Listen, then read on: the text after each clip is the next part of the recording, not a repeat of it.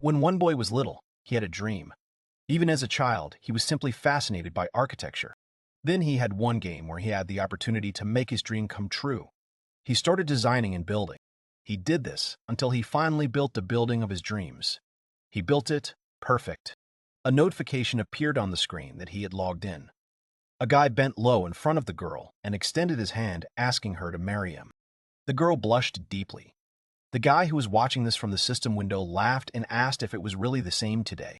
Scenes like these became a daily occurrence for him.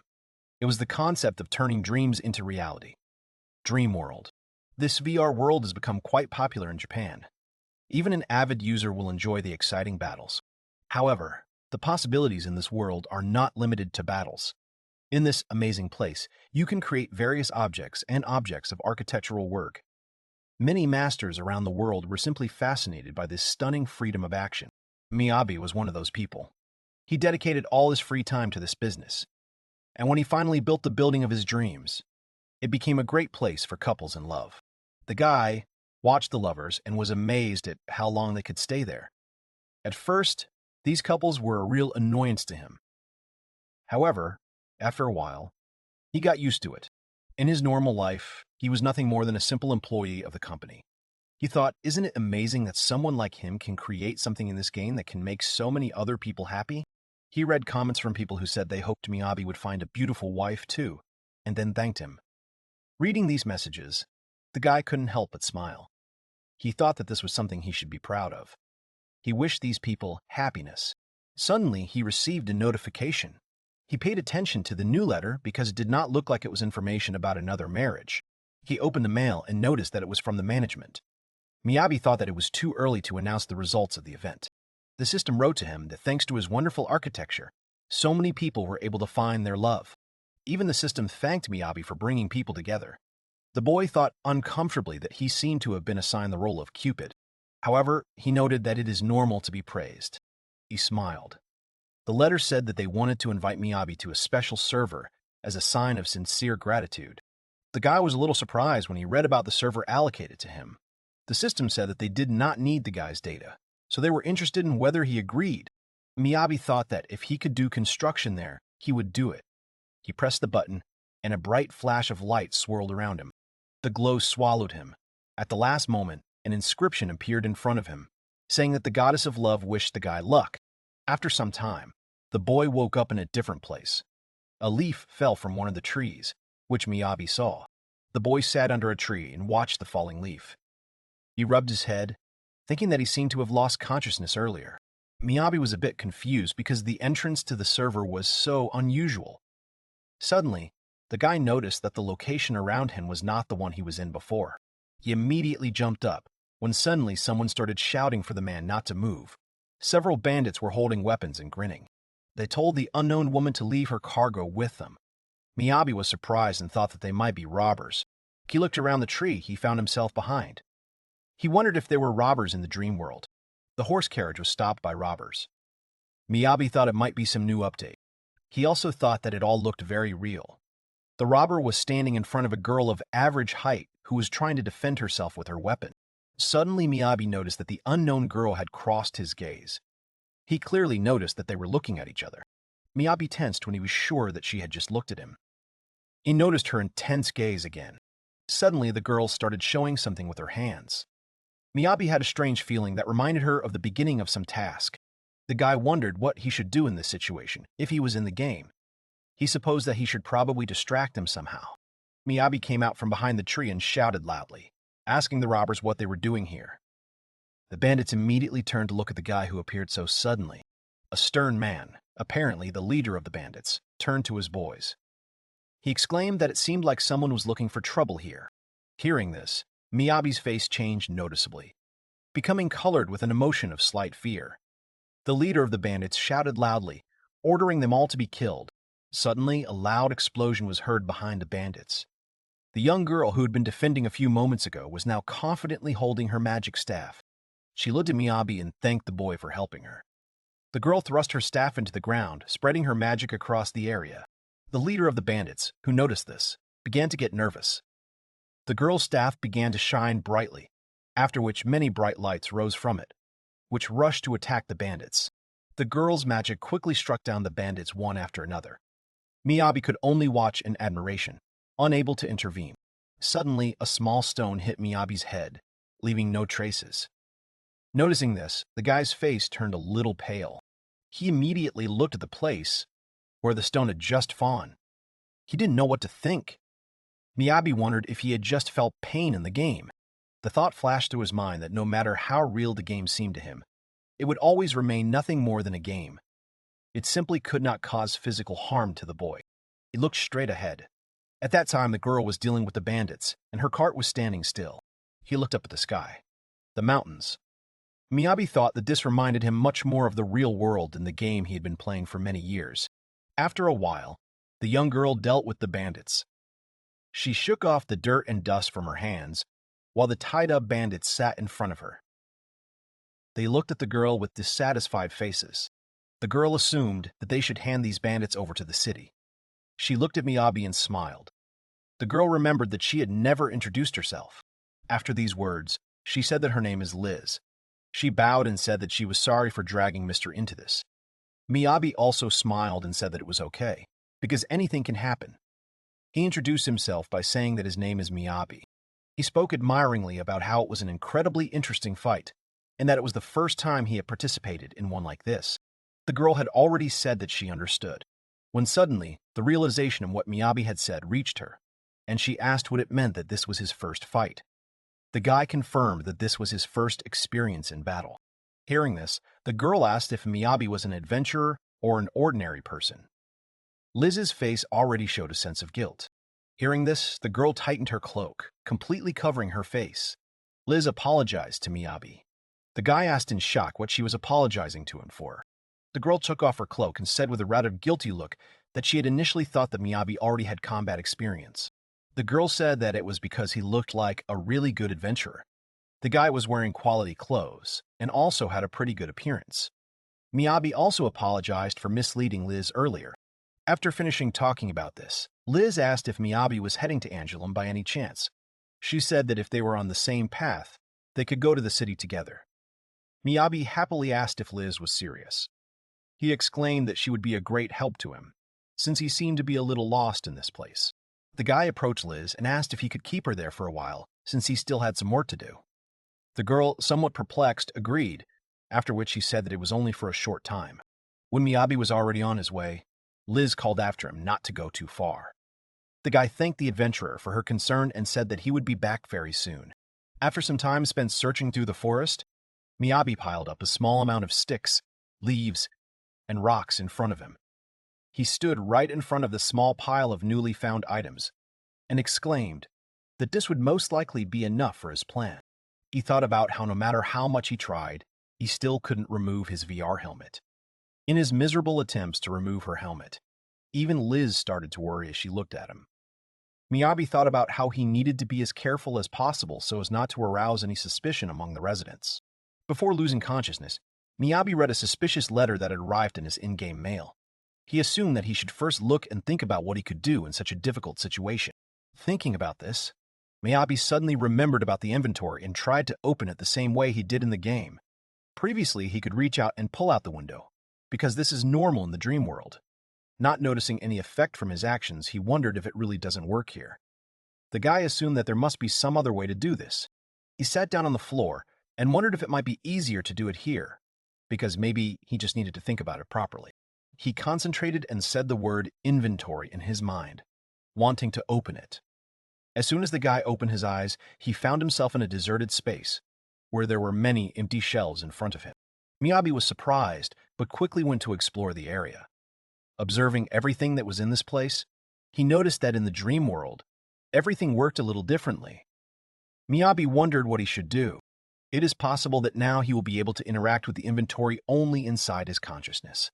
In a small imaginary dome, the guy picked up the branches and stones that he had collected. He noted that they were also in this place. Miyabi thought that this meant that he still had one more thing he had to try. It was item creation. After Miyabi combined several items in his inventory, he tried to create another one, which he did quite successfully. After connecting the branches, a huge table appeared right in front of the guy. Miyabi gasped in admiration as he looked at the object of his own creation. He happily noticed that there was automatic crafting. This was quite convenient for him, since he didn't have to do everything himself, as it was in the game. With the help of the Miyabi system, he could get the recipe for an item just by thinking about it. This is how he got the recipe for making a shovel. The guy thought about it and said that there were some differences from the game he played, but everything worked pretty much the same as in the dream world. Miyabi perked up and thought that in that case, the next thing he needed to make was a stone axe. The guy found the recipe for creating this item quite quickly. Stone axe. It can be used not only for chopping wood, but also as a weapon. It's just a great item in the early stages of the game. Miyabi smiled, noting that he needed to find 10 branches and 30 stones. He thought that he could probably create a stone axe with the materials he already had. He quickly loaded up all the things and then had the finished axe in his hands. The happy guy picked it up and said that everything was finally ready. He went to some tree and thought that now he needed to check how this thing works. He hit the tree a couple of times, after which it instantly fell apart. Miyabi happily thought that his work was finished. The guy was also pleasantly surprised by the fact that items were collected into his inventory automatically. He was glad that all he had to do was hit the tree 3 times and rest. The happy boy smiled, thinking that he understood everything now. Miyabi knew that he could now live a really good and measured life in this world. He thought that he would collect materials and make items that he liked. The guy dreamed of enjoying adventures and a leisurely life at the same time. He already imagined his future wife and their child on the doorstep of the house. He wanted to live in a house that he would build himself. Miyabi couldn't stop being happy that his dream would come true. After a while, Miyabi came out of the forest and turned to Liz, who was already preparing to leave. He called out to the girl and asked her to wait a little while he approached her. The girl turned around and said that he had been late enough.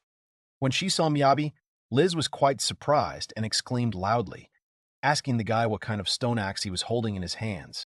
Liz was also very concerned about how angelically Miyabi smiled while holding a real weapon in his hands. She asked him why he was smiling like that. Suddenly, the boy came to his senses and thought that he needed to be more careful with his emotions. He smiled awkwardly and said that he had previously thought that the axe could become his weapon. Liz said tensely that she was already scared. The girl was shaking tensely as she asked the boy where he got the axe from, since he had nothing with him when he left. Miyabi thought she was looking at him strangely. He explained to Liz that he simply gathered branches and stones and made a weapon. Hearing this, the girl asked in surprise, was he really able to make it himself? She assumed he was a craftsman. The girl asked if that was true. She said she knew that no one would set out on a journey empty-handed. She said that meant he could use equipment and so on. Miyabi asked in surprise if that meant Liz couldn't use equipment. The girl said that it did, and that was because she was a mage. The 2 knights, who had previously been silently watching the boys' conversation, suddenly said that since he was doing such work, he needed to hire at least 1 escort. The second knight said that maybe Miyabi just didn't have the money for it. The first one fully supported his friend's words. Liz turned around and looked at the knights with an angry expression on her face. The girl exclaimed how rude it was to say that to a person they had just met for the first time. The knights were a little taken aback, until Miyabi suddenly told the girl that everything was fine, while Liz was scolding the rude knights. Miyabi thought that they were normal people, even if they were a little rude. He thought that perhaps there was not much demand for artisans in this world. One of the knights approached Miyabi and apologized, then said that he hoped that the boy was not offended by his words. Miyabi smiled and said that everything was fine. After some time, the guys collected all their things and successfully loaded them into the cart. When everything was finished, Liz turned to Miyabi and suggested that the guy also pack all his things. The guy agreed. After all the work, they finally set off. The road was not too long, but quite exciting.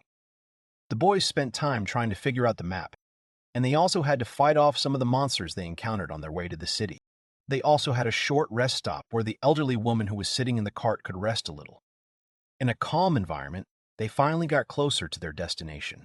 Noticing something, Liz smiled widely and told everyone to look ahead. The boys finally reached their destination, the city of Angelon. The boys arrived at the entrance to the city fairly quickly. Miyabi looked at the architecture with interest and thought about how big the gates at the entrance were. Watching the guards, he thought that, after all, this was a fairly large city, and the guards there were quite serious. As soon as the guards saw the boys' carriage, they immediately began to actively do something. Noticing this, Miyabi was a little surprised. The next moment, a large number of guards approached the boys and surrounded them from all sides. Noticing this, Miyabi became very scared and turned pale. The boy saw the scary looks the guards were giving him. Miyabi, very scared, exclaimed a question about whether they had done anything wrong. Liz told the boy to calm down because it was a very normal procedure. Quite quickly, the guards gathered around the bandits that Liz had just caught. One of them said that it was quite difficult for them to catch these bandits. He said that he was the commander of the Angelum soldiers. The man said that he needed the leader of this detachment, a certain Liz.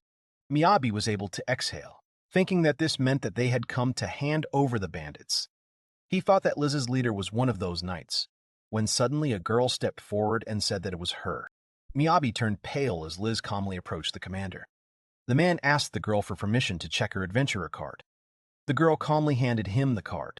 The commander read that Liz was a C-rank adventurer, and then asked if he was right about her squad being made up of 6 people. The girl said that it was not, and then pointed at Miyabi and said that he was not, and in Hebian said that he was not an adventurer. The boy turned around and saw the knights who had been with Liz during their journey calmly walking forward. Miyabi asked in surprise if Liz was their leader. The guys quickly confirmed this information.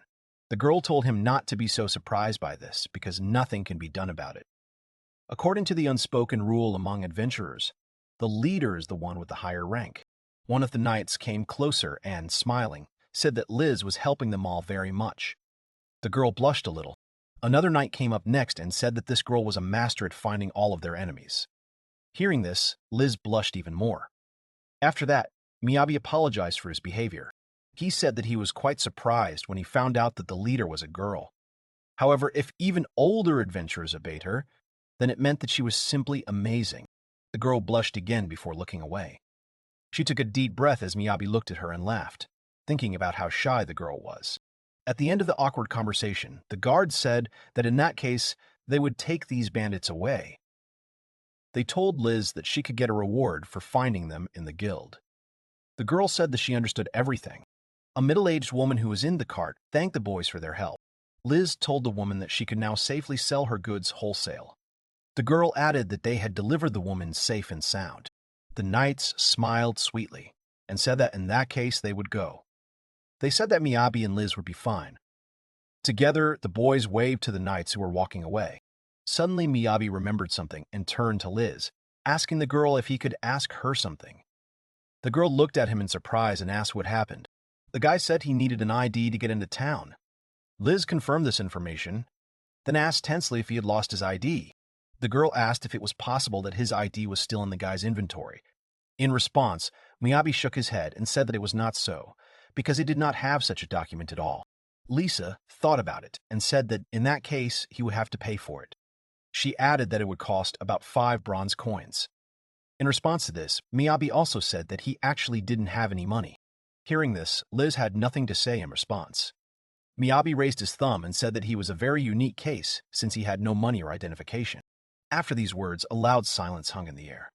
Miyabi ran towards the guards and shouted to the guards that he urgently needed help, because there was a chance that he would be hit with something heavy. Liz grabbed the guy by his clothes while he screamed that if they let the girl do this, Angelum would become a lawless zone. Thanks to Miyabi's screams, the girl gave in and said that she would not touch him. The girl sighed and handed the boy a temporary permit that would be valid for 3 days. She said that if he wanted to stay for a long time, he would need to apply for an ID card at the Adventurers Guild. After some time, the streets of Angelum were quite calm. Miyabi and Liz were walking together along one of the city's roads when the boy sincerely thanked Liz for her help. The guy also thanked her for the money she gave him for expenses. Liz countered by saying that she simply lent him the money and he would return it as soon as he could. She said that she would make the boy comply with all these conditions. Miyabi said that he understood her. Earlier, Liz had set 2 conditions for him. The first was to register with the Adventurers Guild. Miyabi thought that it seemed like he could form a team in this case, and the guild would know her location. The whole point was to prevent Miyabi from escaping. The guy thought that he needed to collect all the necessary materials for creation as soon as possible and register with the Adventurers Guild.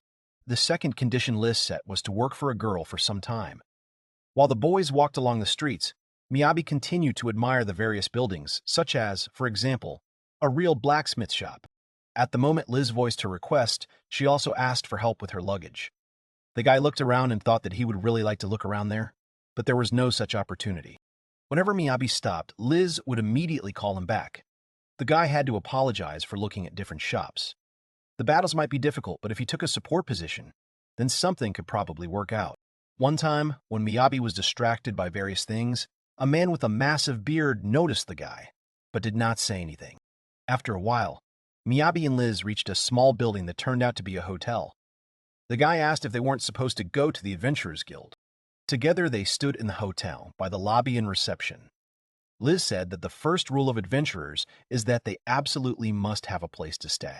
She said that the cheap hotels fill up pretty quickly, so they had to act fast, and the girl's luggage was pretty heavy. Miyabi just listened to the girl and remembered the most important things. The woman at the front desk said that the cost for one night was 5 silver coins. Miyabi immediately reached into his pocket for money. The guy took out a small coin and thought about how good it was that he had borrowed some money earlier. After the guy paid all the money, he went to his room. He thought about the price of 5 silver coins he had paid for the room. 1 gold coin was equal to 10 silver coins. A stay at a business hotel in Japan cost about 5,000 yen. The boy thought about 1 gold coin equaling 1 million yen. The passage in the city cost Miyabi 5 copper coins, and he also had 2 gold coins for various expenses and living expenses.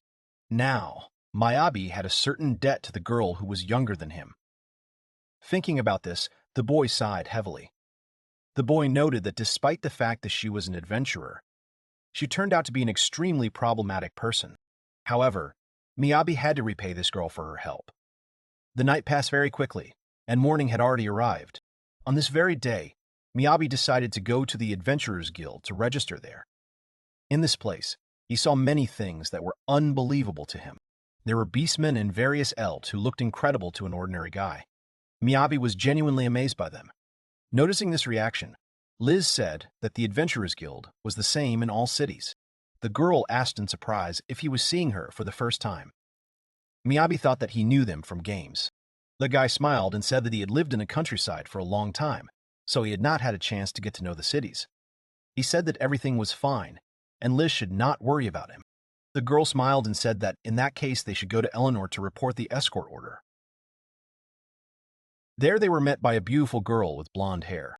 Eleanor greeted Liz warmly and thanked the girl for her hard work and accompaniment. She smiled and said that it was getting chilly outside, so she should be more careful with her health. Liz smiled and thanked Eleanor for her concern. Miyabi was genuinely amazed at how beautiful this girl was. Eleanor rose from her chair and asked with interest who this young man was that Liz had come with. Miyabi cleared his throat, then confidently said that his name was Miyabi, and he had come to this place to register as an adventurer and help Liz. The boy bowed low and said that he was extremely glad to meet them. Eleanor thanked Miyabi for taking care of Liz. The girl introduced herself and said that she was an employee of the Adventurers Guild. She smiled and said that she was glad to meet Miyabi.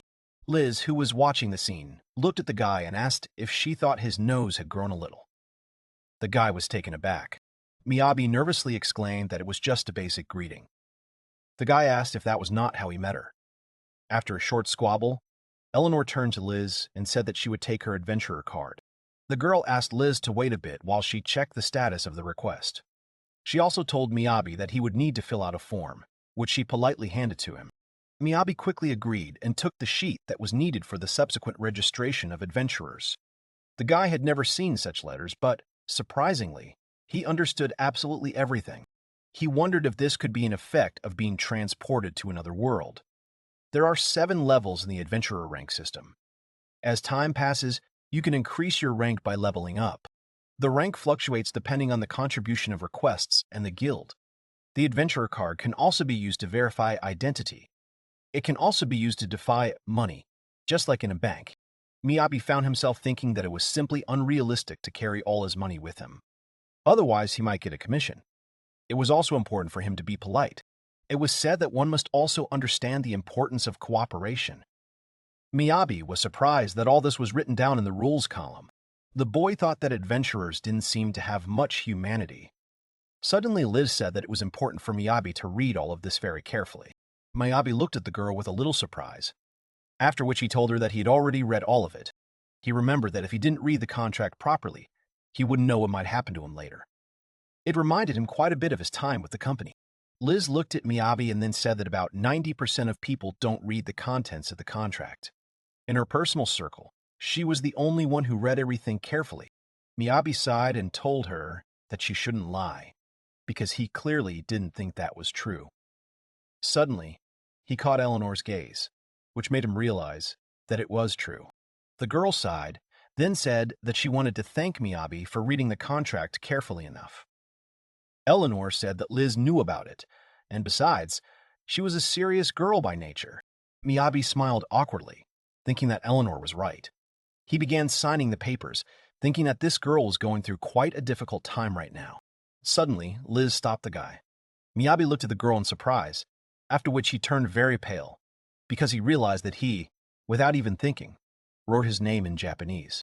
He was already very scared, thinking that now it was definitely the end for him. When suddenly Liz, as if nothing strange had happened, told him that in the specialization column Miyabi needed to write assistant. The boy, prepared for the worst, was still squinting. When he realized that he was not in any danger, he opened his eyes and looked at Liz in surprise. The girl began to talk about how long-term requests and support make it very difficult to service weapons and armor. The girl asked the guy if he agreed with her words. She stated that currently assistants are hired only on a temporary basis. The boy sighed in relief, glad that in this world people knew Japanese. Miyabi asked if that meant he would be behind the group. Liz thought for a moment, then said that it was. She said that it wasn't that the boy wouldn't be participating in the battle, because he would be collecting water and cooking food.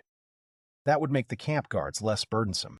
The guy asked if it would be too easy. Liz said that the longer their order was, the more they would need this kind of work. Even adventurers can't live without a comfort zone, so they need helpers. Miyabi thought that if he looked at it another way, his job would simply be to help others fulfill their own orders. Thanks to him, these people can relax, and this plays a major role in relieving stress during work hours.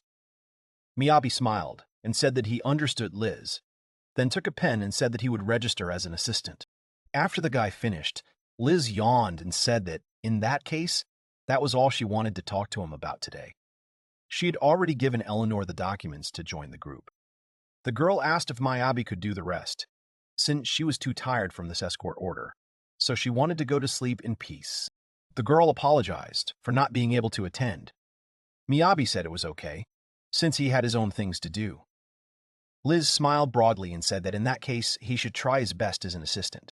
After a while, Miyabi successfully took his adventurer cart from Eleanor. The guy examined the document, after which the girl asked if Miyabi had a temporary permit. The guy asked Eleanor to wait a second. With a quick movement of his hand, the guy took out his permit using the inventory. Noticing this, Eleanor was surprised. Miyabi smiled and handed the document to the girl. She was a little taken aback, after which she said that Miyabi really was a craftsman. Miyabi smiled and said that it was probably unusual for her to see a craftsman registering with the guild as an adventurer. Eleanor said that it could be explained that way. The girl said that there are many people who are registered in commercial and production guilds. There are 3 types of guilds: Adventurers Guild, Trade Guilds, Adventurers Guild, Trade Guild, and Production Guild. Miyabi noted that there was a production guild here. Eleanor said that it wasn't just that. Often, they weren't accepted because they weren't physically strong enough. Miyabi sighed, thinking that this didn't sound very encouraging, but he had clearly decided that he could handle it. With a smile on her face, Eleanor explained that recently, the members of the production guild were increasingly taking on escort orders. She could only hope that everything would go well. The girl remembered and decided to ask if Miyabi knew that time did not pass in the inventory. Hearing this, the guy was very surprised. Eleanor said that if the guy can bring monster meat or other precious materials, he will be able to get a reward. During the collection, he should try not to damage the monsters' heads. Miyabi thought that the inventory would make his life much easier because he wouldn't have to worry about the condition and safety of the materials. And besides, he would be able to pass on fresh meat to the adventurers. The boy happily exclaimed that he would try. He thought that he would definitely do everything to pay off Liz's debt as soon as possible. In order to start creating items, Miyabi first needed to gather materials. Now he could do 2 important things for himself at once. It was better than spending time in the production guild, where his interests would hardly be satisfied. He should have spent some time in the Adventurers Guild. The boy turned to Eleanor and asked where he could gather more materials. The girl smiled and said that he should go to the Eastern District, since it was relatively safe. Miyabi was determined to work outside of the time allocated for orders. After some time spent gathering various resources in the forest, Miyabi decided to return to the city. It was already sunset outside. Returning to the city, the guy could not figure out where he was because the buildings were unfamiliar. Miyabi stood in an alleyway, trying to figure out where the hotel he was staying at for the night was. He was starting to panic because the buildings were too similar to each other. He didn't even know how many times he had walked down the same street. In a panic, he screamed that wherever he went, everything was the same, and this was too much for a simple Japanese office worker. He assumed that he had let his guard down earlier because Liz was with him. The guy walked down the street, trying to remember what the name of that hotel was. He looked at the sky and noticed that the sun was already setting, and there was a chance that Liz was worried about him. Suddenly, a female figure with a neat tail appeared towards the guy. Walking down the street, Miyabi saw a short girl with cute ears and a tail, and her gaze was quite stern. Miyabi thought that she must be a beast man. Miyabi noted that there was a sword on the girl's belt, which meant that she was most likely an adventurer. The boy looked back again and thought that he hadn't seen any other people anyway, so he wanted to ask her for help. He decided to try. The guy approached the girl and asked if she could tell him the way to the hotel. The girl immediately turned away and said that he needed to go there. Miyabi was a little confused, then said that he still hadn't said what hotel he was staying in. The guy asked if the girl was talking about the hotel she was staying in. The girl was taken aback. Miyabi immediately noticed that she was confused. He did not understand what was wrong with this stranger's face. Miyabi was already beginning to think that he should not have asked her about this. However, the guy also thought that now he simply had no one to rely on, because there was only this girl.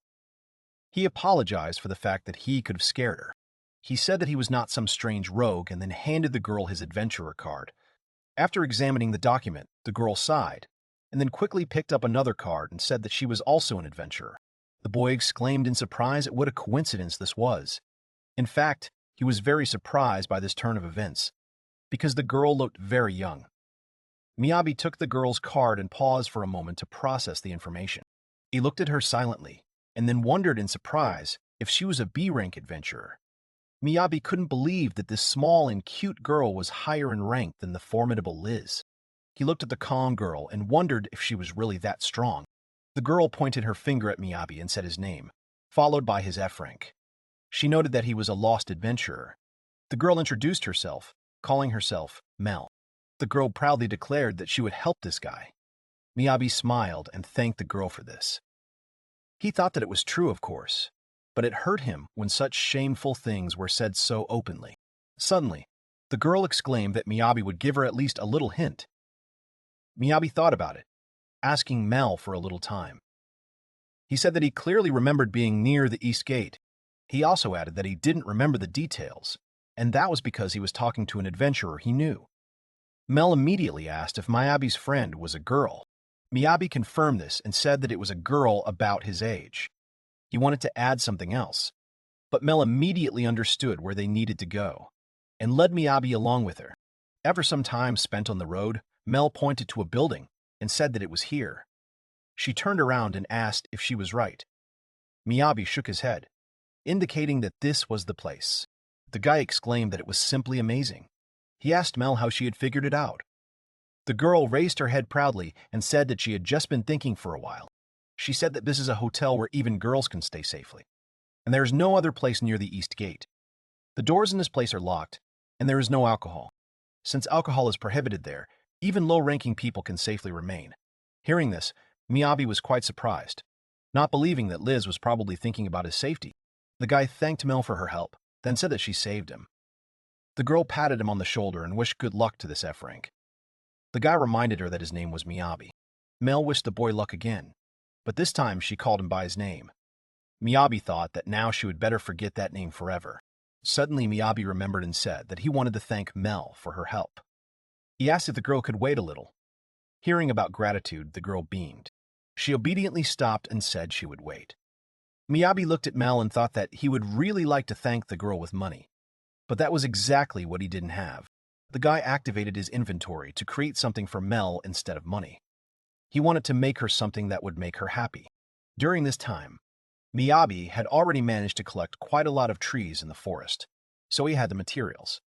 He took a small log in his hand, after which he quickly used the decomposition of the material, turning it into small square cubes. Material decomposition is an additional feature designed for the extended inventory. Material in the extended inventory can be decomposed automatically. The next moment, a block of wood appeared on his hand, which Mel also managed to notice.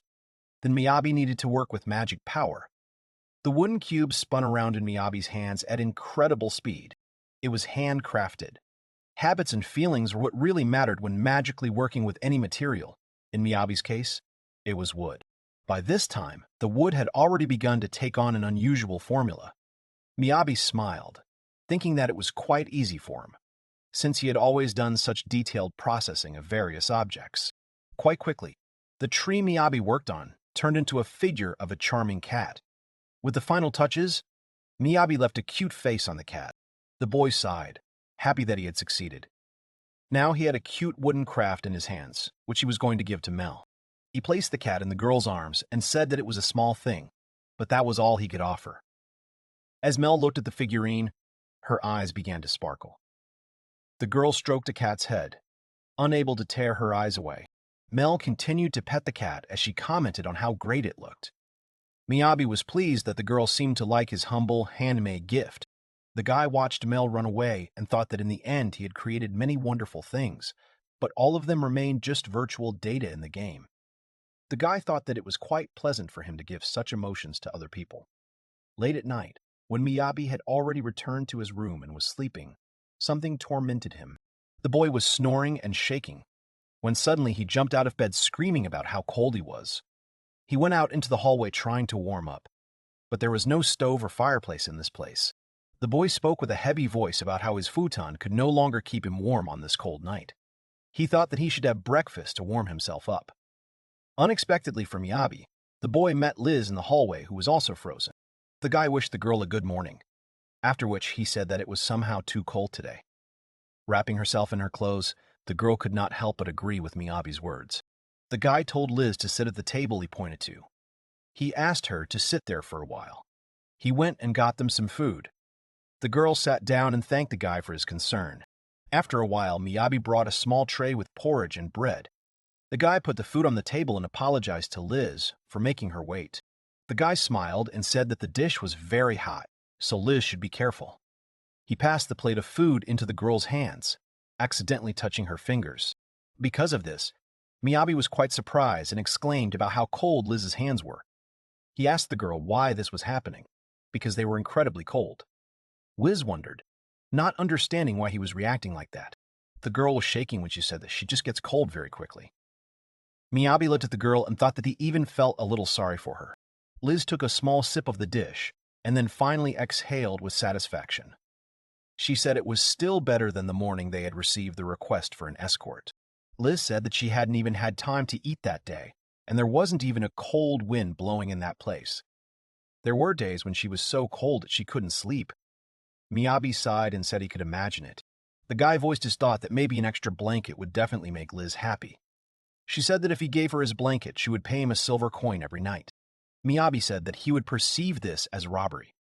Liz smiled creepily and said that when he was with Tanya on a rainy morning, he would speak completely differently.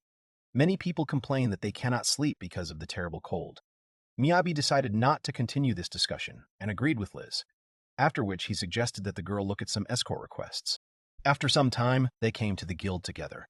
Liz read various ads and thought about whether it was worth taking such orders. Suddenly, Miyabi asked what it was, to which the girl calmly replied that it was a notice board. Liz calmly explained to the guy that requests that were submitted to the Adventurers Guild were posted on this board. She also added that on the board they were looking at, you could find orders for C and D ranks. Miyabi said that he understood the girl. He looked away and suddenly saw several people hiding around the corner, waiting furiously for something, while the unknown girl posted new tasks on the board. In an instant, the crowd of people who had been hiding around the corner rushed out to the board, from which the stranger had just walked away.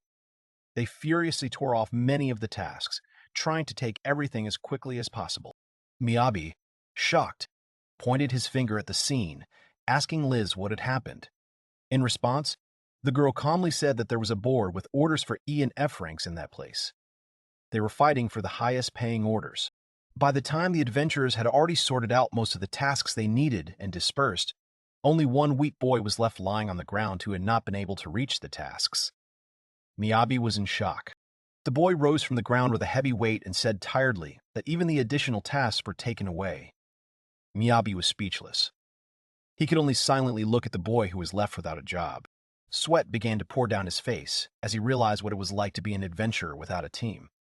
He wondered if this was how he would become in the future.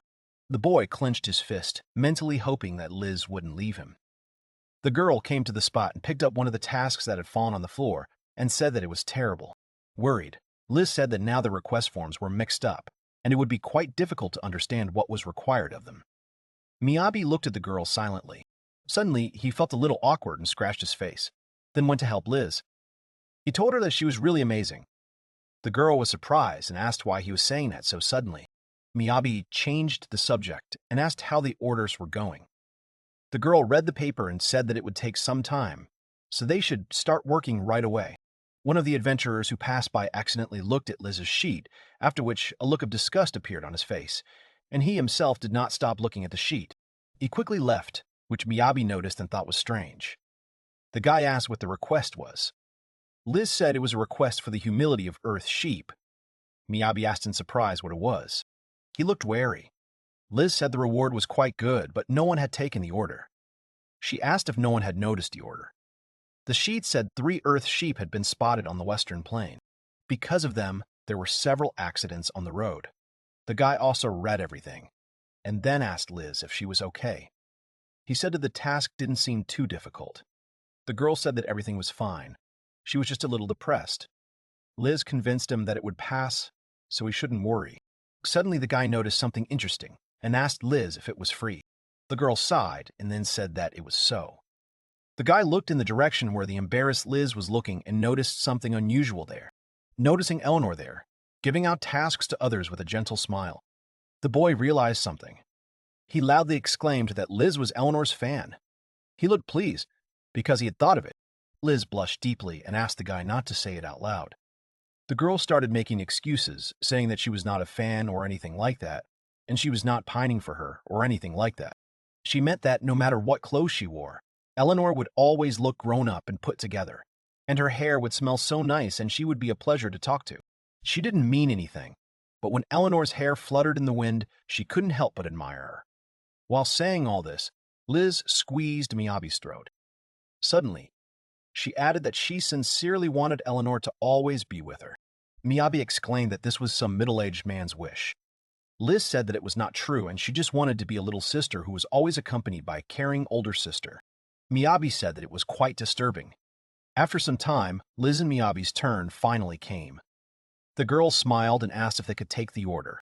Eleanor smiled when she saw that they had finally reached her. She picked up the paper and began to read the order information with interest. Suddenly, Eleanor asked with a tense face, why exactly that one? The girl said that this would be a rather difficult order, and they would have a hard time with it. She said that she thought they knew this themselves, but the reward for this order was raised, because the Sea Crank adventurers had failed to complete it before. She approved the order and told them to be careful with the Earth sheep, as it was not as harmless a request as it might seem. After these words, Miyabi tensed up.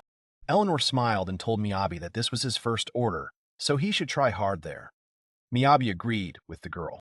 Eleanor smiled warmly and said that she hoped Miyabi would not be hurt, and then wished them luck. The guy remembered Liz's words and understood what his friend was talking about. The thought that he understood her now crossed his mind. The moment Eleanor gave him her kind words and smile, he was filled with motivation. The contented guy walked along, thinking about how calm and light his soul now was, while Liz looked at him skeptically. The girl grumbled because he was so calm in front of Eleanor, even though Miyabi was completely incapable of talking to people. Liz sighed and said that Miyabi was definitely a 30-year-old man at heart. The guy laughed, thinking that he really was one. After some time, the boys came to the Western Plains. They stopped at one of the rivers to rest.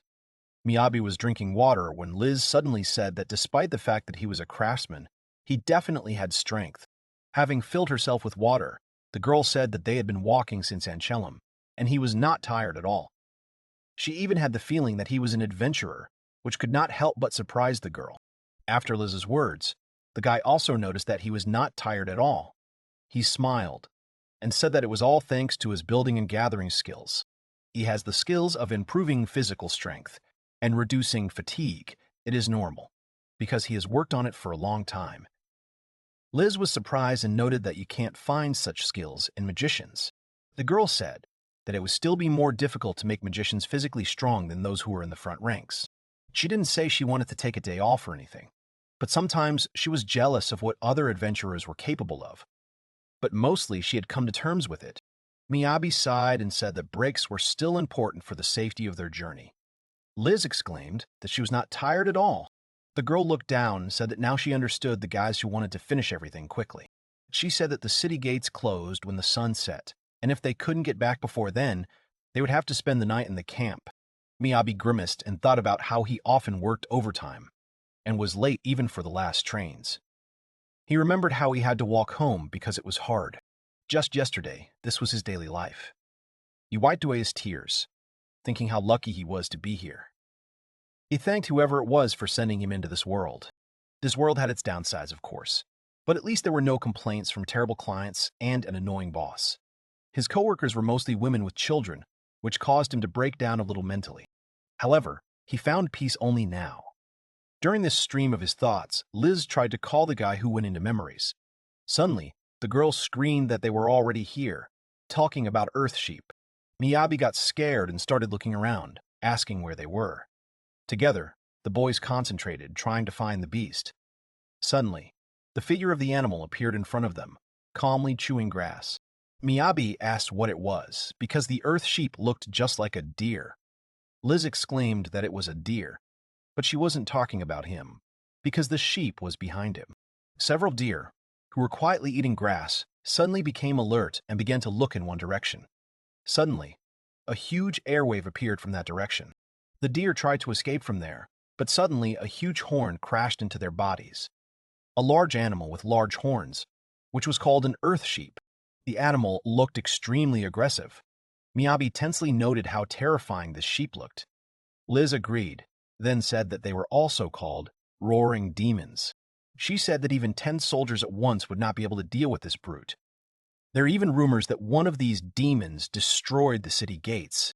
Miyabi sighed and said that roaring demon was a much better fit for these creatures. Liz explained that the problem was that they were quite smart. They needed to deal with the monsters together, like that time in the forest. There were also many rumors that the Earth Sheep were targeting the mages who were standing behind the entire team. Miyabi added that it would be too dangerous to test it. Liz agreed and said that they might rush at him right away, so it was important for them to find cover. Because of this, they came to the decision to retreat temporarily.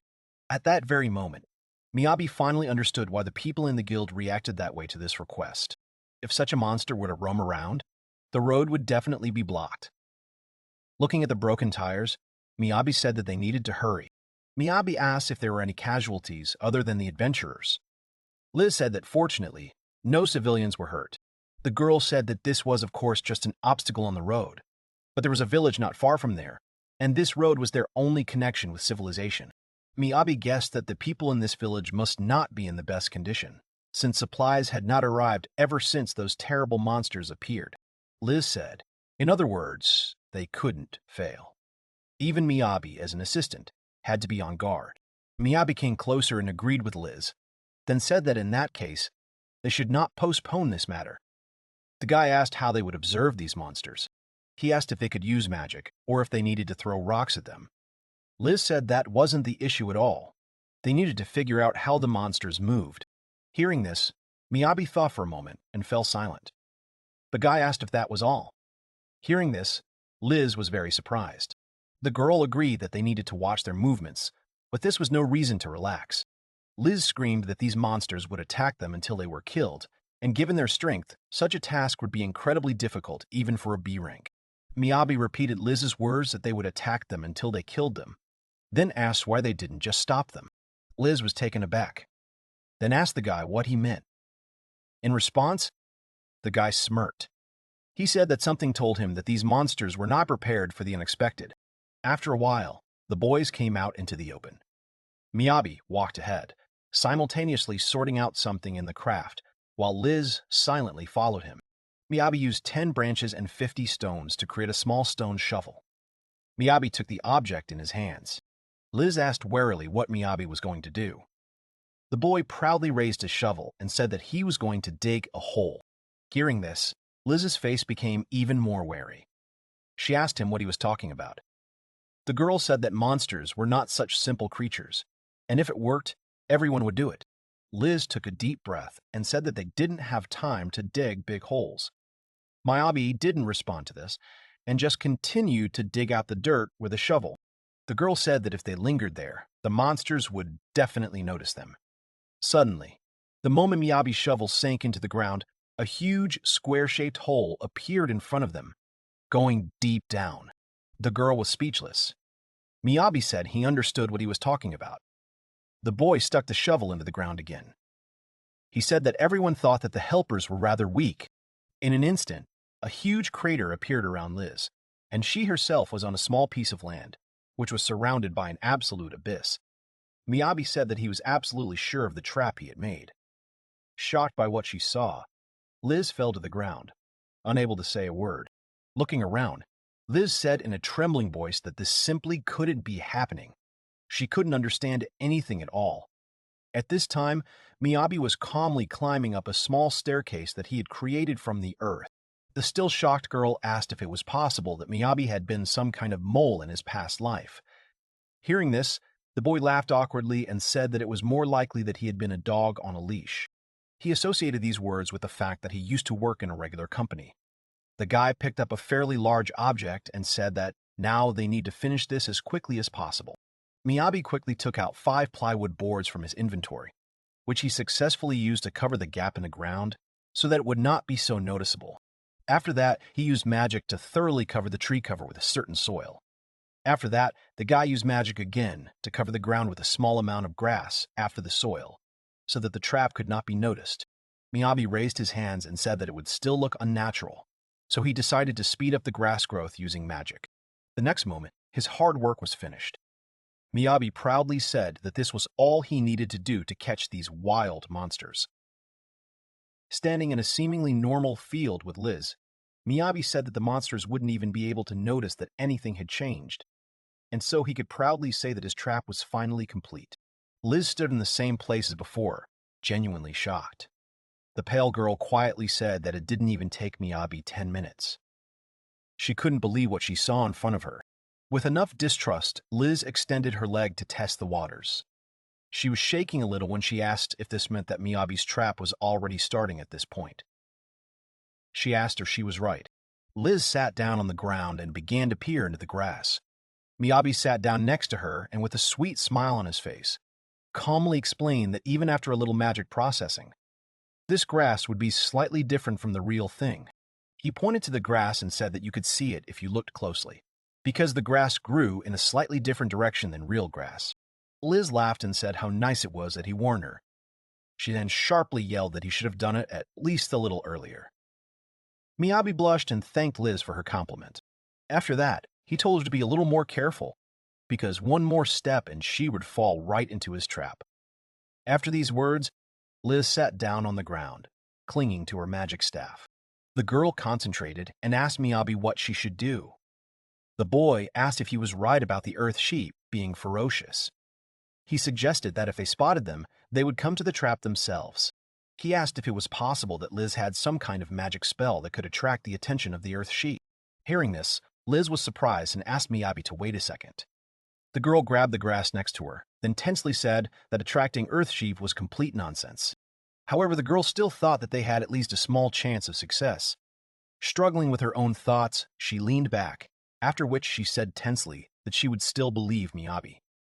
When she said this, there was a noticeable distrust on her face, which Miyabi himself could clearly see. The guy looked at the girl with some pressure. After a while, Liz stood on her feet, holding tightly to her magic staff. The girl's face showed uncertainty in her actions. At the same time, Miyabi stood silently behind her. Liz raised her staff slightly towards the sky, then used a magic spell that involved summoning an earthen projectile. Quite quickly, a small earthen projectile appeared from her staff, which first flew upwards and then began to quickly fall to the ground, right next to one of the earthen sheep. The faster the projectile flew, the more serious and tense became the adventurers who were watching it. At the first moment when the projectile fell, there was no reaction. Miyabi and Liz were looking closely at the wild beast, when suddenly the earth sheep turned sharply towards the frightened children. This action from the monster only caused Miyabi and Liz to panic even more. Together, they screamed about how scared they were. The boy tried to cover his ears with his hands, while Liz's eyes were already streaming with tears of fear. The earth sheep immediately started running towards the adventurers, who were just waiting for this. As the monster approached them, simultaneously creating a huge wind wave, Liz screamed in fear that it was already approaching them. The scared girl was panicking, and so she kept asking if everything would work as it should, and if their original idea with the trap would work. Miyabi shouted at her to calm down, because everything would definitely work. Liz asked loudly how anyone could calm down in such a situation. She cried and screamed that she couldn't be calm at all. Because of her fear, she said that they would lose and die. She screamed that she couldn't even escape from there because of their own trap, while the monster was getting closer and closer, faster and more furious. Liz grabbed Miyabi by the shoulder and began to tearfully apologize to all the gods of the world for getting involved with this good-for-nothing guy. She sincerely asked for help from the higher powers of this unfortunate world, while Miyabi looked at her as if she was crazy. The monster came closer and closer with a loud squeal. The faster it happened, the paler was the face of poor Liz, who was scared to death. The earth sheep rushed towards the girl with insane speed, when suddenly she finally reached Miyabi's ingenious trap. In just one moment, the ground under the monster's feet began to crumble. The monster itself quickly began to fall down, right under the plywood boards that Miyabi had covered the trap with. All this happened under a terrible roar and loud sounds. Because of how impressively loud it was, Liz covered her ears with her hands, trying to hide from the noise and fear that had built up over this short period of time. With a loud and long squeal, the earth sheep flew down, right under the trap. At this time, Liz also screamed in fear, while Miyabi covered the girl with one hand. As soon as it was over, Liz screamed loudly for that horrible earth sheep to finally shut up. At the same time, she was saying that they definitely wouldn't fall without noticing anything. However, despite all the fears and worries of the frightened Liz, the earth sheep, one after another, continued to fall straight into the trap created by Miyabi. Looking at this, Liz asked her assistant if these sheep would find out about this hole. The girl tried to calm herself down by asking whether she was right in thinking that it was impossible. In response to this, Miyabi only smirked and said that it was a fairly simple design, but the important thing was that the deeper the hole, the worse it would be for the enemies. He looked down at the trap and said that, since they had already fallen from such a height, they would probably never wake up again and cause any problems. The guy said that these earth sheep fell from such a great height, and so now they definitely won't be able to fight them. Miyabi was completely confident in himself. With the same tense expression, Liz said that this couldn't be happening. It was just unbelievable. At this time, Miyabi smiled silently as the two of them looked at the sheep that were lying unconscious.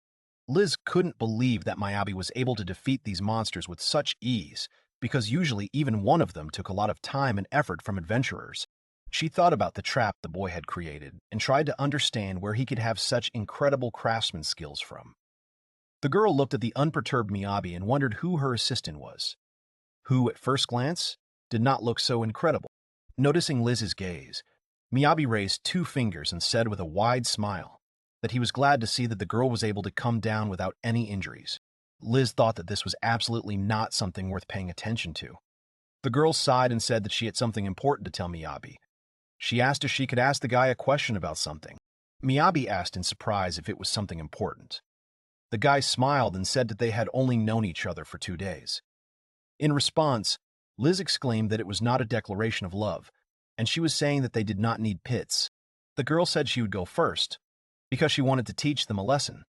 Liz raised her staff, creating an incredible magical weapon. Watching this scene, Miyabi couldn't help but be amazed by his companion's magic.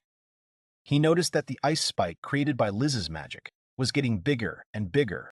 At this time, fatigue was already appearing on the girl's face. Noticing this, Miyabi told Liz that her opponent was a wounded animal. In response, the girl said that this was not true at all. Liz said that earth sheep are very resilient. She wanted to kill him with one shot so as not to damage the material. The best way to do this was to improve the strength with a magical charge. The girl screamed with all her might, sending her ice spear straight into the body of the animal, which lay unconscious at the bottom of the pit. After several such attacks, the girl finally finished. Liz sighed heavily, saying that this was the end. With great heaviness, Liz said that it was quite funny, because she had never delivered the finishing blow with such ease before. While collecting materials from the sheep, Miyabi said that the girl was doing well. Liz grabbed her head and said that she was not keeping up with what was happening around her. Miyabi stated that mastery is when you can use your own skills correctly. The girl agreed with this, but said that Miyabi had very strange skills. Suddenly, she noticed what the guy was doing. She turned pale and asked if she saw everything correctly. The girl asked if Miyabi had just placed all those monsters in his inventory. Miyabi was genuinely surprised and clarified everything because he was supposed to carry materials from monsters. Liz agreed with this, but added that it looked like sabotage. However, one question was nagging at her. She said that he had fit so much earth into his inventory, so she didn't understand how he could fit the massive earth sheep in there as well. Miyabi looked at the girl in surprise and said that she herself had told him earlier that materials could be carried in the inventory, so he didn't understand what the problem was. The girl confirmed this, but she asked again where he got such a huge inventory. Realizing that she would not achieve anything, Liz fell silent and then took a deep breath. The girl told Miyabi that they clearly needed a break. Together, the guys sat down again near the river, where they had been on their way to the mission. Liz ate the piece of bread she had with great pleasure. The girl looked happier than ever before.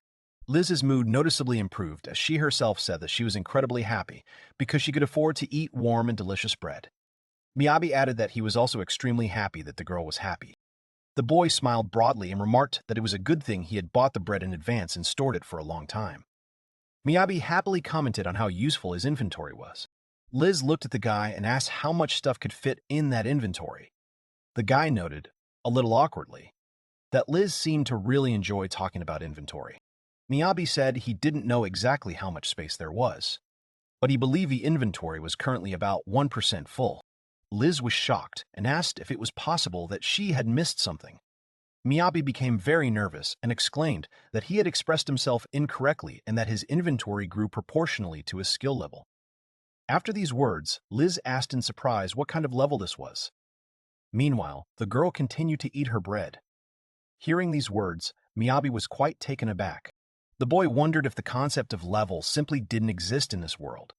Miyabi tried to explain to Liz that if he used a skill, the inventory itself would expand. He gave the following example. If he collects something in his inventory every day, he will definitely become bigger. In the dream world, levels increase naturally. In that virtual world, you could make your inventory truly huge. For many, this may seem unfair, but for serious craftsmen, this is the most common thing. Liz thought deeply and sighed heavily. Noticing this, Miyabi became very nervous and asked what the girl's reaction meant. Liz raised her head and said that she was just thinking, because her idea of artisans was a little different. She said that artisans can make anything, but the quality of their goods always leaves much to be desired. Therefore, they mainly make cheap furniture and repair defensive structures. Even the wages of craftsmen are extremely low. Liz said that she previously thought that this was one of the worst professions. Hearing this, Miyabi could not help but be surprised. The girl continued, saying that she didn't know what kind of environment Miyabi lived in, but they couldn't even leave the city without protection. Even wolves and goblins pose a big threat to people without combat skills. She said that sometimes artisans work alongside adventurers, as inventory slots are not free. But even those fill up quickly. Liz explained that for the average craftsman, collecting materials every day is a very dangerous and difficult task. Miyabi was genuinely shocked by what he heard. He didn't say a word. During his adventures in the dream world, Miyabi had visited many different places. That's why he never had any difficulties when it came to collecting materials. However, the artisans of this world are not capable of such things. Here they can only create cheap furniture and repair defensive structures. They have no opportunity to improve their skills. Miyabi clenched his fist tightly. thinking that he felt sorry for them. However, he didn't think that he could do anything to solve this problem. The guy was too busy with his personal affairs. He smiled and said that any job has difficulties and earning money is not easy. The guy reminded her that Liz herself had recently complained that she constantly had to endure the cold while working. Liz sighed. She said adventurers have a fairly high mortality rate, but only a few of them achieve wealth and fame. However, they still have to keep trying. Miyabi thought he needed to change the subject before it got any weirder. The guy said he might need Liz's power. The girl looked at him and asked what was wrong. Miyabi said that he already knew that he was in debt, but he would really like to get some wool from those sheep that they had just destroyed. Liz was surprised, but said that the guy could take everything. The girl said that she had originally planned to sell the main parts wholesale and just throw away the wool. Miyabi noted that adventurers usually only take a portion of the entire loot. He thanked Liz. He thought he might as well get busy sorting through the materials for now. Liz said she never thought she'd get to take a whole ram home with her. Horns for medicine, claws and bones for weapons and armor, and whole pieces of meat for food. Liz said it might be the most profitable job she'd had in a long time.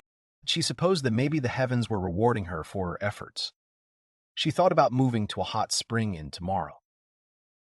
Miyabi asked if that meant she wanted to take a warm bath. He noted that it had been quite cold yesterday. The girl said that a hot bath is much more pleasant for the body. The guy imagined a pretty girl who would immediately go to warm up in bed after the bath. Suddenly, Liz exclaimed that Miyabi would not be able to leave the team for some time. She stated that this would be the case even after he repaid his debt. Miyabi was flattered. He thought that Liz wanted him to continue collecting materials for monsters for more profit. He would, of course, like her to say it in a friendlier manner, but he would still be just as happy to continue being in the same group with her. Miyabi shook Liz's hand and said that he was also happy to work with the girl. After all, helping each other is an important part of teamwork. Liz apologized for being so calculating. In response, Miyabi told her not to worry, because everything was fine. After a while, the guys returned to the guild, where Eleanor was already waiting for them. The girl said that from her memory, she approved their request this morning. She asked if they were done yet. Liz looked away and said they were just lucky the monsters were alone. Miyabi asked why they couldn't say they had trapped the monsters. Liz replied that she too had the pride of an adventurer. Hearing this, Eleanor thought with disbelief. However, she smiled and said that luck is also a kind of skill, so she was happy for them.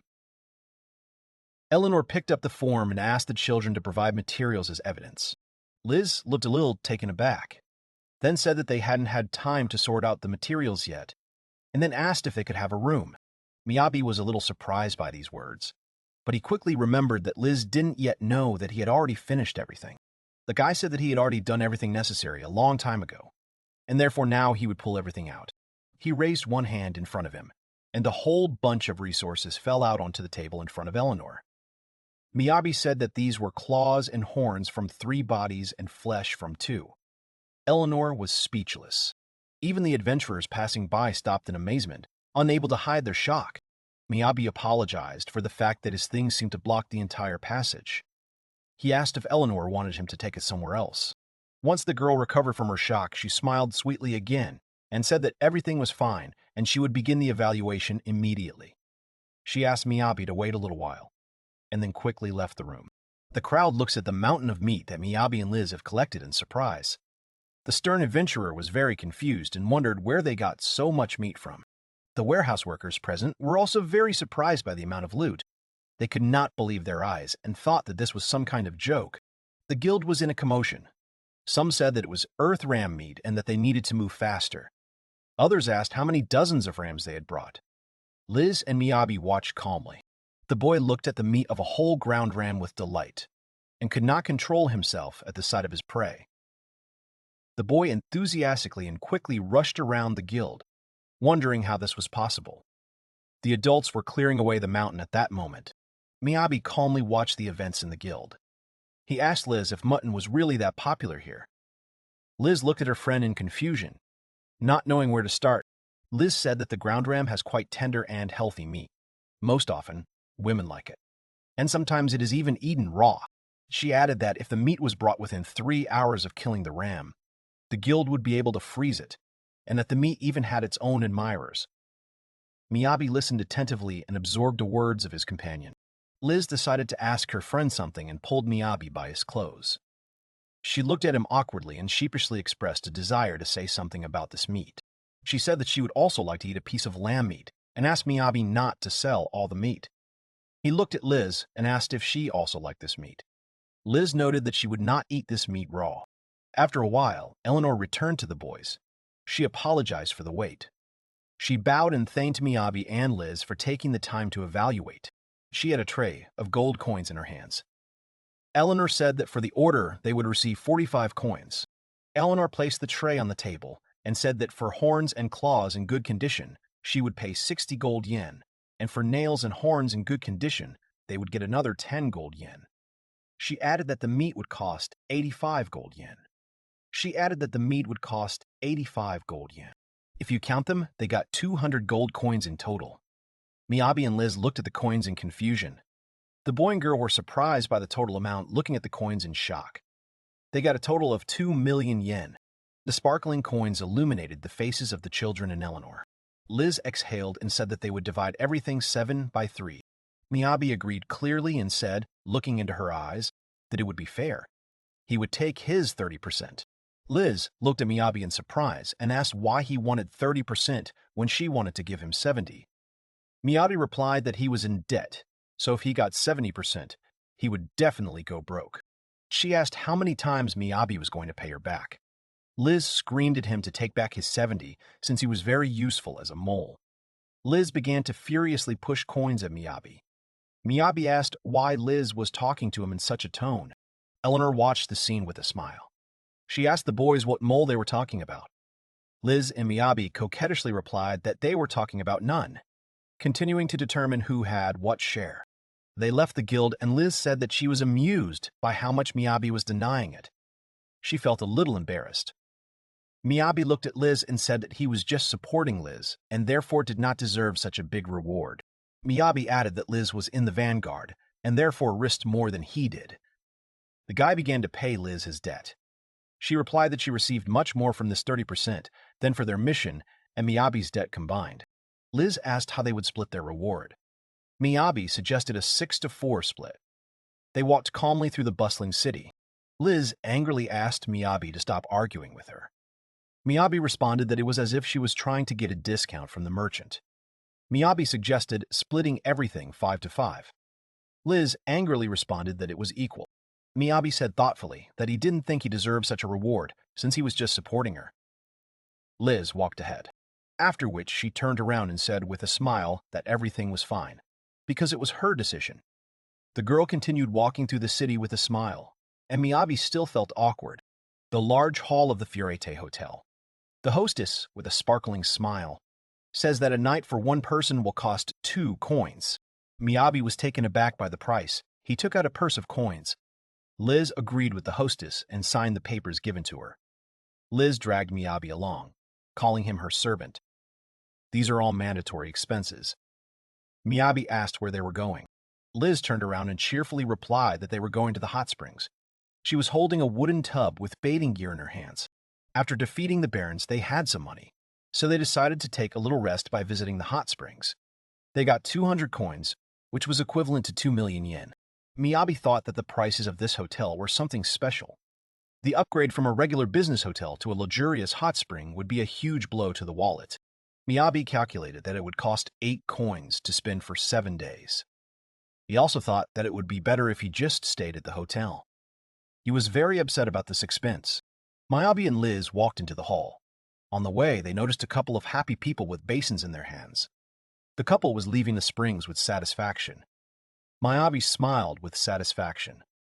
Hiraya smiled with satisfaction. He realized that this atmosphere in the baths was quite familiar to him. He took the basin and towel in his hands. Liz hurried him to go to the hot springs. Miyabi asked him to wait a little. Miyabi smiled, looked at Liz, and said that he would go shopping. Liz reminded him of the hot springs with displeasure. He asked if there was anything he needed to buy for Liz. Liz replied that she didn't need anything. Miyabi replied that everything was fine and that she could stay and soak in the water. Liz distantly agreed. Miyabi headed for the exit. Liz watched him with a confused look. noting that he had a lot of energy. A satisfied Liz went to the baths. At this time, Miyabi ran through the city. He had to do something urgently. He noted that missions like yesterday were rare, and the life of an adventurer was very harsh. Therefore, Miyabi needed to restore the basic element of life. And the main element of life is food. He knew that there might be times when they would not be able to accept such missions. For this reason, Miyabi decided to stock up on food while he had money. He was determined to fry the ground sheep meat along with vegetables in a frying pan. He said he hadn't forgotten about the sweet and spicy sauce, although just salt would be enough. At this point, he'd already managed to approach the counter with food. There were many different vegetables on the counter. Miyabi told the vendor that he wanted to buy all the vegetables from one end of the counter to the other. He asked the vendor how much it would cost. While smoking a cigarette, the shopkeeper looked at Miyabi with displeasure and called out to him. He said that if he wanted to have fun, he should go somewhere else. Miyabi held out his hand with money and asked if 10 gold pieces would be enough. The seller was very surprised. He quickly and politely replied that there was enough money and began to fussily put the food in the box. Miyabi replied that he did not need to bother because he would put everything in the inventory. The seller was surprised by this. Miyabi came to a spice merchant. He asked the merchant to sell him salt and black pepper. The merchant was displeased with Miyabi, but immediately after he showed the money, the merchant immediately changed his attitude. Miyabi came to a cloth merchant. He asked the merchant to sell him some cloth. The merchant was displeased with Miyabi, but immediately after he showed the money, the merchant immediately changed his attitude. Miyabi bought all the supplies he wanted. Before buying, he had 84 coins. In the end, he spent 35 coins on purchases, so 49 coins remained. Miyabi was very upset about this. These expenses are not scary because they are investments in yourself. He ate a sandwich and thought about where he should go next. Miyabi walked down the street and looked for a merchant, remembering that he seemed to be somewhere in this place. The sound of forging metal caught his attention, and he went to the blacksmith who was busy with his craft. The blacksmith had a lot of beautiful weapons and armor. This slightly amazed Miyabi. He looked around the forge filled with finished products with trepidation. Miyabi walked up to the weapons rack. He reached for a weapon. In his hands was a beautifully sharpened dagger. Miyabi noted the blacksmith's skill and added that his axe was nowhere near that. He was pleased with the condition of the dagger. Miyabi thought to himself that his skill in making was not comparable to his skill in creating weapons. The blacksmith called out to him. Miyabi turned towards him. The man asked Miyabi if he was a master of anything. The blacksmith was a dwarf. Miyabi asked him if he was the owner of this shop. At the same time, he asked how the dwarf knew that he was also a master. The dwarf pointed behind him and told Miyabi to look around. The dwarf and Miyabi looked at the customers. The gnome said that ordinary users of this weapon choose it for its weight and convenience. He added that only some maniacs or similar masters would look at the weapon as carefully as Miyabi. Miyabi was confused by the explanation and wondered if it was really that thorough. He apologized and said that he really wanted to buy something, not just look at it. The dwarf asked what he was apologizing for. The dwarf also added that he often looked at the work of other blacksmiths. He asked what there was to be ashamed of.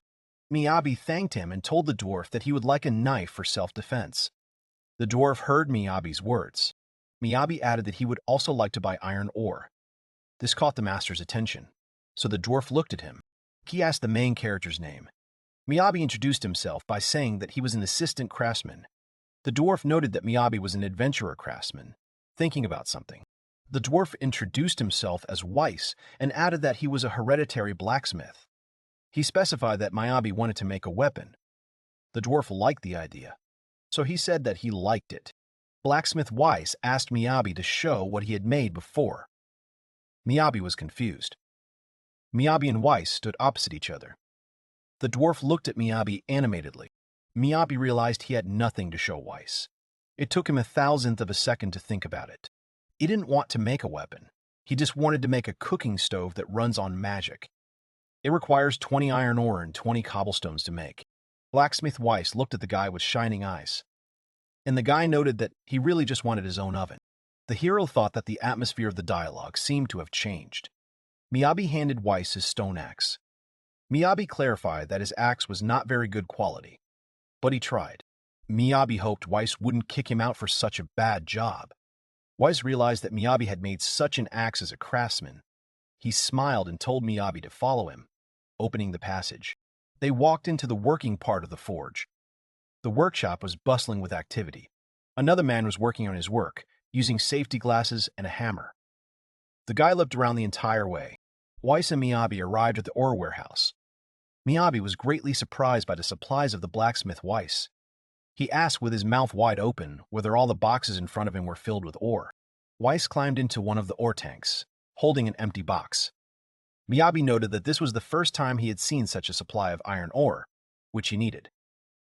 Miyabi noted that in the games you couldn't see real objects. Weiss placed a full crate of ore in front of Miyabi. He said it should be more than enough.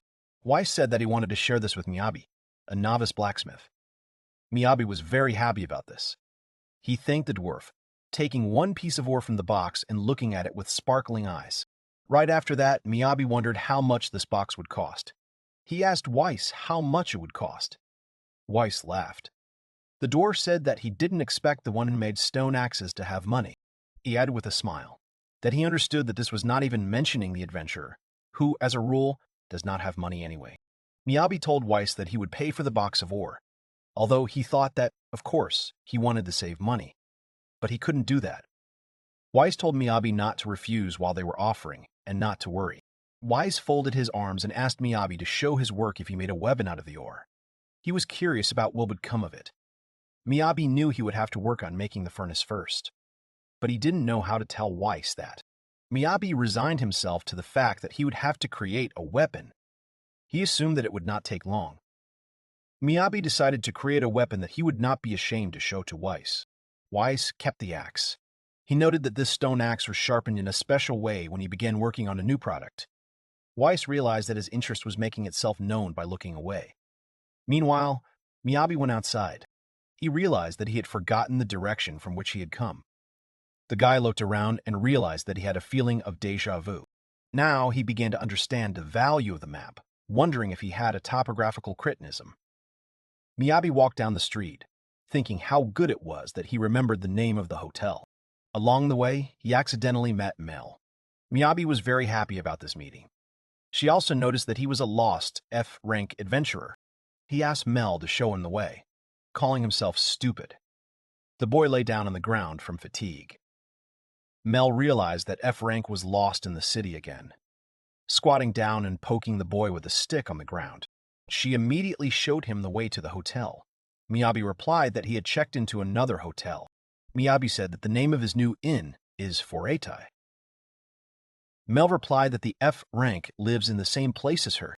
She took Miyabi by the sleeve. Mel said that she was on her way to the hotel, so she decided to walk Miyabi to the Foretai. Mel and Miyabi stood in the hotel's hallway. Miyabi was very happy that they finally got to her, clasping her hands together. Mel stood in a confident pose. Miyabi took Mel's hands and began to thank her furiously, shaking them. Mel took the situation calmly. Miyabi was very happy. After a few seconds, he noticed that Mel was looking at him very coldly. Miyabi looked down and asked Mel if everything was okay. Mel gave Miyabi a look that told her she was waiting for something. Mel continued to stare at him. After a moment, he realized what Mel was waiting for from him. Miyabi guessed that Mel needed a gift. Or rather, of course, he needed to be given something as a thank you. She cheerfully confirmed his words. Mel was happy with Miyabi's guess. Miyabi tossed a bolt of fabric into the air, remarking how good it was that he had managed to buy a lot of things, because now he needed to make something beautiful. Mel looked at the bolt above her head in surprise. Miyabi needs to pour in mana and create the desired image in his head. He cut the cloth in the places he needed. Now he can start sewing. Miyabi took a piece of thread in his hand and then threw it up, and thanks to the crafting skill, he can pour mana into the thread. And then just imagine the path the thread started to move along. He stretched out his arms and the thread itself began to tie the pieces of the roll together. Miyabi used gestures to manipulate the thread and stitch the required pieces of fabric together. Mel and the hotel guests were mesmerized by the spectacle. Miyabi was playfully making a gift for Mel. The hotel guests began to gather around him and watch what was happening. It was a finished cat doll on the table. Mel asked if he had finished or not. He replied that there was just a little bit left. He noted that only Craftsman could do this. Miyabi only had to coat the doll with a thin layer of magic and connect the wool of the great sheep to the doll. There was a fluffy cat doll on the table. Mel looked at the doll very happily. The hotel guests were very surprised by the original work. Miyabi picked up the cat to fix a few details. Everyone in the hotel started applauding his creation. Miyabi was very surprised. He didn't understand when there were so many people watching. Everyone started praising the craftsman. Miyabi became embarrassed. He picked up the cat and sat down in front of Mel. Miyabi handed the cat to the girl and thanked her for taking him to the inn. Mel hugged the kitten and thanked Miyabi for the gift. He was surprised that she remembered his name. Mel replied that she remembered his name only now. The guy thought that he believed it. Miyabi waved to Mel, who was on the second floor of the hotel. Miyabi was convinced that she really liked the gift. He hoped that after this, she would not forget his name. He was seen by Liz, who had just come out of the bathhouse. She greeted the boy on his return, wiping her wet hair from the hot springs. Miyabi was very surprised by her presence. She asked him if anyone had come to him, because she had heard someone's high-pitched voice. He replied that no one had been around. Liz didn't really believe him, but she didn't continue. Miyabi asked if Liz had been in the hot springs all this time. Liz confirmed his words. She said that she had been there 3 times. Liz looked very fresh. She confirmed that the hot springs were too good after all. Miyabi tried not to be embarrassed at the sight of Liz, telling himself in his mind not to fall in love and call himself stupid. Miyabi noted that Liz was not acting like his age. Liz told him to go to the springs too, assuming that he had frozen to death outside. Liz touched Miyabi's cheek with the back of her hand. He thought to himself that Liz looked very mature. Liz smiled and confirmed that Miyabi was indeed cold. She sent him to the springs to rest. Miyabi slapped himself for the wrong, dirty thoughts in his head. This greatly puzzled Liz. She asked if he was okay. Miyabi understood that Liz was younger than him. He told his companion that he would also go warm up. Liz looked at him in shock and wished him not to slip along the way, although there was no concern visible on her face. After a while, Miyabi was sitting in the bath with an absent-minded look. His appearance made a bathhouse visitor worried. The man told him that the boy would catch a cold this way. The action begins in a deep forest. This beautiful forest has a great variety of plants. Miyabi stands in front of a large oak tree in admiration. Liz doesn't care about this forest. Miyabi tells Liz that this is a real tree paradise. An hour ago, Liz and Miyabi were in the guild. Liz was upset to see that the tasks today were somehow different. Liz and Miyabi stood quietly at one of the stands. To their left, a crowd of adventurers were busily sorting through tasks at another stand. Miyabi said that there were a lot of tasks today, but the rewards were very small.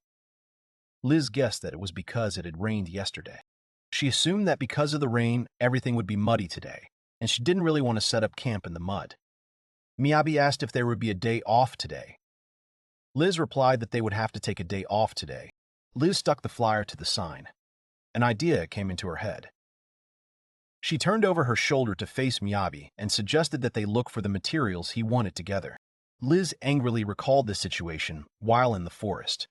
The girl noticed that Miyabi was not himself as soon as they came here. He happily ran around the entire forest. He pressed himself against the tree trunk. Miyabi asked, how could it be otherwise? He can't be calm when it comes to crafting. He added that there were many different types of trees in this forest.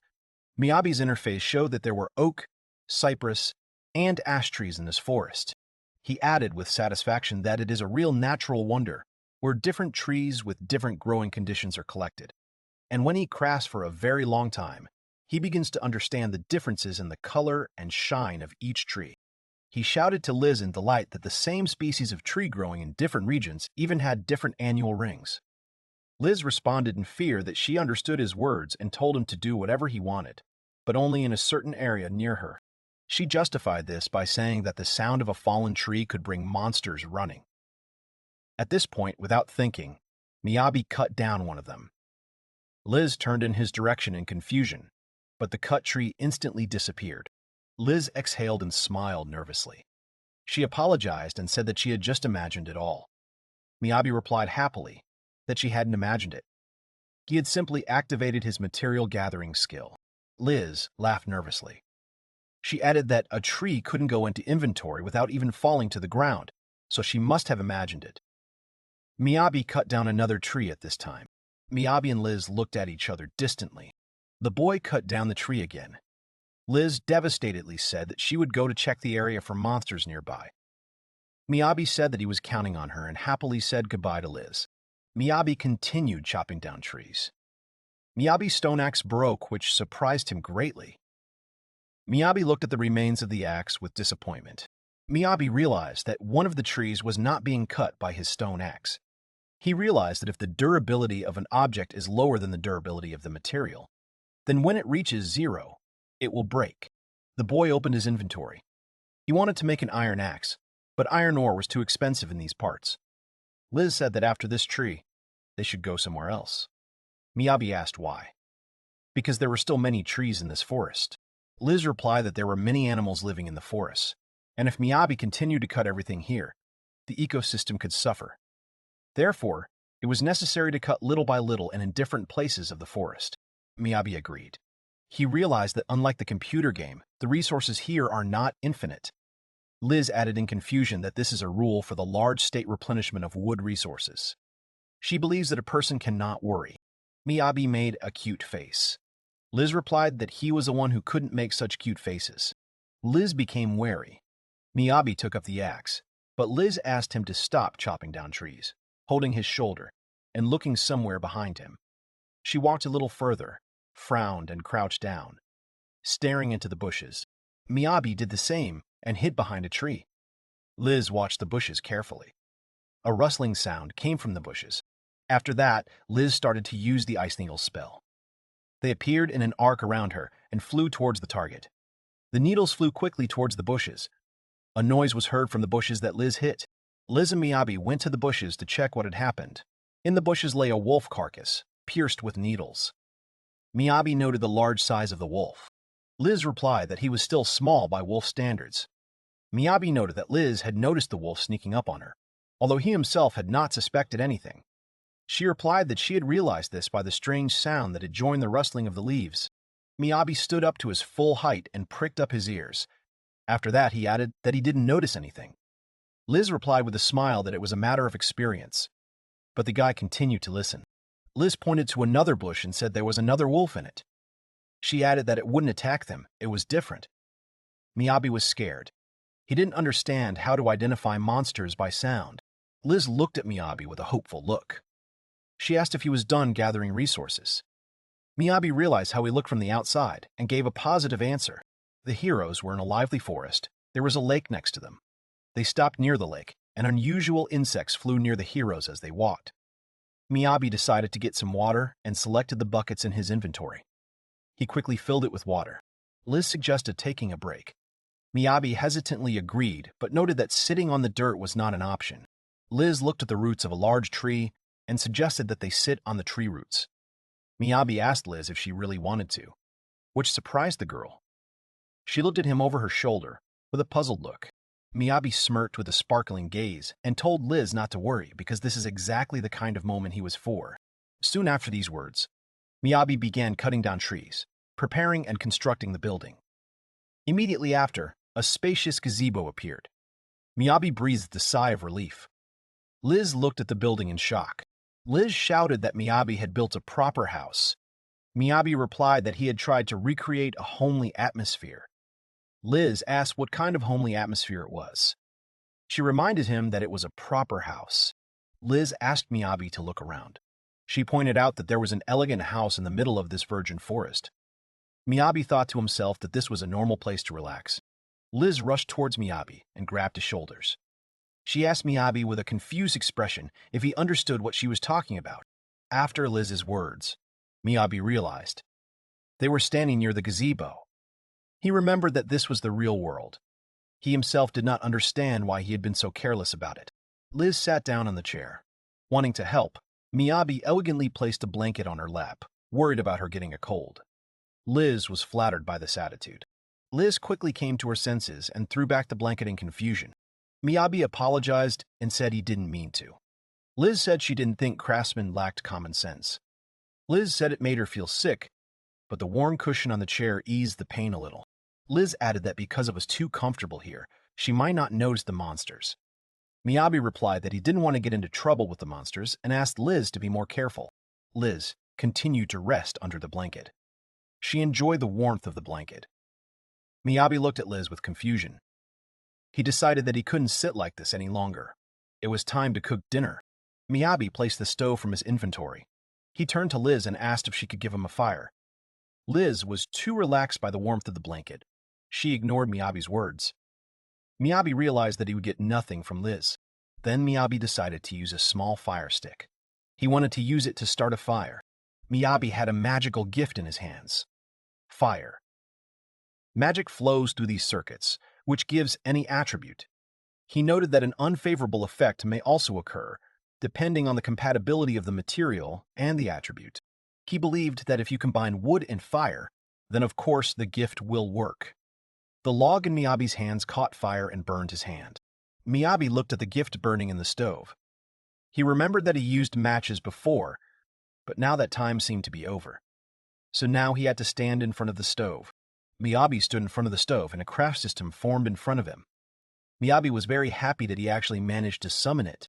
Miyabi prepared a delicious grilled meat and served it on a plate with a grin and a very satisfied look. He brought the food to Liz's table. On the table were grilled meat made from the meat of a great sheep and various vegetables, black tea made from simple tea and water, and milk bread made from milk and flour. Liz looked at the dinner with horror. Exhaling, she said that she probably just needed to turn off her consciousness. Liz relaxed and stopped chattering.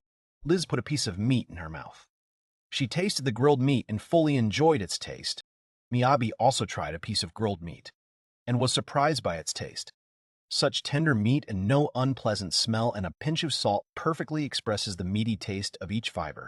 Even vegetables can't dampen the taste. This was the first meat Miyabi had ever hunted himself. He devoured his lunch with gusto. Liz broke the milk bread in half. She tried the loaf and was very surprised by its taste. Liz said that this bread was very unusual. She cried out in delight that even the sweetness of milk could be felt in this unusual bread. Miyabi replied that he had crafted this bread. Liz was very surprised. She was fired up with the idea of crafting bread every day from today. Because this bread was much tastier than store-bought, she would provide the flour. Miyabi grinned. He took out 2 full sacks from his inventory and said that he had plenty of flour, sugar, and spices. Liz was very surprised that Miyabi had beaten her to it. Liz noticed that they were spending quite a bit of time in the forest today. She asked Miyabi if he liked everything.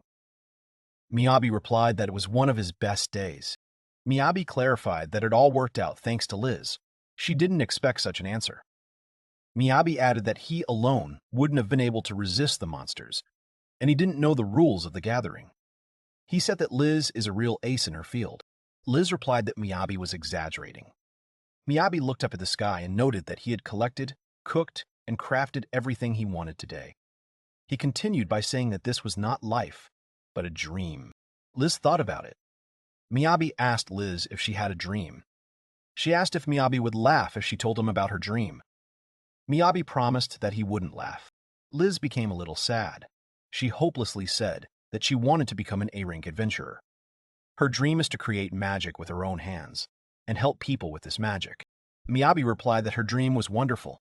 He was sure that it would come true. Liz scratched her head and doubted. She answered hesitantly that our rank was very far from her. Liz said that she could not use magic above the intermediate level. Liz added that sometimes even average magic was difficult for her. Miyabi listened to her attentively. It would be very difficult for someone like her to get A rank. Liz smiled falsely and turned towards Miyabi. She said that it was okay, because innate talent was very important for an adventurer. Miyabi looked at Liz with a smile and repeated that he believed in her ability to reach A rank. He pointed his hand towards the adventurers. Miyabi told Liz to look at those adventurers. He noticed that they were all covered in mud. They accepted the quest and ran after the monsters in the muddy forest. With every step they took, mud splashed everywhere. He noticed that even the archer, who was supposed to be covering from afar, was covered in mud from head to toe. He continued. Having somehow completed the task, they did not find time to clean their equipment. They wanted to make it before the gates closed. One of them offered to drag them to the nearest river and dip them in so they would not have to dry off. Liz replied that this couldn't be true and that she didn't believe Miyabi's words. Miyabi confirmed that he had made up the story himself. Miyabi continued, upset, saying that the adventurers had completed the task but they could have been seriously hurt. Miyabi said that on the other hand, there are those who accept any assignment. They do not think about the strength of the team, the weather conditions, or the state of the roads. Liz came to an understanding. Miyabi exhaled and rhetorically asked how such adventurers could be trusted. He decided to add and said that there were adventurers who lend money to those in trouble. Liz laughed and asked whose fault it was that this happened. Miyabi looked at Liz with a smile and told her that he didn't think using mid-level magic was a serious obstacle to her dream. Liz was slightly embarrassed and resisted Miyabi's words. They both looked towards the noisy adventurers. They were splashing in the river near the road. Strength is an important quality, but not the only one. Liz and Miyabi were surprised at first, and then laughed. Liz asked Miyabi to wait, and she ran towards the adventurers. She ran up to the girl standing by the riverbank. Liz started chatting with the adventurer, thereby embarrassing the latter. It is enough to just believe for their dreams to come true. Miyabi is fishing for fish in the shallows of the river with his hands. Liz is watching what Miyabi is doing. He shouts that he got their lunch for today. There is a delicious fish baked in a salty crust on the table. Liz chews her lunch and says that she never imagined that she would be eating fried fish while doing the task. Liz adds that monsters are usually drawn to the smell of food, so adventurers often take rather meager food with them. For example, biscuits and dried meat. Miyabi listened to Liz with confusion. She added that Miyabi cooked too much and lavishly every single day. Liz added that she couldn't live like before at this rate. In response, Miyabi asked what was wrong with that. Later, Miyabi and Liz are sleeping. Miyabi dreams of him swimming in a pile of free crystals from Weiss. And Liz dreams that she has gained weight because of her companion's hearty and delicious meals. After a while, the company finds itself in the guild. Eleanor thanks them for their work. She knows that they did a good job by their appearance. Miyabi replies that it's all thanks to Liz. She chooses easy tasks.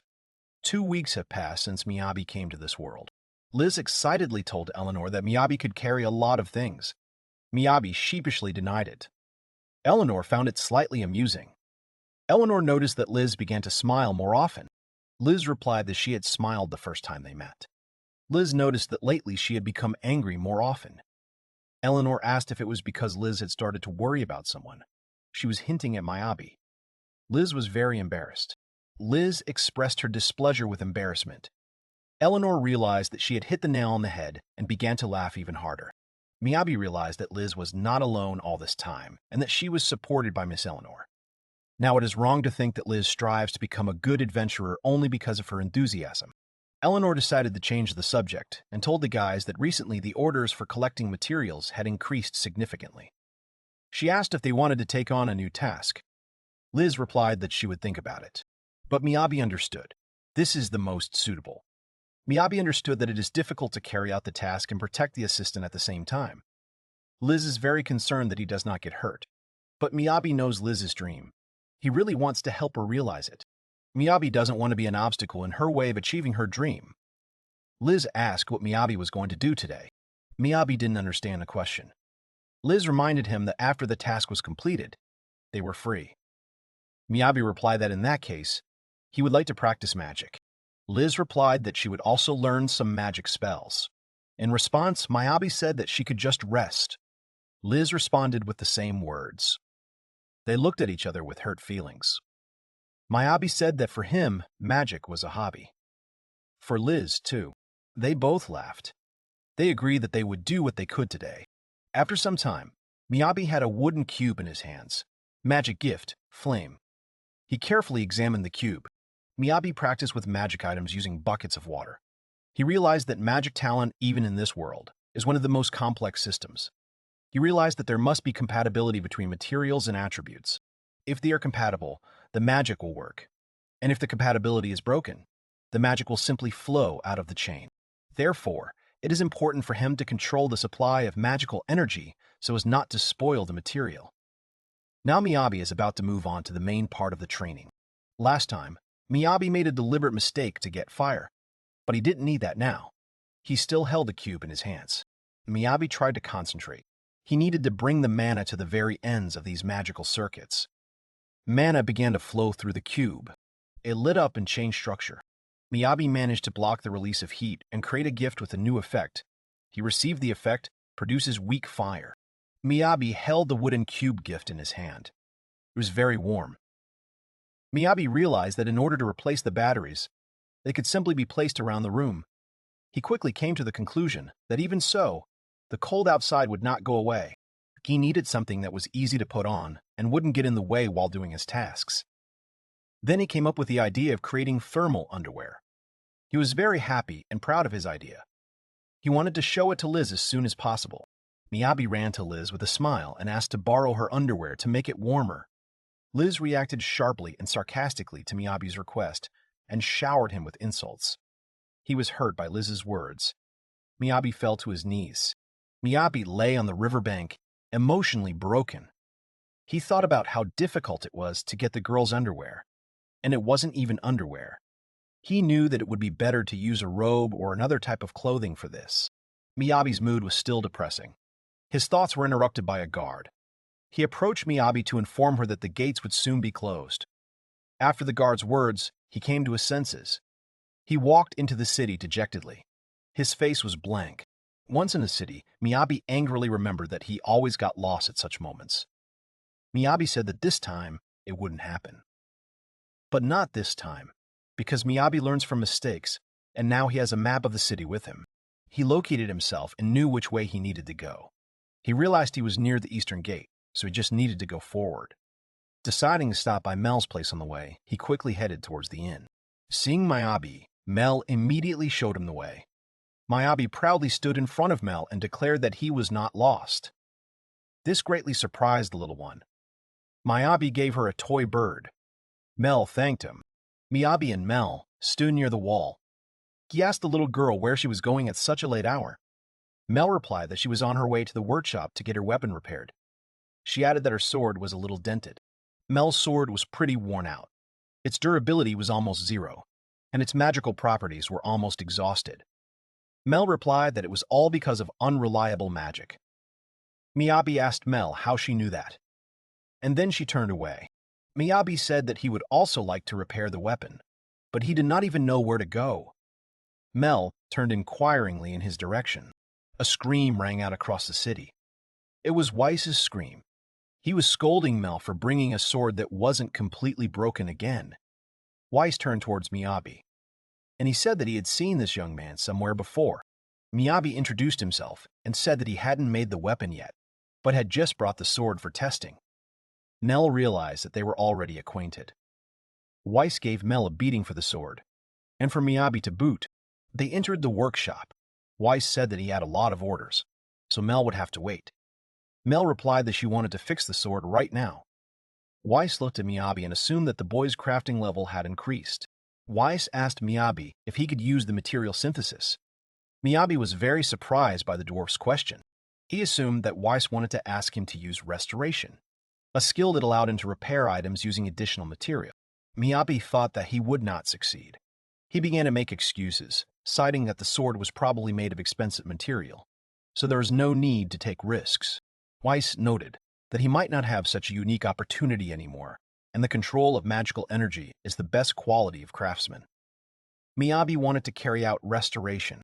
Weiss assured the boy that everything was fine. Mel's sword was wearing out quickly, but she had money for a new one.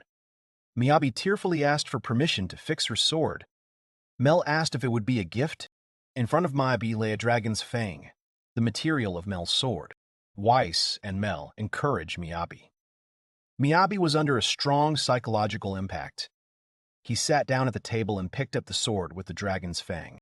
He focused and crossed his fang with the blade. The blade glowed. The pairing was successful. Now you need to let the magic in through the dents and scratches. Unlike the magical gift here, you have to control the magic in the material as well.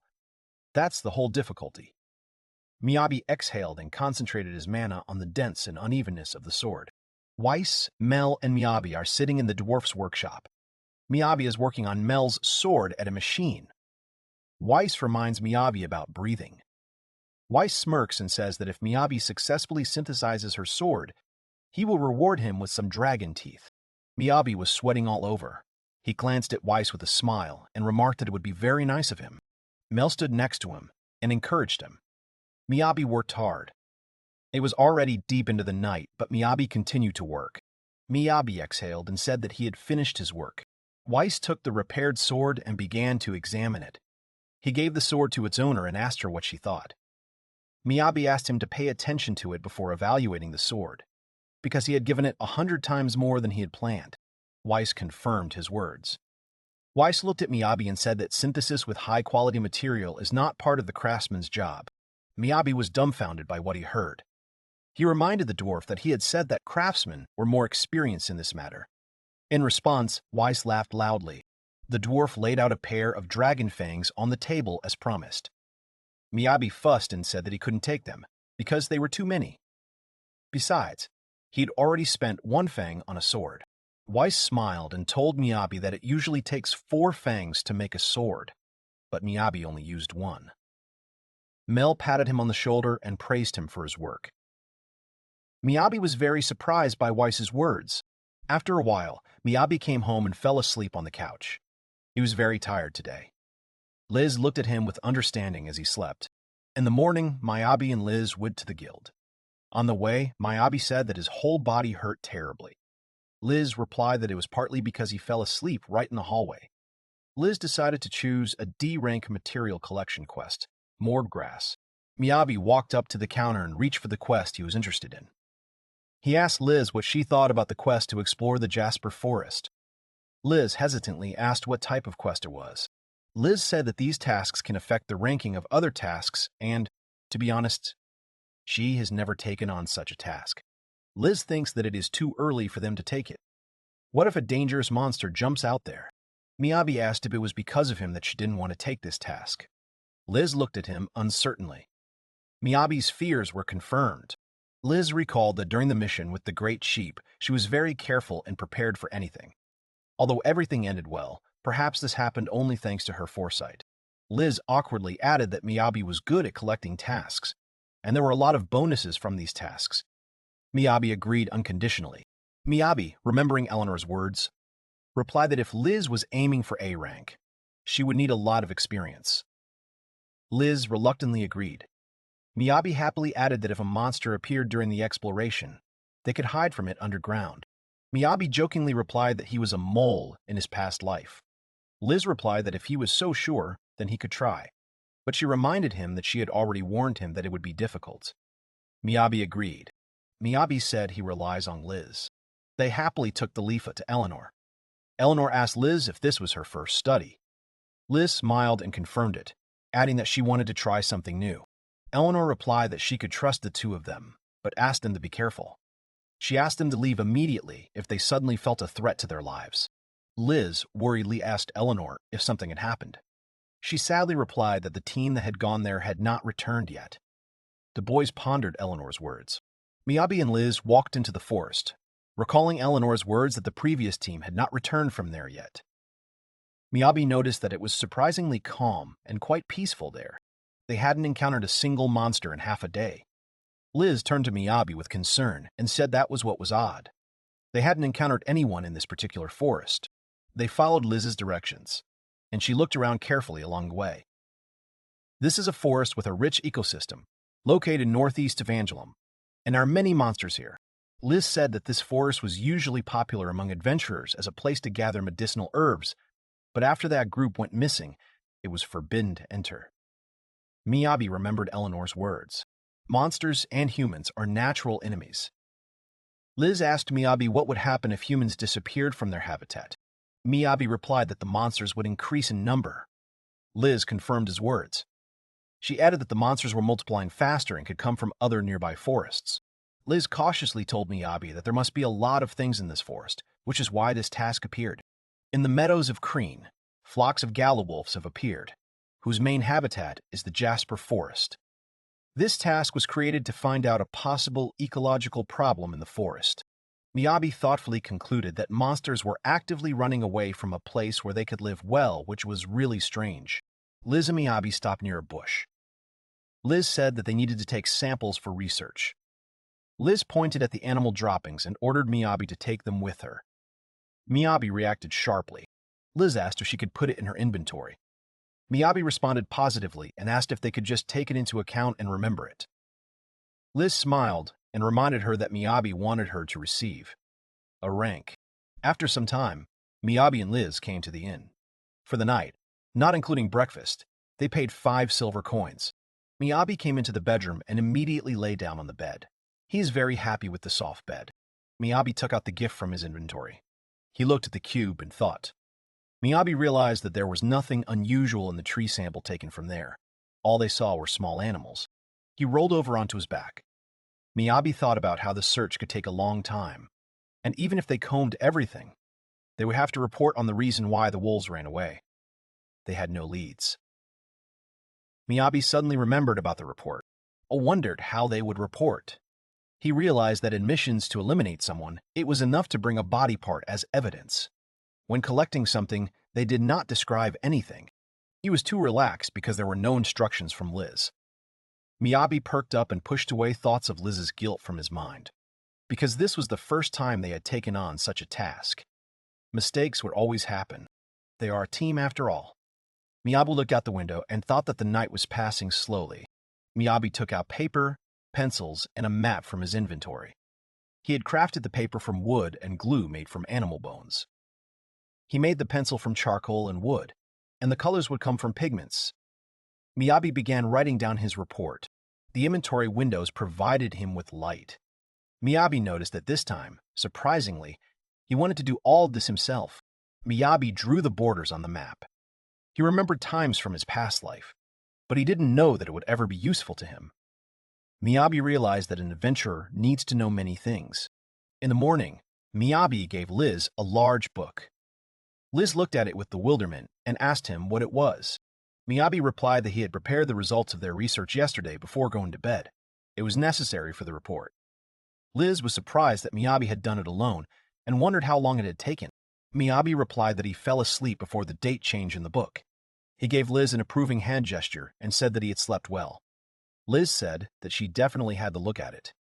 Liz started flipping through the reports, which made him nervous. Liz confidently closed the report and said that she would now do the same. This surprised Miyabi. She added that Miyabi was already very tired, which meant he could make some mistakes. She asked to provide such things to her. Miyabi replied that this way he would at least do something other than collecting. It would be better for them to share the duties. Liz looked at the book with confidence and replied that she wanted to learn how to make such reports too. Miyabi completely lost his head. He agreed with Eleanor's words that it was not a matter of diligence. Liz said that the report is submitted to the guild orally, which greatly surprised Miyabi. She continued by saying that the written report is made by the guild itself, based on their oral report. Miyabi was very upset that so much time was wasted. Liz continued by saying that this is why Miyabi's report was perfect. Miyabi asked if he was talking about the map. Liz noticed that all the notes and color highlights were very easy to read. There were even things she hadn't noticed. Miyabi showed Liz his new wooden lining. Liz did not understand what it was and asked Miyabi the purpose of his new creation. Miyabi answered that it was some kind of lining. It was convenient to put paper in it. Liz still did not understand its purpose. Miyabi made a funny face and added that with this thing he would be able to make all the notes on the go. This made Liz very happy. Liz asked if Miyabi would write down everything she needed if she found someone's trace. Miyabi was holding the tablet in his hands with satisfaction. Miyabi laid out the sheets of paper in front of him and happily said that this way he could sleep at night, completely comfortable. Miyabi announced with a smile that they would show everyone that the adventurer Liz was perfect in her research. Liz resolutely agreed. Liz and Miyabi traveled a lot and wrote everything down in the lining. On the second day, they wandered through the forest. On the third day, they visited a tight forest hole and wrote down notes in a shelter. On the fifth day of their exploration, they discovered something very strange. Miyabi and Liz saw an extinguished fire on the other side of the pond. They remembered that the forest was still off limits to others and wondered who owned the fire. Miyabi suggested that they might be the same missing adventurers who had settled nearby. Liz answered uncertainly. Liz suggested that they couldn't just leave the coals and walk away. To prevent a fire, they would have to put them out with water and bury them. Liz realized that the adventurers did not have time to do this. Something could have happened. Miyabi looked at the fire with concern. Liz suggested that they watch the fire from afar. Miyabi agreed and decided to craft something for the occasion. He bound fallen leaves together with magic to make bushes. He hung them on branches and thus created a quick and easy camouflage shelter. Liz took the pillow that Miyabi had made from goat hair. They sat down in the hut. Now they could secretly observe the other side with all the comforts. Liz said that she was scaring herself by not being surprised anymore. Miyabi asked her to be surprised. Miyabi and Liz watched the fire for a long time. Liz never lost her vigilance for a second, and Miyabi fell asleep after a few hours. In the evening, Liz woke Miyabi and told him to be quiet. Someone was approaching the fire. A huge orc appeared from the bushes behind. Its appearance frightened and puzzled Miyabi. They sat without making a sound. Several orcs came out from the direction of their hut. They were sea crank monsters, black orcs. Miyabi thought that the animal trails belonged to someone else. Miyabi realized with fear that he had not spared mana to mask the scent in vain. They did not live in this forest. Liz had an idea to kill them. Miyabi looked at Liz and asked if it was because of those orcs that the other monsters migrated from the forest. Liz replied that she couldn't say for sure, but most likely the black orcs are a mutant species, which is why they have a large mass and are social. Perhaps there is a nest of them in the forest. Miyabi was about to leave the forest to inform the guild, but Liz commanded him to follow them. After some time, they came to the nest of black orcs. It was located near the cave. Miyabi noticed that there were a lot of individuals. Liz agreed. Liz looked at their camp in horror. She couldn't imagine that there were so many of them. Liz added that there were more of them than expected. But the problem wasn't just the numbers. Liz said that when the herd grows more and more often, higher-ranking orcs with corresponding intelligence levels are born. A-rank adventurers are needed here. Miyabi said it was dangerous and suggested they go back and tell the guild. Liz replied that that was exactly what she wanted to do. Liz hesitated. She explained that monsters had a very fast life cycle, and under the right conditions, the situation would change in a few days. That was exactly what had been happening these last few days. It would take about 3 days to assemble a kill squad, by which time it would be too late and the orcs would have already broken into the settlement. Liz apologized, saying that Miyabi was in danger because of her. Miyabi replied that there had to be a way out of the situation. An idea came to Liz's mind. They decided to enter the cave to the black orcs. Miyabi and Liz dug a hollow in the monster's nest. Miyabi wrote down the cave structure he now knew. It seems that the strategy Liz came up with is working. However, Miyabi thinks that the orcs are not that smart. Miyabi and Liz hid in a secret hideout located in the underground orc settlement Flabby Oak. It was very fast. Miyabi couldn't believe they were able to create such a huge underground space. Liz replied that she never thought it would be such a cold dungeon. Liz told Miyabi to hold her knees and that they needed to hold out until morning. Miyabi took out a gift from his inventory and gave it to Liz. Miyabi asked Liz if she thought he would let her spend the night in such a dark place. Liz looked at the cube in surprise. She suspected that the cube was made of tall wood. Miyabi asked her to look closely at the cube. He began to improve the room. The space begins with the foundation, the installation of smoothly curved beams and columns. Miyabi activated the cube with the command, "Grant magical light." He said that this material is used to decorate the ceiling and walls. In the center of beauty, shining tree, the cube grew into a large, glowing magical tree, the warm light of which filled the entire room. Miyabi picked up the gift in the form of a log. He wanted to make a safe and warm place underground for the frozen Liz. He activated the log. Their cramped, cold hollow had become a giant room with a fireplace, 2 bedrooms, a glowing tree, a dining area, a heating system, and a sink. Miyabi was pleased. He thought even the handicraft-loving Liz would be surprised by this. Liz was amazed that Miyabi had built an entire house in such a short time. Miyabi was very upset that she was not surprised by his tree and new gifting magic. Liz said that even without the hot spring, her arms and legs felt like they were floating, and she could relax like she was in heaven. Miyabi had made the floor warm on purpose. Miyabi was upset by Liz's weak reaction. Right after that, Liz screamed with happiness. This made Miyabi happy. She said that she had never been in a more comfortable place than this. She even forgot that there was a black oak tree above them. Miyabi replied that he didn't want to sleep on the floor. so he prepared a fluffy wool bed for Liz. He showed Liz her private room. Miyabi said that it was like hugging a futon, which is why it was so perfect for this cold season. Liz immediately laid down on the bed and began to enjoy its softness to the fullest. Liz immediately jumped out of bed and said in embarrassment that she would never fall asleep. Miyabi realized that she was in a good mood. Miyabi left the room and told Liz not to sleep, no matter how good she felt.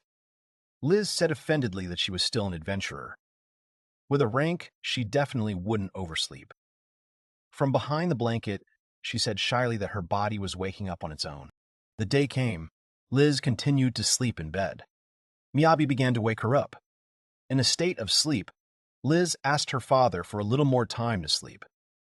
Liz shyly covered her face with her hands and asked Miyabi to forget about everything. Miyabi sent Liz to wash up. He opened the hatch of their shelter and informed Liz about the dawn. He asked if Liz was ready to move out. Liz gathered her hair, and they walked outside together. Now that Liz had had enough sleep, they could begin. 2 black orcs stood at the entrance to the cave. They were on guard duty and were noticeably tired by morning. One of them reminded them that their shift had long since ended. The other confirmed his words. They looked at each other, after which one of them asked if there was anything worse than the night shift in their world. Right after these words, his interlocutor was struck by Liz's attack. This greatly surprised and angered the orc. Reinforcements began to arrive from the cave. Liz began to cast a freezing rain. The attack tore off one orc's arm. The orc immediately attacked Liz and missed. It turned out that Miyabi saved Liz from the blow using a hole in the ground. He praised Liz for her excellent work. She clearly did not expect such a move from Miyabi. Miyabi said that next time they should be more careful with the retreat time. Liz agreed. The one-armed orc turned his head from side to side, looking for Liz. Miyabi realized that the tactic Liz had come up with worked perfectly. The code name for this tactic is Mole Tactics. Liz suggested using it before an attack a while ago. Given their difference in strength, a frontal attack is not an option. Liz knew that if they just went out there, the orcs would overwhelm them with numbers. She needed time to build up her mana for an attack. Even a few seconds of hesitation could be fatal for them. They needed to somehow get rid of this weak spot. Liz drew a diagram of the attack on the ground against the orcs and said that they needed to place many escape routes around the area so they could avoid direct contact. They would use long-range magic and hide. That way the orcs won't be able to tell where she's coming from. They'll take advantage of their confusion and attack from behind. Afterwards, Liz will finish them off with strong magic. If they do this several times, they will get rid of the inequality in power. Then, according to Liz's plan, they will be able to win. Miyabi compared this tactic to a game of catch-em-all. Miyabi asked what if a higher-level monster appeared and they had nowhere to run. For that case, he would have to study the entire structure of the cave. That way, they would have escape routes. Miyabi pointed out that there was only one exit from the cave. It would be bad if they got stuck there, so they needed to dig more paths or find another exit. Liz noted that even though she was the one who made the plan, sometimes the ideas were reasonable. Miyabi asked when they would start work. Liz thought for a moment and replied that they would start at dawn. She'd been using magic for hygiene for a long time, so she would not have enough for the black orcs. She dreamed of having infinite mana. By this point, Liz had killed another orc, making it her 5th. If they were careful, they could avoid the high-level monsters. Miyabi became obsessed with the idea of killing them all, which attracted the orcs' attention, and he struck the place where the adventurers were holed up. The blow didn't hit them, and Liz decided to ask a strange question. Miyabi was all ears. Liz told her that the black orc had very tasty meat. This information puzzled Miyabi. Liz continued by saying that if they killed them all, they would get a lot of meat. The orc's strike was blocked by a block of solid ore made by Miyabi, specifically against physical attacks. This greatly surprised the monster. Liz added that even if they sold most of it, there would still be some meat left over. Liz's mouth began to water, and she too became fired up with the decision to kill every last orc. Miyabi, looking at the tired Liz, doubted that they had enough strength to kill all the orcs. Liz replied that using powerful magic like the ice spear requires a lot of mana. It is only enough for 5. Then Miyabi suggested preparing traps. The orcs continued to search for the attackers while Liz was already preparing a spell. She struck 2 more orcs with the ice spear. With each attack, Liz found it more and more difficult. Immediately after the attack, Liz rushed away, simultaneously provoking the lessons with an ugly face. This greatly surprised the orcs.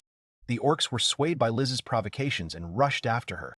The monsters didn't notice the traps underneath them and started falling down. This greatly surprised the orcs. Miyabi and Liz were glad that their plan worked. The orcs were finished. Tired, Liz sat down on the grass. She asked Miyabi if he had put everything in his inventory. He replied that he didn't seem to have forgotten anything. Miyabi's attention was drawn to the thin blade. On the handle of the blade was written, "To my husband, Theodoros." This sword was carried by one of the orcs. It must have belonged to one of the missing ones, Miyabi said sadly. Liz sadly agreed. Liz added that it was good. This surprised Miyabi. Liz sadly held the sword. She was sorry that the owner of this sword had died, but the sword itself remained with them. This way they could take it to the missing person's relatives. Miyabi supported Liz's idea and put the sword in the inventory. Liz straightened up and suggested finishing the investigation and returning to the city. The sword was on Miyabi's mind. He knew what had happened to these people. He knew it wasn't his fault or Liz's. They were just unlucky. Miyabi can't get rid of the obsessive thoughts. He tried to forget that it had anything to do with him. Miyabi realized that Liz is really cool. After a few days, Miyabi still didn't know how to clear his mind. Miyabi and Liz started to approach the guild. Liz said that when she comes to the guild, she feels at home. Miyabi added that they haven't been here for a long time. They entered the guild. Liz immediately notified Eleanor of their arrival. On the way to her, Liz added that they had come to give the report that Eleanor had asked them to. Eleanor was very surprised to see them. She welcomed them back and said she was worried because they were late. Liz replied that they were just being careful, that's all. Eleanor was glad to hear that they were all right and asked to see the report. Liz told Miyabi to give the report to Eleanor. Miyabi handed the book to Eleanor and said that everything was as written in the report. Black orcs settled by the lake in the forest. The black orcs greatly confused Eleanor. Miyabi began to open the inventory and added that Galawolf's bones were also found in the vicinity of the settlement. Miyabi gave her a report. Eleanor hadn't expected to see a written record of what had happened. She added that it was very kind of them, but the guild had already made a report. She asked if she could see it. Eleanor asked Miyabi if he had written a report alone. This puzzled the boy a little. He replied that his task was to write everything that concerned the vegetation and terrain, and everything related to demons fell on the shoulders of the smart Liz. These words confused Liz a little. He said that he did not think that he could help in any way. In fact, Miyabi made a significant contribution. Eleanor read the notes with surprise. She noticed that such a competent report was written by 2 people in just 10 days. Even for masters, it would have taken a month. Eleanor noticed that the report described the entire settlement of black orcs. She was stunned by the speed of Liz's team. Miyabi was a little embarrassed and replied that they tried their best. Eleanor stood up from the table and screamed in surprise at the killing of 11 black orcs. She said that even a B-rank adventurer wouldn't be able to do this. Later she realized that even an A-rank adventurer wouldn't have it easy. The other adventurers listened to her words with surprise. Miyabi noticed that Eleanor's screams were attracting a lot of unnecessary attention. He didn't like the unnecessary attention from the adventurers around him. He hurriedly asked Eleanor to calm down. Eleanor calmed down. Miyabi slowly began to complete his report. Eleanor was anticipating the answer. Hiding behind the confused Liz, Miyabi awkwardly said that they simply killed them all and drowned out what exactly they did wrong.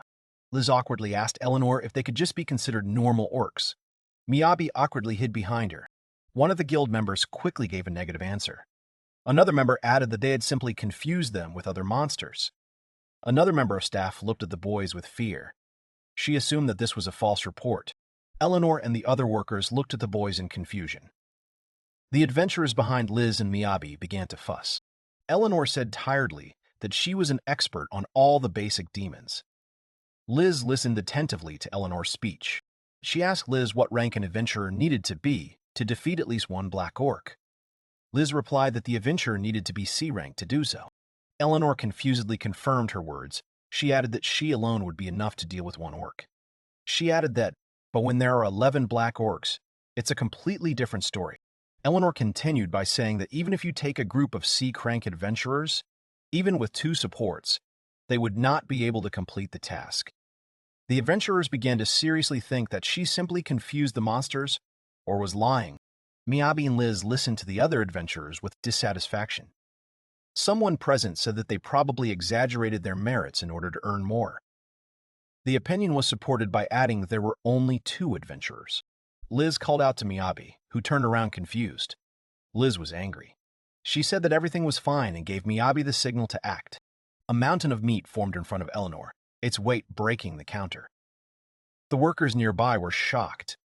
Liz declared that they would sell the meat wholesale. The employees looked at the mountain of meat in horror. Eleanor calmly exhaled and urgently announced the arrival of the meat prince. All the warehouse workers heard Eleanor's words and immediately understood what she was talking about. They were confused by the arrival of the meat prince. 3 warehouse workers immediately rushed to the counter. They were furiously interested in what kind of wall of meat had appeared on the counter. Eleanor replied that it was black orc meat. She asked to verify the veracity of this fact.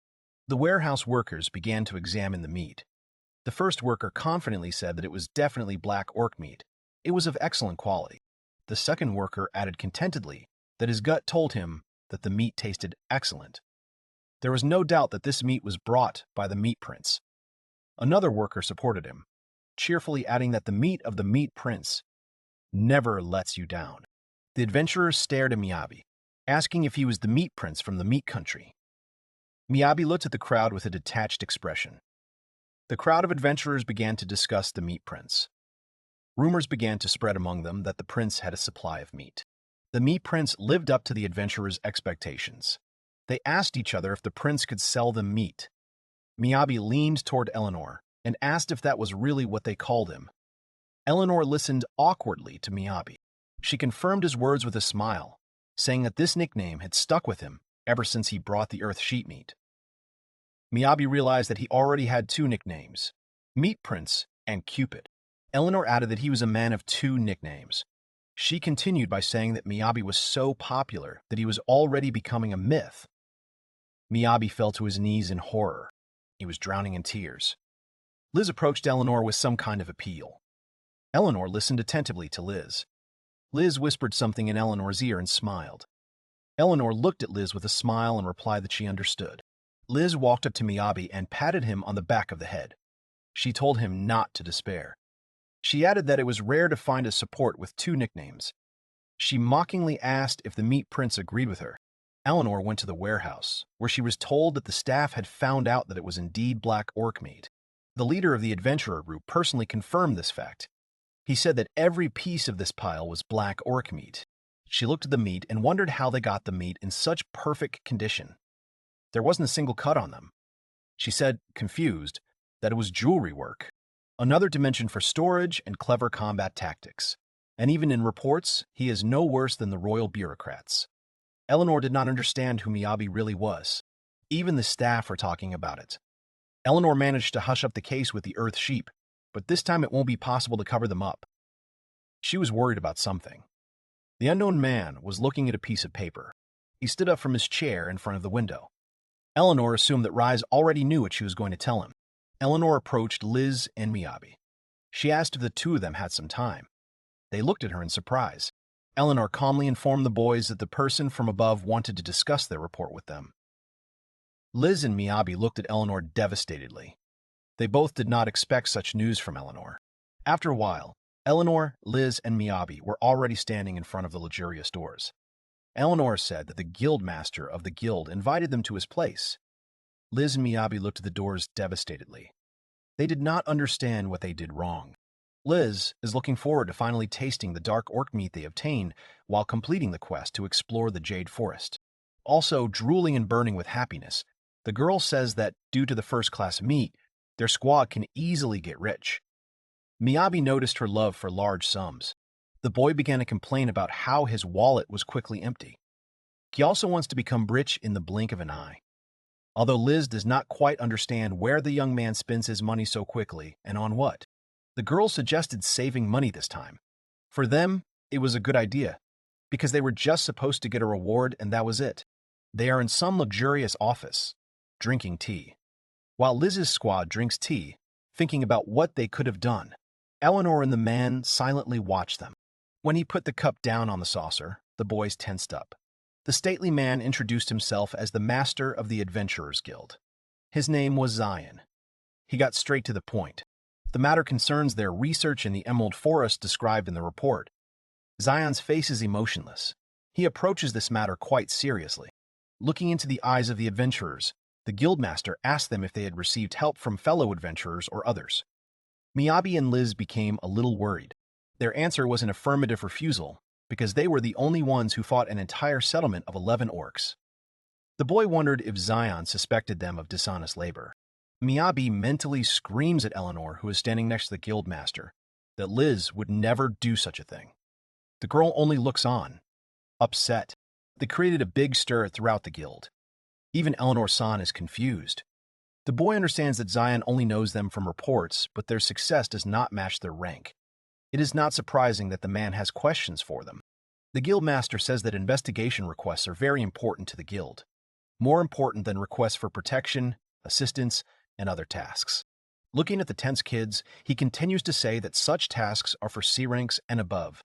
Miyabi and Liz understand that the master needs proof now. A stately man orders to tell the truth, and only the truth. The girl reaches into some bag, while her partner Craftsman panics, not knowing what evidence to provide. Liz takes out the items they gave to the guild. It was found in the orc settlement. She swears by the sword of the fallen warrior. The guildmaster, named Zion, picked up the girl's squad's find and silently examined all the details. On the handle were the prerequisites that would help to figure out the probable owner. After examining the weapon, the man turns to Eleanor saying that everything is fine. He releases the children. They can go. Everyone is shocked. Also, Zion tells the girl to check the details of the missing people. He wants to return the thing to the owners. Eleanor-san obeys, but she doubts her boss's actions, which the guildmaster himself noticed. He studied the report, the dossier, and the oral report of the subordinate. He has no objections to Liz because she is responsible and competent. Eleanor herself worries, saying that the guildmaster is usually cautious in this matter. To which Zion hands over a report indicating Liz's success rate in completing tasks is 98.2%. These are her stats. The guildmaster made sure the kids could see them too. They are shown the profile of the adventurer Liz. Miyabi and his friend are very surprised, watching Zion's reaction. The girl is highly appreciated by clients and representatives of the guild, from the very beginning to the present. The number of orders is 173, successfully completed, 173, then the share of successful orders is 98.2%. The freshness of the meat and other items is proven. Buying from other sources is unlikely. Besides, it is impossible to make a report at this level without looking into the forest. Zion says that it is more difficult to prove that they are cheating than to prove that there is no cheating on their part. Reading the report, Liz says she made her decision based on what she could verify. The guildmaster says that these pages describe everything in detail. On one of the pages, the girl saw a letter of thanks from her client. Zion believes that her achievements are fully deserved, but the man thinks that attacking the Black Orcs is a reckless decision for the girl. Liz says that if she were alone, she wouldn't even think about it. With a smile on her face, sincerely and honestly, she says that Miyabi Assistinton was with her. The guildmaster concluded that he was the vanguard. The kids were worried again, not knowing how to answer Zion correctly. Liz said that everyone does their job, but the girl is the core of the group. Then the man asked that Liz is responsible for the attack, but she has an assistant. The two-man squad turns away to discuss their response. Turning back, Liz says the boy has taken out 2 enemies, but he still claims he's just an assistant. Zion doesn't understand what's going on. Liz covered the boy's mouth with her hand, saying that Miyabi could not objectively evaluate himself and his abilities. The young man was fed up with such a statement. The girl asked to be allowed to say it directly. Miyabi is a walking warehouse for quest resources. The guildmaster listens to the girl's words. In addition to keeping food fresh, he digs large holes in a matter of minutes under the guise of a support and stores soil, stores a pile of wood. His warehouse is larger than the warehouse of the production guild. Even Anjamu can envy this. The guildmaster named Zion listened attentively to what the girl was saying. He needed exactly these details to get as interested in their squad as possible. The man realized that the boy's inventory could store other things. Liz said that he had heard her correctly, although she thought that he was not listening to her at all. Guildmaster Zion believed the rumors about the meat prince, and believed that it was a special storage facility for meat, as people said. Eleanor-san denied everything, and the man thought about his words. Miyabi then decided to say that his extended storage contains other materials besides meat. Zion finds this impossible. Realizing that there was no deception in their words, the man suggested that the young man take out all the materials they didn't need and take them to Eleanor's warehouse. Liz is grateful to the guildmaster for believing her. In response to her gratitude, she says that it is her merit, because she never gave any reason for doubt. Looking down, the man chuckled and the smile appeared on his face. The girl did not understand what he had noticed. The master asked about the staff she had taken. Zion, looking at the girl holding the staff in her hands, says that he misses him, her father. Liz didn't know that they knew each other. The man placed his hand on her shoulder, saying that like father, like daughter. He calls her a very serious girl. Standing in the doorway, in the same pose, the girl lowered her head in melancholy, and Zion noticed that she had grown a lot. Miyabi, looking around, tells Eleanor-san that this is quite a large warehouse. The woman said that it is not that big compared to the warehouse of the production guild. She turns to the boy, saying that the adventurer's main income is custom work. Everything Eleanor had collected here was just an additional image. The young man became curious and asked if she was an adventurer. The girl started working here when her team broke up, and 3 years have passed since then. Eleanor says this without looking at the young man. She says that she has been an adventurer for a long time, so she knows how difficult it is to obtain materials. The root of the tusk is easily damaged. The girl asks if the boy has a talent for this, but he denies everything, calling it sleight of hand, standing in front of the sorted materials. Miyabi, while Liz is not around, wants to talk to Eleanor about something. Awkwardly and shyly, the boy wanted to ask about the possibility of transferring his fee for the investigation to the sword owner's family. The girl reminds him that the fee for this work is quite high. Even if they split it, it will still be 100 gold each. The guy asks not to worry. He will get his share from the sale of the materials. Eleanor-san says that the boy shouldn't think like that. If he's going to donate his money every time someone dies, he'll go broke. He doesn't know what will happen in the future. But this time, he wants to do it.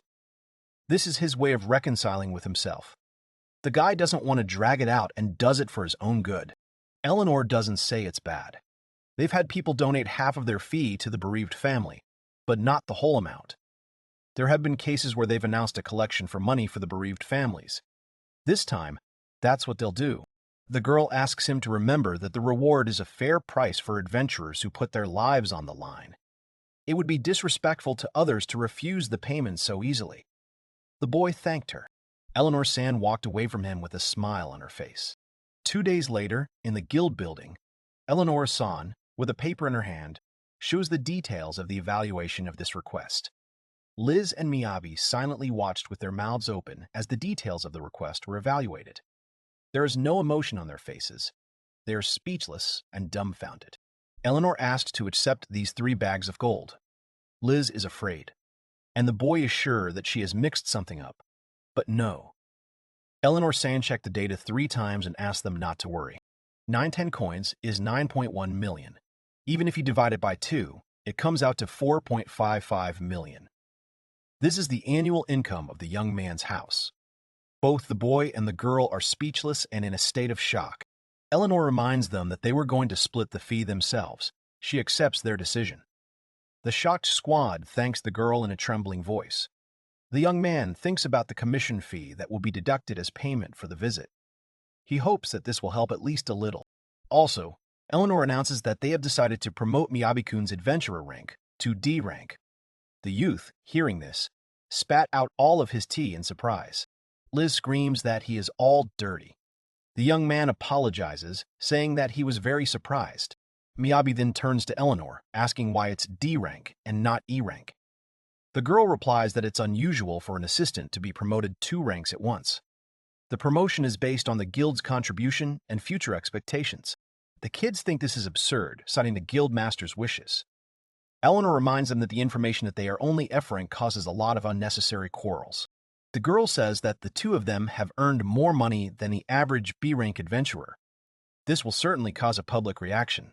The boy only just got the message. Miyabi-kun thanked Eleanor for the work she had done, to which she said that the guild would be better off if the boy remained her supporter. The young man thinks that the girl's lying to her, but he is still pleased. He bowed, saying that he would count on her. Eleanor remembered that she wanted confirmation of something from Liz. They were about to leave, but Eleanor-san reminded that, as always, she was donating half of her fee and she needed confirmation of anonymity. The girl jumped up to cover Eleanor-san's mouth. She said that Miyabi was here and they had just discussed it. The woman, still smiling, apologized, citing that she was so forgetful. Liz was seething with embarrassment. The boy, standing near the door, remembered Eleanor-san's words about people who donated half of their salary. While Liz screams for the woman to do everything as always, the boy seems to have guessed that her partner is the very person donating her payment. The girl screams that the whole scene that happened looked as horrible as possible. But none of that matters because she manages her own money. Liz is embarrassed that Miyabi found out everything. The boy laughs at the situation, saying that he said absolutely nothing about it. Eleanor-san smiles silently. They shake their fists at each other, saying that they did a great job on their first big assignment. The kids walk down a street filled with stalls. First they had to deal with black orcs. Then Gilmut called them. Miyabi-kun thought that since they had finished all the tasks, there was something they needed to do.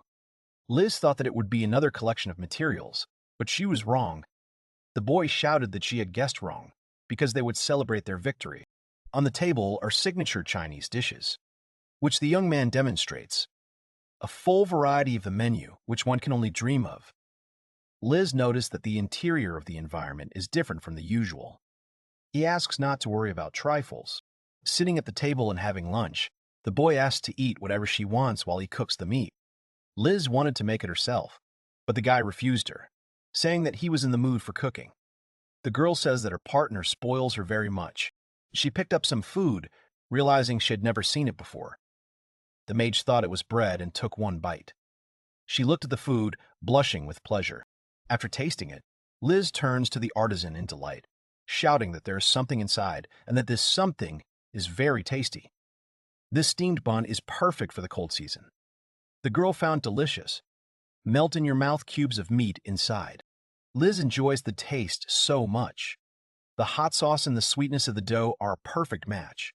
Soft and fluffy, not like a bun with milk. Meaty and sweet taste that melts in your mouth.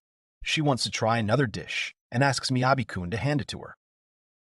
The young man, of course, does not mind and grabs the tray on which all the fruit is. Suddenly, what Liz wanted appeared. The girl did not even have time to understand what happened. She initially thought this table was very strange, but it turns out that it also rotates. The boy proudly says that this is Chinese cuisine at its best. Liz is happily spinning the table, saying that she has no idea what her partner is talking about, but she is only having fun. Miyabi-kun angrily asks him to stop spinning the table with the food on it.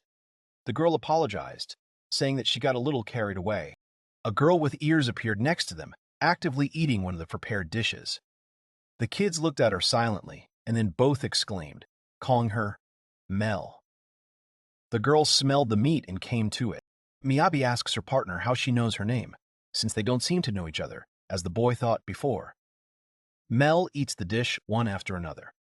Liz, shouting and calling Mel a B-rank adventurer, asks the boy how he knows her. The kids angrily grab the dishes, taking them away from Mel. Miyabi holds the girl with the ears by the scruff of the neck. She continues to chew something that she managed to grab. The partner found out that the boy met Mel completely by chance. The girl said that he was constantly getting lost, but the young man replied that lately everything has been different. Mel the adventurer approaches Miyabi, saying that the blacksmith Mr. Weiss was looking for him. Liz is shocked that they know him. The partner, nervous and sweating, turned to the boy, asking if he even knew who Mr. Weiss was.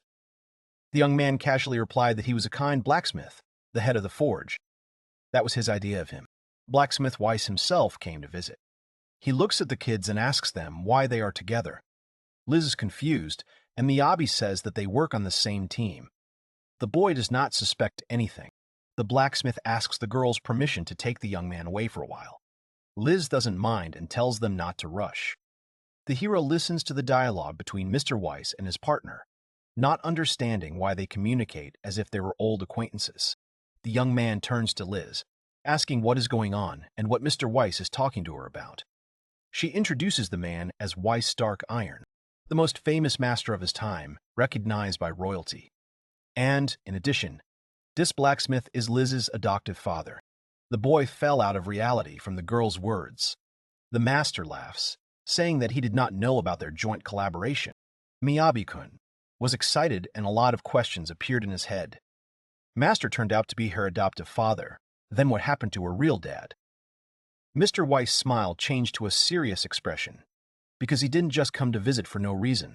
The blacksmith came to them because of the lords of Angerm. They commissioned him to undertake the reconstruction of the residence of Duke Berdini. The bearded man offers the boy to put his hand to it. Miyabi-kun gave a questioning consent without realizing it. He was too dumbfounded by the offer made by the blacksmith Weiss.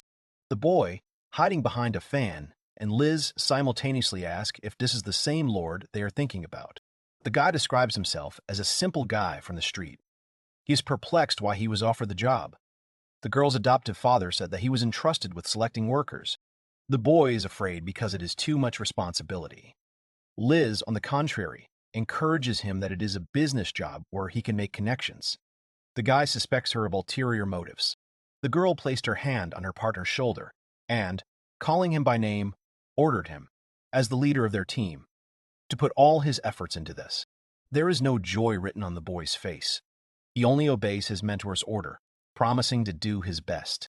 Enclosed by huge walls, the western district of Angelum, beyond the gentle rise, lies the district of aristocrats, whose houses are full of luxury and wealth. Such ranks do not deny themselves anything. A group of people is heading somewhere forward. Horse-drawn carriages are driving along the roads. In the center of the city is the palace of Duke Berdini, where the blacksmith Weiss and his team were awaited by the Duke's subordinates. This place is luxurious, its own fountain in the middle of the territory, as well as a majestic building the size of dozens of houses. Here they come. At the last meeting, Uncle Weiss asked to prepare for difficult work. The boy looks around the huge building in front of him. Walking behind the crowd, the boy noticed that everyone had brought a change of clothes, and perhaps he should have taken some too. Miyabi was called in at the very last minute, so he thinks they won't expect much from him. But it's a good chance to see professionals at work. Weiss's team passed by bushes with plants. For the young man, this is a new experience, because it is not every day that you can see the mansion of an aristocrat. He wants to start as soon as possible. As they walked step by step, something caught the boy's attention. Looking around, he noticed something unusual. These were plants that looked completely wilted. A man with glasses came up to him from behind. He looked completely different. The old man said that it was a shepherd's rose. The man happily reports that it is a type of flower that has many petals. Miyabi-kun is taken aback by the stranger's behavior. He does not understand who it is and why he is bothering him. The old man continues to talk about flowers, saying that their homeland is a country with a warm climate. In the north of Angelum, he completely disappeared. Blacksmith Weiss addresses the friendly old man, as if he were my lord, saying that he has come too early. And then it dawns on the boy that this cheerful little man, who suddenly appeared and talked about flowers, was that very man. This man is Duke Trinsradini. He says it is not very polite to sit in the room when an old friend comes to see him. On the eve of her departure, Liz realized that Miyabi-kun knew absolutely nothing about this place. She did not want the boy to embarrass himself in front of the master, so she took it upon herself to teach him. She asked him if he had at least heard of the Lord of Angelum. The guy replied that he had, but he wasn't sure if they were thinking of the same person. Marquis Berdini is one of the 5 great marquises of the Kingdom of Forsha, a great noble family that rules the northern territory of Angelum. The current Marquis, Trinsradini, is known for being one of the most influential and successful of all the successive heads of the family. He also graduated from the Royal School of Magic with the highest rank of noble. In Angelum, the 3 main guilds are allowed to conduct business freely, but they may impose restrictions to enhance the prestige of the nobility. It is said that these are allowed in Angelum to encourage free trade between lords. As long as you have a title, you can take any commission, and those who have money can buy whatever they want. That's why Liz became an adventurer in the city. The Lord cares for his people, but rumors are that he is a bit strange. A crowd of people under the guidance of the blacksmith Weiss stands in the palace of Trinsradini. Because of the silent atmosphere, the boy begins to get nervous. He feels uneasy in such an environment. Liz told him that they are a bit strange, but Miyabi-kun thinks that he is quite friendly. In any case, the boy is surprised that all these people are his students. The man apologized to everyone for keeping them waiting. With their permission, he introduced himself as Trens Verdini. Approaching the blacksmith, he addresses him as a master, saying that it is a great honor for him to work with him. In turn, Weiss, kneeling, promises to provide everything in the best possible way. Duke Verdini looked away with a slight smile on his face. The boy thought Trends looked at him. Passing by, in a row of standing, Weiss's students, the Lord says that the palace may look magnificent from the outside. The boy realized that the dupe did not even pay attention to him. Trends Verdini continues to talk about the building. It has been about 200 years since it was restored. It is more dilapidated than it appears. The Duke would like the building's exterior to remain the same, but the interior to be furnished to suit the new era. The old era must be overcome, and the building must move on. Trends Verdini asks to have faith in their master blacksmith Weiss, but not to stop thinking for themselves while working on the restoration. The Duke, with a confident look and a slight grin, says that everyone should strive for innovation and wants this house to be something that future generations can be proud of. The boy thinks he is a good man, since he thought about the conveniences of the craftsman. The Lord's subordinate said that during the construction period, they would live in a small room, where she took them. A thoughtful boy, who was trying not to attract any attention, was hit on the back of the head with a hammer. Someone called out to him. It was the guy who was squatting in front of him with the very tool he had hit him on the back of the head with. He called Miyabi-kun the stranger who had joined them. His not very friendly face suddenly changed to rage, and his not very polite speech to a shout. He orders to listen to him. The guy does not know what the boy has thought up, but he will be his successor. A young man with bulging veins on his face and capillaries in his eyes shouts right into the boy's face that he is Sid, the Iron Heart. This guy orders him to remember this. The dumbfounded boy, almost turning gray, moved away from the crazy guy and gave a positive answer. A guy came up from behind, saying that the creepy guy gave himself a name. Using a chokehold on the aggressive guy, he introduces himself as Sid's brother Hank.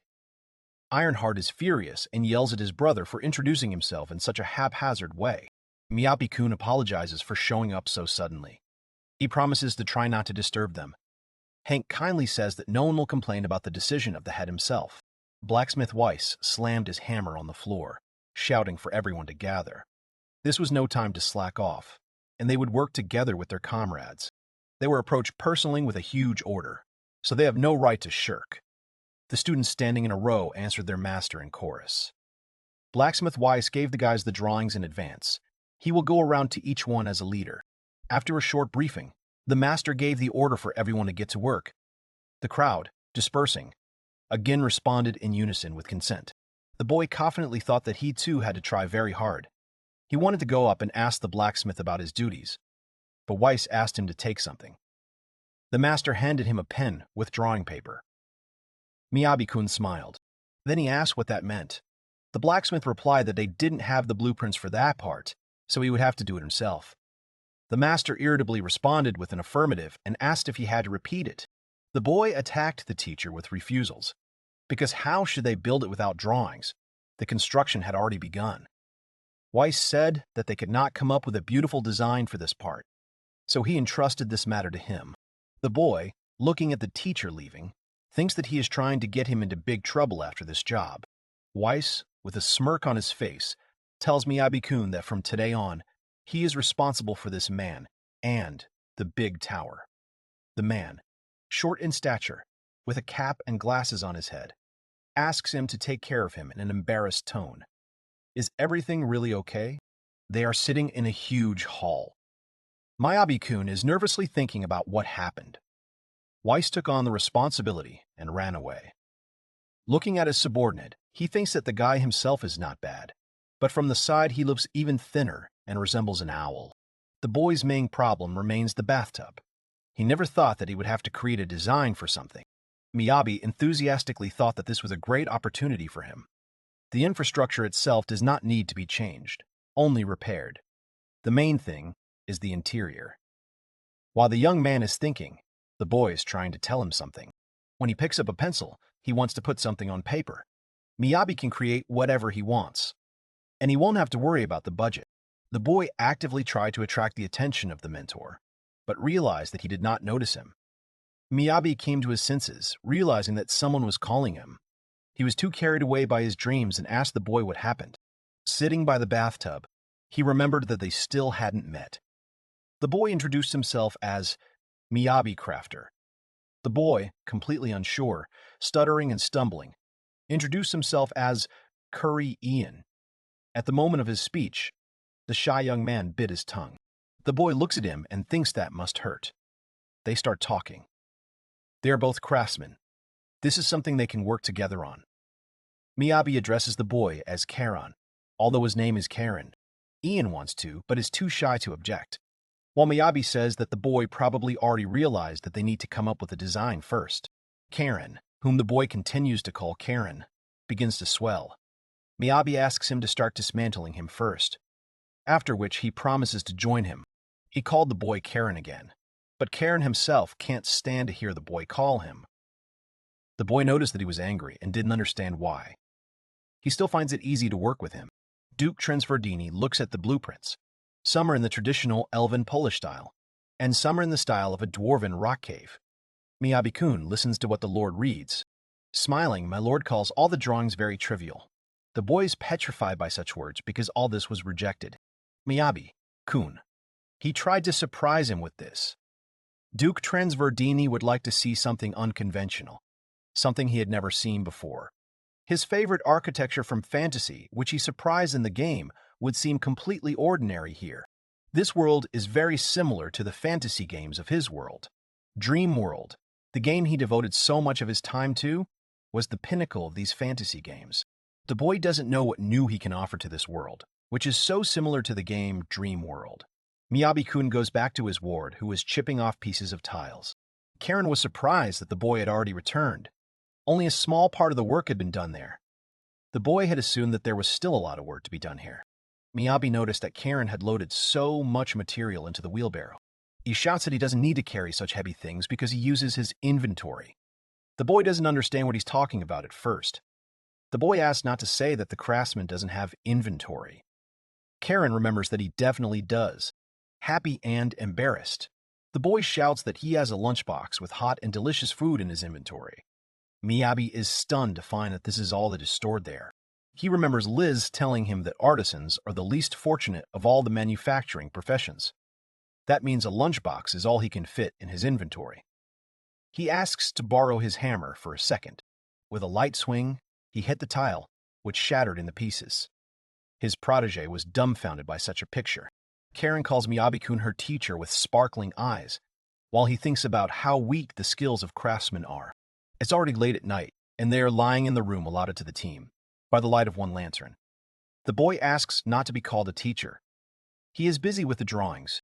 Karen lovingly talks about how he has already become his teacher. The way he destroyed the floor with just one punch will forever remain in his memory. Miyabi thought about how his stuttering has disappeared somewhere. Then the boy began to ask his teacher where he learned this special movement. He began to envy him. Karen continued to question the teacher about where he learned it. He is amazed at what talent can lead to. Miyabi torments, begging the ward to go to bed. The boy does not call his abilities talent, assuring, as he continues to call him, Corona, that he can do just as well. Turning off the flashlight, Miyabi claims that the boy hasn't even tried to do this, which means that anything is possible.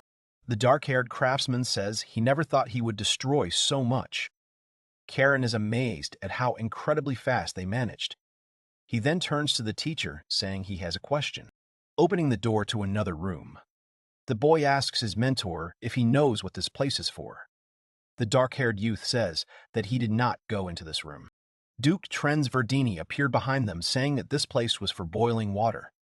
The boys fell out of reality from the unexpected appearance of the Lord.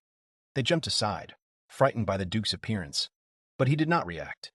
Smiling, Trends explained that they boiled water here and carried it to the bath next door. The young man clarified that there was no running water in the room. The Duke informed him that it was brought here from a well in the yard. Miyabi-kun noted that this was rather inconvenient. Usually Trans would assign this to a man who had fire magic. He would carry water and boil it with fire magic. But he got too old and quit. The work is simple, but finding a new worker is quite difficult. The Duke laughs. It's problematic. The Duke asked him if he had any unusual ideas about it. The young man took the work very seriously and said that he already had a design that he would like to show to my lord. But he needed to add something. This interested Trens Verdini. He sat down on the floor in the same room, saying that he would wait here. Miyabi, stunned by this action, said that he would bring the Duke a chair. The boy provided all the drawings he had drawn during the night and asked Trens for his opinion on it. This design is a tribute to one of the architects of the game Dream World. According to Miyabi, it would be perfect for this world.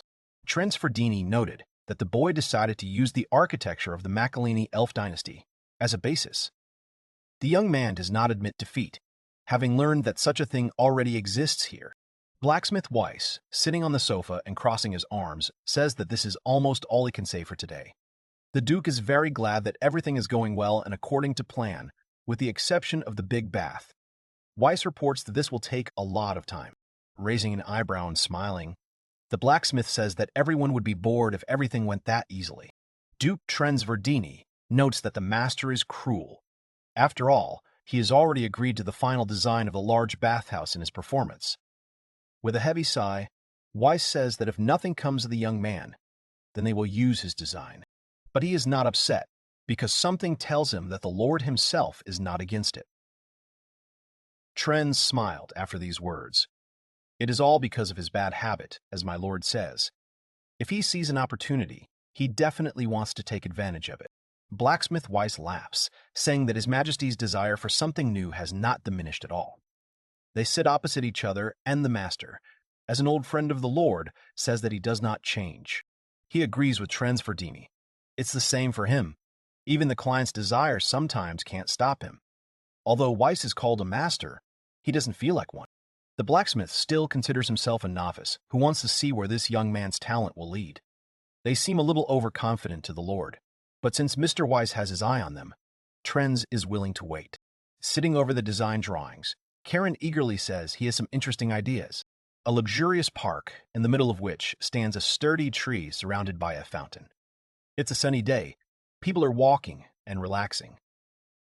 As always, calm. Eleonora-san is absorbed in a book, but a girl approaches her, calling her name. It turned out to be Liz in a cute outfit, apologizing for keeping the woman waiting for her arrival. Eleanor reassures her that it's okay because she just came by a few minutes ago. The woman compliments the girl, saying that the cute outfit suits her very well. Liz spent a lot of money on it. The girl, smiling shyly, says that they haven't seen each other for a long time, so she decided to wear something other than the adventurer's clothes. Liz doesn't usually buy things like this, but since Miyabi is with her now, she thought it would be okay. She thinks that using someone else's inventory for her wardrobe isn't very good, but since her partner doesn't mind, it's okay. Eleanor-san noticed, since we were talking about Miyabi, that the boy hadn't appeared in the Adventurers Guild for a long time. Liz, with a smile on her face, says that the young man was going to take part in the renovation of the Duke's mansion. She thinks it's a great event. After these words, the luxurious Eleanor was stunned, at first, not finding words for it. Watching the overview of the Duke's palace, after some silence, she gives a positive answer. Miyabi-kun was exhausted.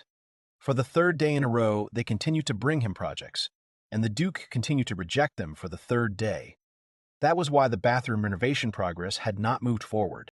While in the library at the Duke's residence, the only thing the boy realized the entire time was that almost all of the fantasy architecture from the game already existed here. There was an impressive collection of books. Their team had nothing much to do, so Karen, as the boy continued to call him, was taken by another team. Miyabi remembered the words about the Duke wanting to see something he had never seen before. The young man gets mad, calling the task very vague. He needs to be more specific. The boy presented Trens Verdini with a very abstract, large bathhouse, in which there were strange creatures. The Duke noted that the young man was carried away in the wrong direction, with which Miyabi himself agreed. The young man is reminded of the old days in real life when he did everything according to the client's wishes. But he rejected her, saying that it was not what he wanted. They are sitting in a bar after work, snacking on alcoholic drinks.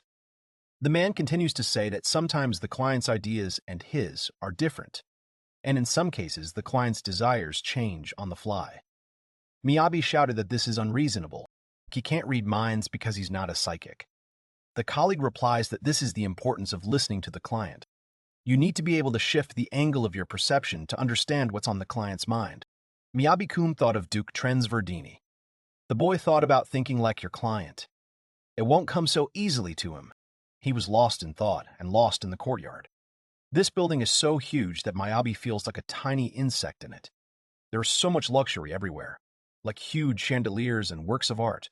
It makes his head spin. He saw something. It was an exit to the outside, to the garden of the Lord's palace. Thinking that if he looked around, he would be able to understand him, Miyabi began to go down the stairs. A girl addressed him as a respected person. She, holding a small bouquet of flowers in her hands, tells him that there are no areas designated for repairs where he is headed. The boy was happy to see the maid, saying that he was a little lost. The girl didn't answer, but just looked at him with a piercing gaze. It was as if there was emptiness between them. She apologizes and says that it is forbidden to go beyond the area being repaired. The maid clarified the direction of the young man. He said that he wanted to go to the bathroom. He is upset that she appeared. The girl, having put the flowers in a vase, says that the bathroom is in the neighboring building. Having upset the guy even more, she says that she will take him to the right room. Hoping that the maid would leave him alone, Miyabi asked her to simply tell him where to go, thinking that the girl was very busy. The girl was adamant, and with a stony face repeated the same thing. She would take him to the bathroom. They headed to the place the boy needed. The boy decided to fill the void with conversation, introducing himself and saying that he was a member of a construction crew. The maid unwaveringly replied that she was eagerly awaiting the results. Remembering the luxurious garden, he begins to praise it, calling it beautiful. He also noticed that there were many roses there and, hoping for a dialogue, asked about the blooming of roses, that they bloom at this time of year. The maid only gave a positive answer, gradually moving away, but also following her. The guy feels uneasy. He looks around the premises and is surprised, although awkward. The girl does not react to the guy's words, after which the young man began to walk even further away from her, but already in deathly silence, since there was nothing to talk about. The girl was not in the mood for empty chatter. Miyabi feels very awkward. He feels like he is staying with a friend of a friend who is not his own. His situation is reminiscent of a situation from his past life, when he and a stranger were sitting in a cafe together, and their mutual friend was late. Passing by the garden, the guy can no longer stand this silence and wants the maid to see him out already. Suddenly, he noticed someone familiar in the garden. The silhouette had ears. Someone is playing with toys. The kitten says that the bear smells very tasty, but he says that the kitten has been deceiving her from the very beginning. No one will come to his aid. The boy, having observed what was happening, saw Mel sitting on the ground. He was very happy to see her, although he was surprised that she was in the Lord's palace. The girl sitting next to her was squeezing all the water out of the toy. Mel went towards Miyabi, saying that it was him everywhere. The young man noted that these were his words. The second girl turned to Mrs. Mel, asking who this gentleman who came was. The girl with the ears introduced Miyabi as an F-rank adventurer who was great at getting lost. The boy corrected her, proudly saying that his rank had recently changed from F to D. Mel was dumbfounded. The girl who played with Mel in a luxurious dress made of expensive fabric, her voice soft and her manners graceful. She introduced herself. Her name is Chiffon Verdini. Then it dawned on Miyabi how he hadn't thought of it himself. Father and daughter are very similar. The young man is amazed at who Mel has found to play with. The boy asked what they were doing and what happened to the unfortunate bear cub from whom they were squeezing the water. Chiffon says that it was nothing special. They were just playing with dolls with Mel. They got so carried away that they accidentally dropped Mr. Mishka in the mud. After that, the girls washed him and played with him. The young man is a little shocked by this. The maid is angry that the mistress did not call her to do the laundry. Chiffon, calling the girl Alicia, asks her not to make such a face. Alicia would like to do the laundry herself. Mel asked Miyabi about his purpose in being there, thinking that he was lost again. The boy nervously replied that getting lost in the Lord's estate is a recipe for trouble. Although he had managed to wander around a bit, he didn't hide it and said that Mr. Weiss had actually asked him to help with the reconstruction here, although not exactly help. Miyabi, pretending to be poor, says that this probably can't be called just help. The blacksmith commissioned the plans for an entire bathhouse, but he hasn't succeeded yet. Mal tries to calm him down, and Chiffon has realized something for herself. She wanted to ask something of the dark-haired boy playing with Mal, but changed her mind and simply smiled. They are sitting by the fountain in the courtyard. She is surprised because the guy is so young and already responsible for the whole bathhouse. The girl thinks that it is hard to please her father. The guy agrees with her words. The Lord's Palace's luxurious facade stretches out against their backdrop.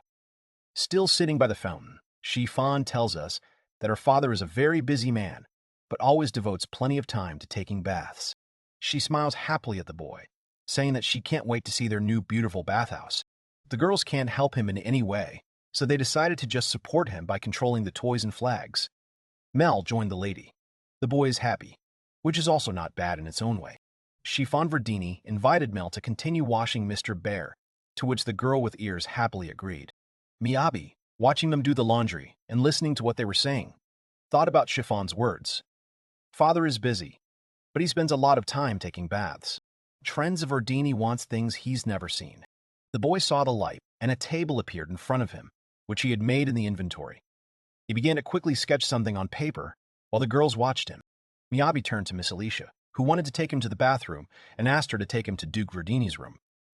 The boy was so happy that the maid was surprised by his speed and haste.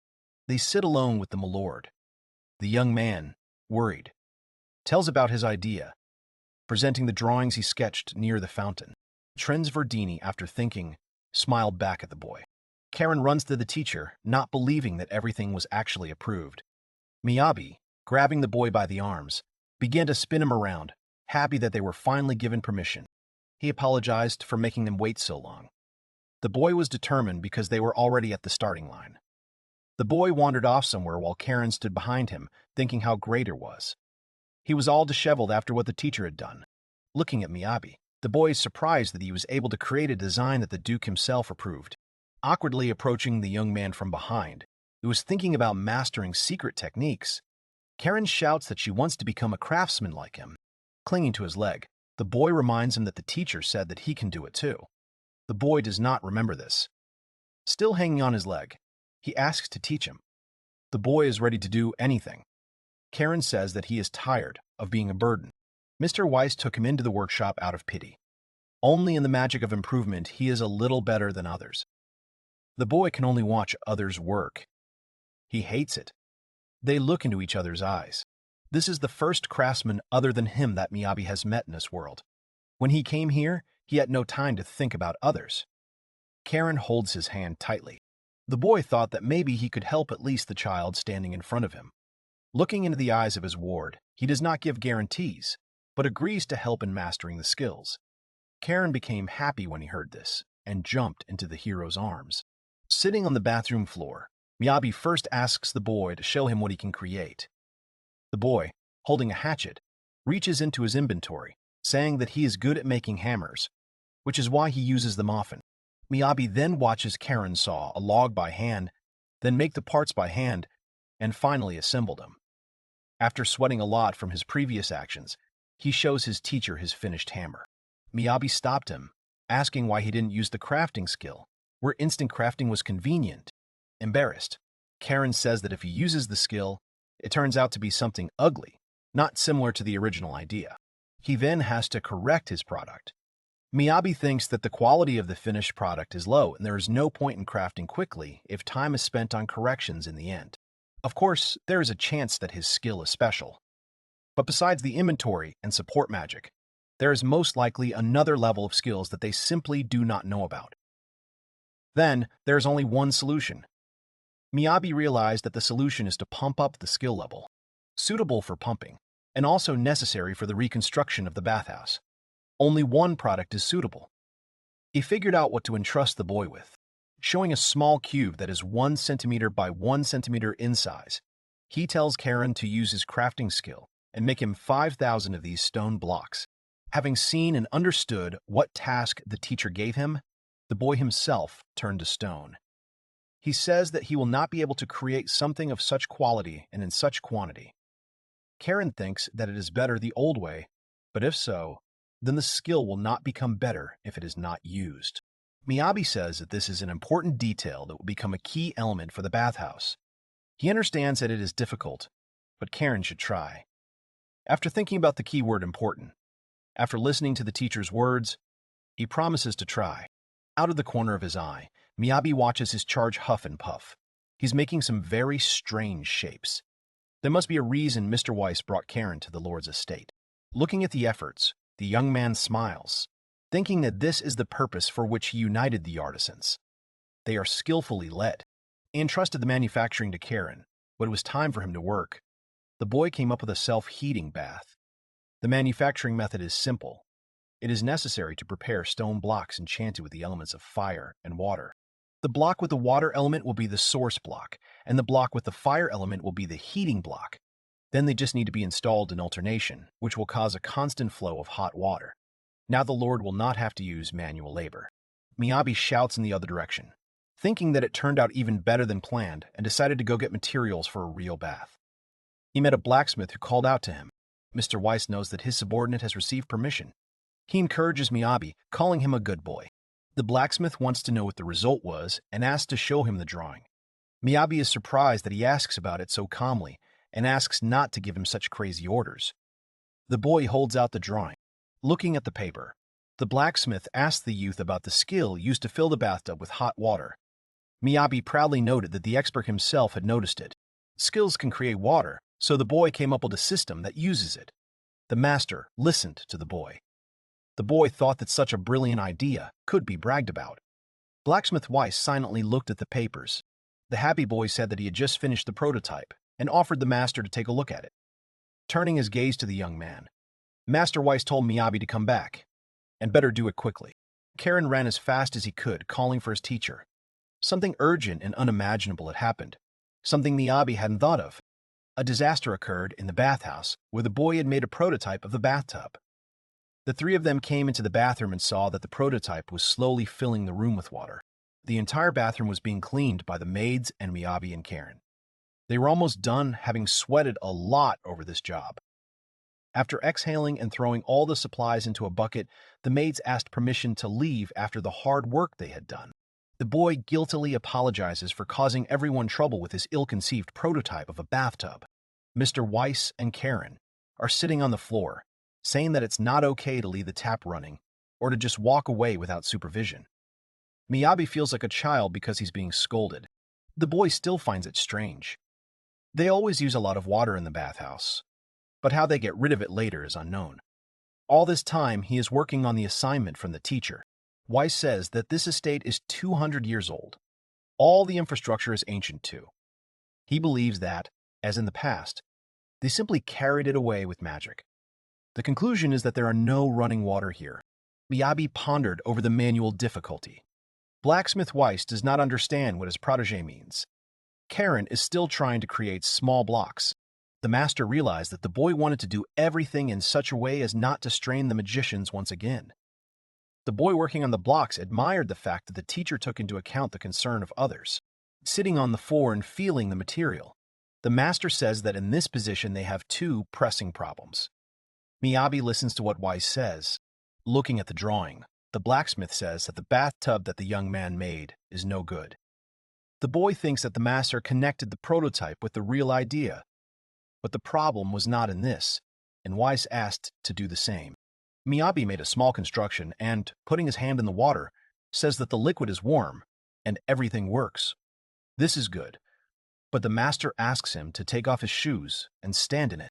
The boy obeys and does what Weiss said. He didn't have time to fully step into the water. Only after touching it, he jumped away from the liquid. Karen worries about her teacher. The blacksmith says that the power of the spell can be adjusted by changing the amount of mana put in. He thinks that the idea of heating water in this way is excellent in itself, but the idea of putting hot blocks on the surface is not. While Karen cools the teacher's burnt leg, Miyabi understands, but, crying, does not think it is reasonable that it should be demonstrated on his example. He asks the teacher about the second problem. The master points to a stone. The foundation of the Duke's estate is much thicker than usual. There are 3 layers of such stones. To lay the water supply, they will have to break through them. If we are realistic, They will not make it in time. Pretending to be a cool specialist, Miyabi makes a cute face, but it doesn't work out very well. Karen, praising him, says that for the teacher's techniques, this is not a problem. Weiss doesn't yet suspect what the boy means. In a blink of an eye, the master's calm face was replaced by shock. The boy dug a huge hole in a couple of seconds, removed 3 whole stone blocks. Digging deeper and deeper, Miyabi asks Mr. Weiss for permission to dig all the way to the river. He only asks the boy, dumbfounded, who he is. Karen glows at the sight of her teacher's abilities. Sitting on the floor, quite dirty, Miyabi hugs the shovel and says that while he was digging the path, an idea came to him. Blacksmith Weiss sits on the floor and sees that the boy has returned as if nothing had happened. He has one reaction to everything, as the young man under his charge noted. He rubs his nose and says that it seems to him that the blacksmith was not surprised, which means that everything turned out badly. The master asks not to anger him with nonsense and asks what sensible thing came to mind. The guy explains his idea. They can't lower the temperature of the blocks to keep the water hot, so why not heat it somewhere else? He shows the foreman a rough plan and its implementation, outlining it in pencil. Weiss realized that as long as the bath is not used, the water will flow into the river. Miyabi understands that this will happen, but he still feels sorry for wasting it like that. The master laughs, saying that for them commoners, this is a luxury. The boy thought about luxury. He had lived near hot springs for a long time, so he almost forgot that the first hotel had only a basin of hot water. Miyabi thought about dumping hot water into the river, as it could harm the fish, which would affect the ecosystem. Karen listened to him attentively. The boy suggested that if it can't be hot, it can be cooled, for example, by blowing, which the student does. The boy thought about cooling. Sitting on the floor, the 3 of them began to carefully think through the plan and its implementation. Late evening, the Adventurers Guild building. Someone knocked on Master Zion's office. The man allowed entry. It's the lovely Eleanor who comes in and apologizes for disturbing them at such a late hour. Zion says it's no big deal. He noticed that the girl had dressed up.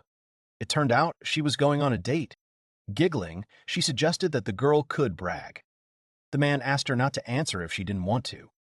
He found her difficult. He asked why she was bothering him on his day off. The giggles turned serious. Eleanor heard something curious and decided to report it just in case. Locking the cabinet, Zion asks his subordinate if this news is a problem. Eleanor thinks it is. The girl says that an adventurer took on an order under the jurisdiction of the Production Guild without permission. This is what the sources of this information claim. Standing in front of the window, the calm on Zion's face changed to tension. 2 people from Weiss's construction team ask the young man what he and Karen do every day until late at night. Miyabi makes a test relief for the next day's work, and the boy is still doing the given instructions to make 5,000 small parts. Then the 2 comrades say the obvious. Do it the very next day, because not sleeping at night is bad for your health. The boy laughed, but said that he would finish soon. The test relief he makes depicts roses. Miyabi can't get the flower petals right. 2 of the team members say it's fine as is. Other guys from the team, interested in the young man's occupation, came to this chatter. They want to help a little, to speed up the process of making the relief. Sid watches what is happening. He wanted to take a look at what the stranger was doing, but the thud was blocking his view. So he stood up to take a look inside the circle of people.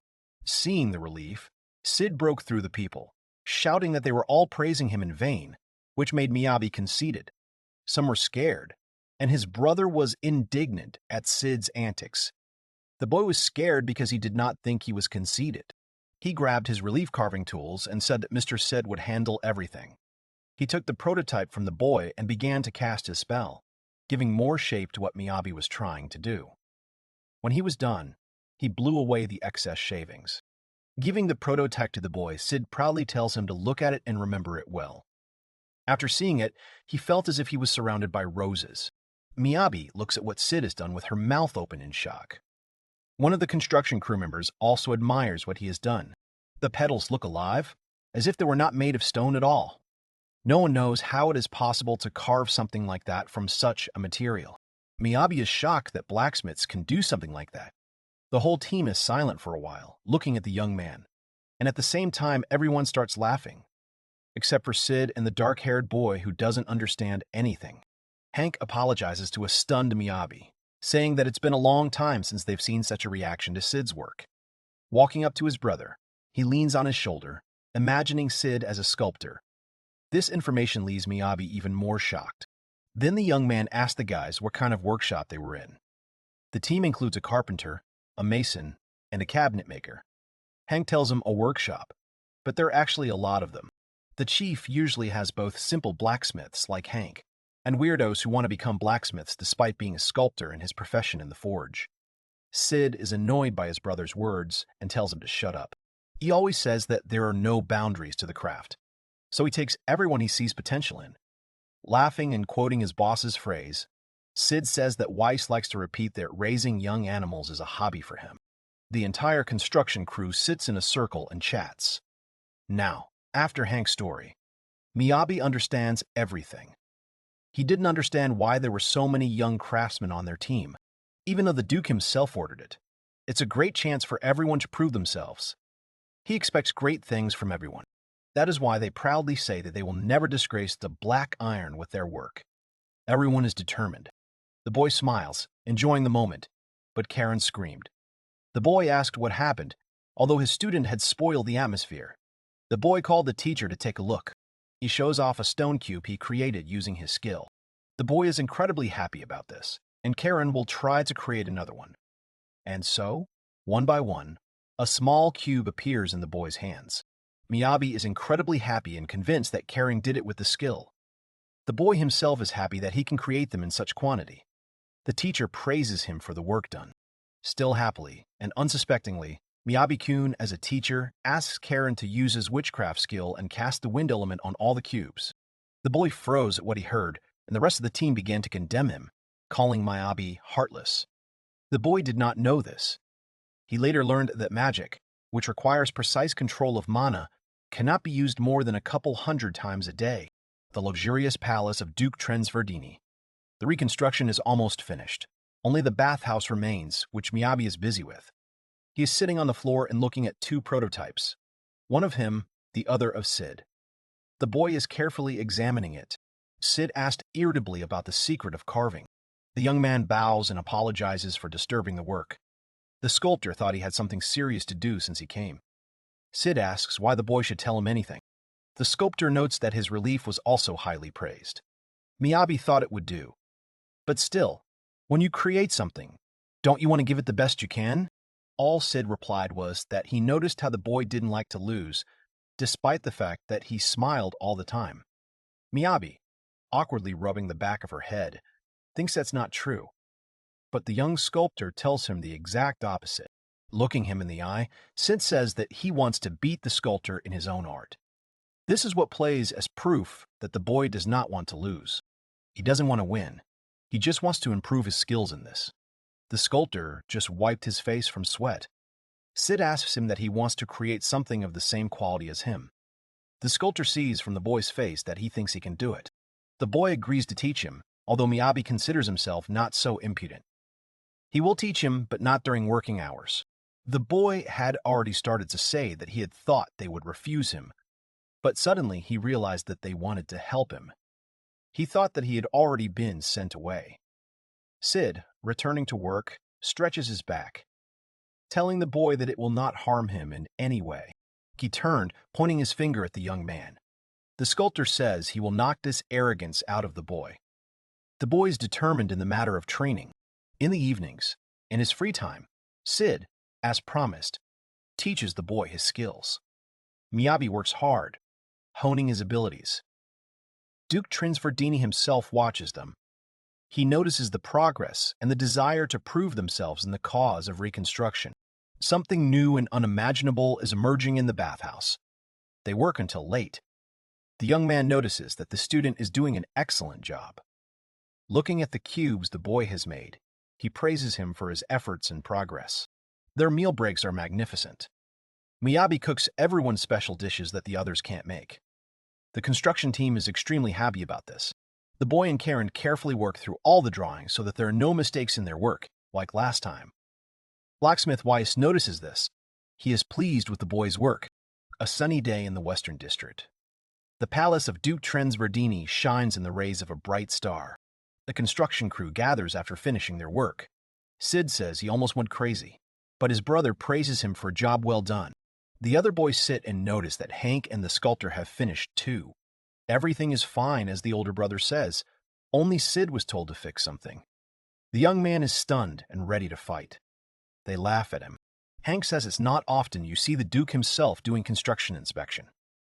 Construction inspection is checking the finished work against the approved plans. Wealthy people usually delegate this to their secretaries. Sid says there's only one job left, and that's Miyabi and Karen's job. They hope for the best. Duke Trensverdini, accompanied by the blacksmith Weiss, walks down a corridor that is flooded with bright sunlight. The Lord asks if everything is ready, to which Miyabi answers with a firm yes. Karen is shaking with excitement. Everyone is in the locker room, which is being carefully inspected by Lord Trens and Master Weiss. Karen tugs at her teacher. He tells him that his heart is about to jump out of his chest because he is so worried. Miyabi asks him to be patient with him a little longer, but the young man himself admits to the student that he is also worried. He remembers his past life and mentally tells himself that he has never gotten used to criticism of his work. The Duke says there's no problem with the changing room, and thanks to the magic, it's warm and cozy. Miyabi says that stone buildings are usually cold inside, but that's not the case here. The young man is always nervous when it comes to business, although he is confident in his side. But it would be rude of him not to live up to the expectations placed on him with his head held high. Miyabi invited him to go to the bathhouse, a luxurious glass dome instead of a simple ceiling. The room overlooks the beautiful sky and trees. The Lord's residence, the bathhouse in it, is illuminated by the sun's rays. Everywhere there is harmony of flowers and plants. Duke Trens himself, Verdini's mouth, dropped open in surprise. He had not expected such stunning beauty. The young man standing behind him was confident in the work he had done. Before the Lord begins his inspection, the boy, with Trensverdini's permission, wants to tell him something. Relaxation room for a new generation. The bathhouse is made with an emphasis on relaxation. By adding the warmth of trees to the architecture and sculptures, they created a space for relaxation. Behind the glass, you can see the greenhouse garden. Karen says the air bubbles coming out of the little stone blocks feel like a pleasant massage in the jacuzzi. There are only about 5,000 cubes, but the boy thought he was going to die. The bathtub is surrounded on 4 sides by statues of goddesses. The conservative stone sculptures have been completely transformed. The young man recalls how the room looked before the reconstruction. After the work done, the guys prepared 4 types of hot springs and a greenhouse garden, which can be admired even in winter. There are imitation open-air baths, a medicinal bath, a bath in the form of rice fields, and a jacuzzi. The Lord laughs, saying that there were problems with the springs, but they managed everything. Miyabi apologizes for the previous incident when the water overflowed, and they had to completely change the plans. The puzzled Milord says that it is something that will be difficult to test under the current conditions. He wonders if the boys have thought of it. Miyabi, with a smile on her face, asks the Duke not to worry and invites him to see it for himself. Raising his head, the boy gives a sign to the guys sitting on the glass dome, whom he asked for help. When the inspection of their work is over, help will be needed for Miyabi. Only it will be physical labor. Smiling, the young man in the kerchief asks not to worry about anything and leave everything to them. He reminds that they are one team. They all took the large black cloth at once, and almost bursting from the weight, pulled the fabric over the entire dome. Watching the darkness that had fallen, the Duke thought that nothing unexpected could happen during the inspection, because he saw it all on the drawing: the Lord's residence, the bathhouse, night lighting. Everything around seems to shine. The Milord himself is touched by this natural peace. Miyabi says that the statues that were previously in the bathhouse, with Trens's permission, Verdini, were dismantled. The young man considered these statues beautiful, but he thought that some memory of them should be left. Trensverdini sees no useless decorations. The focus is entirely on the relaxation functions. A new design idea based on nature. At the same time, there is a tribute to the previous architect. With complete pleasure on his face, Duke Trensverdini believes that this is exactly the new style he was looking for. In the light of the bathhouse's night lighting, the Lord turns to his ward and thanks him for the work he has done. Miyabi didn't take the order seriously at first. The boy remembers thinking that he just wanted to watch the professionals work. He didn't think that they were counting on his talents. However, he first met another craftsman, Karen, who was not very honest with himself, and other people who were always willing to lend a helping hand in difficult times. The entire construction team was friendly, even Sid. Of course, the work was not without mistakes, but Miyabi had fun. He is happy with the work done and tells the Duke that he is glad that he was able to meet his expectations. Then Trens Verdini says that it is time for the work inspection. The boy is overjoyed because before that everything was just an excursion from Miyabi. Master Weiss takes out the papers, noting that the Lord is right. He wanted to check the drawings, but says that it is not necessary.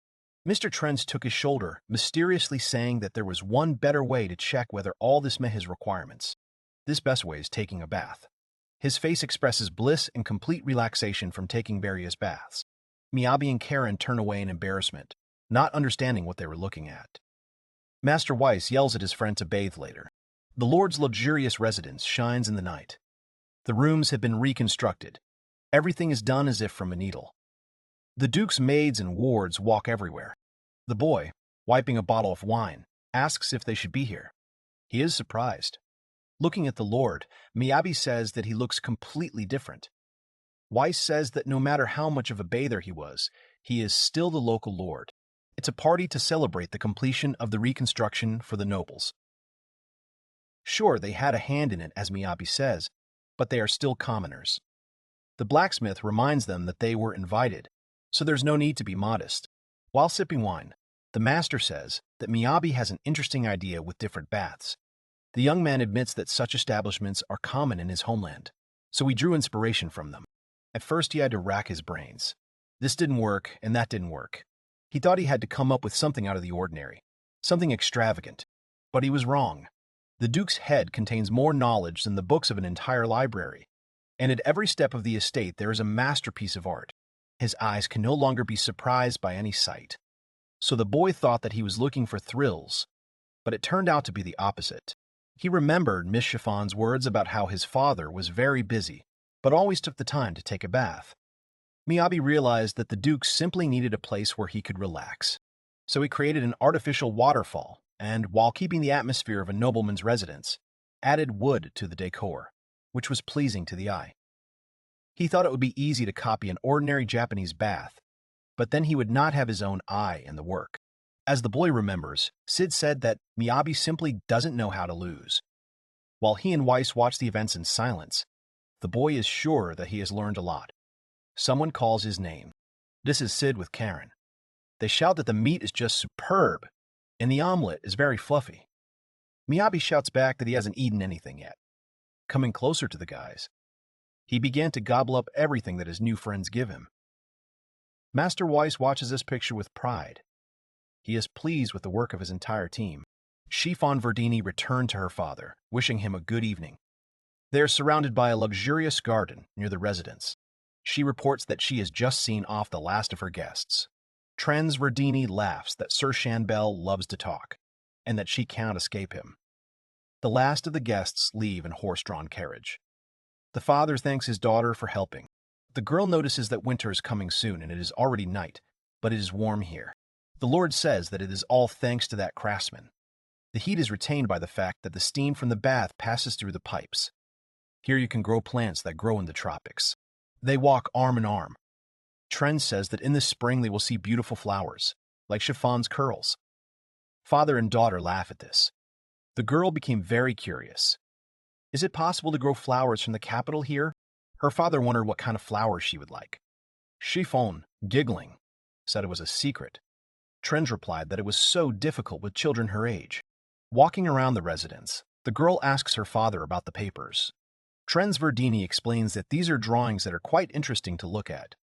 Carefully examining all the sketches, the girl points to a line that stretches to the city, the sunny city, which is visible from the residence. The rays of a bright star cover the entire city, enclosed by great walls. Liz grabbed Miyabi's hand tightly, urging him to walk faster. He says he's perfectly capable of walking on his own, but she says he's a bit slow today. He is annoyed. What else could she expect from him when he only got home yesterday? Liz says frustratedly that at this rate they will be late. The boy heard the keyword late and thought about it. The girl says that they are almost there. Looking ahead, she notices that there are already a lot of people. Something new is open in the city center, where she wanted to get to earlier. A special foot bath has appeared. Announcements about its opening today are hanging around the city. People are splashing in the water. Miyabi was talking to Trends Verdini about the foot bath. Because of the nature of magic, the hot water cannot be stopped, so they will drain it into the river, lowering the temperature with a long pipe, using the excess heat for the greenhouse. With a smile on his face, the boy remembered that the opening of this bath is today. Liz tells him that she has been waiting for this. Having fun, they enjoy the warm water in the bathtub, putting their feet in it. The girl remembered that Miss Eleanor had asked her to tell him that Miyabi should come to her when he returned home. Putting on his shoes and getting out of the bath, the boy asked what the occasion was, but the girl didn't know. She was told the exact date and time. The young man now understood why she was in such a hurry to get here. The pleasure has been replaced by a burden due to the oppressive atmosphere. Relaxation has been replaced by complete tension. There is no life on their faces. Eleanor-san, as calm as ever, smiles at everyone, and Guildmaster Zion exhales resignedly. The subordinate left, and the master said that the young man had worked without permission from the Adventurers Guild and the Production Guild. After hearing this, the boys humbly ask for forgiveness from Guildmaster Zion. They didn't know about it. The boy says that he never thought it would turn out like this. Liz didn't think it through either, and gave permission herself. She apologizes. Zion denies their words, saying that in a sense, they are victims here. If they are more careful in the future, there will be no consequences. They found out that Mr. Weiss was the source of the problems. The master says that this man is a bit famous for his own way of doing things. The blacksmith says that dealing with papers is Zion's job. If there are any questions for Mr. Weiss, let the master ask himself first. Zion asks them not to forget what he told them, but he called them for a completely different reason.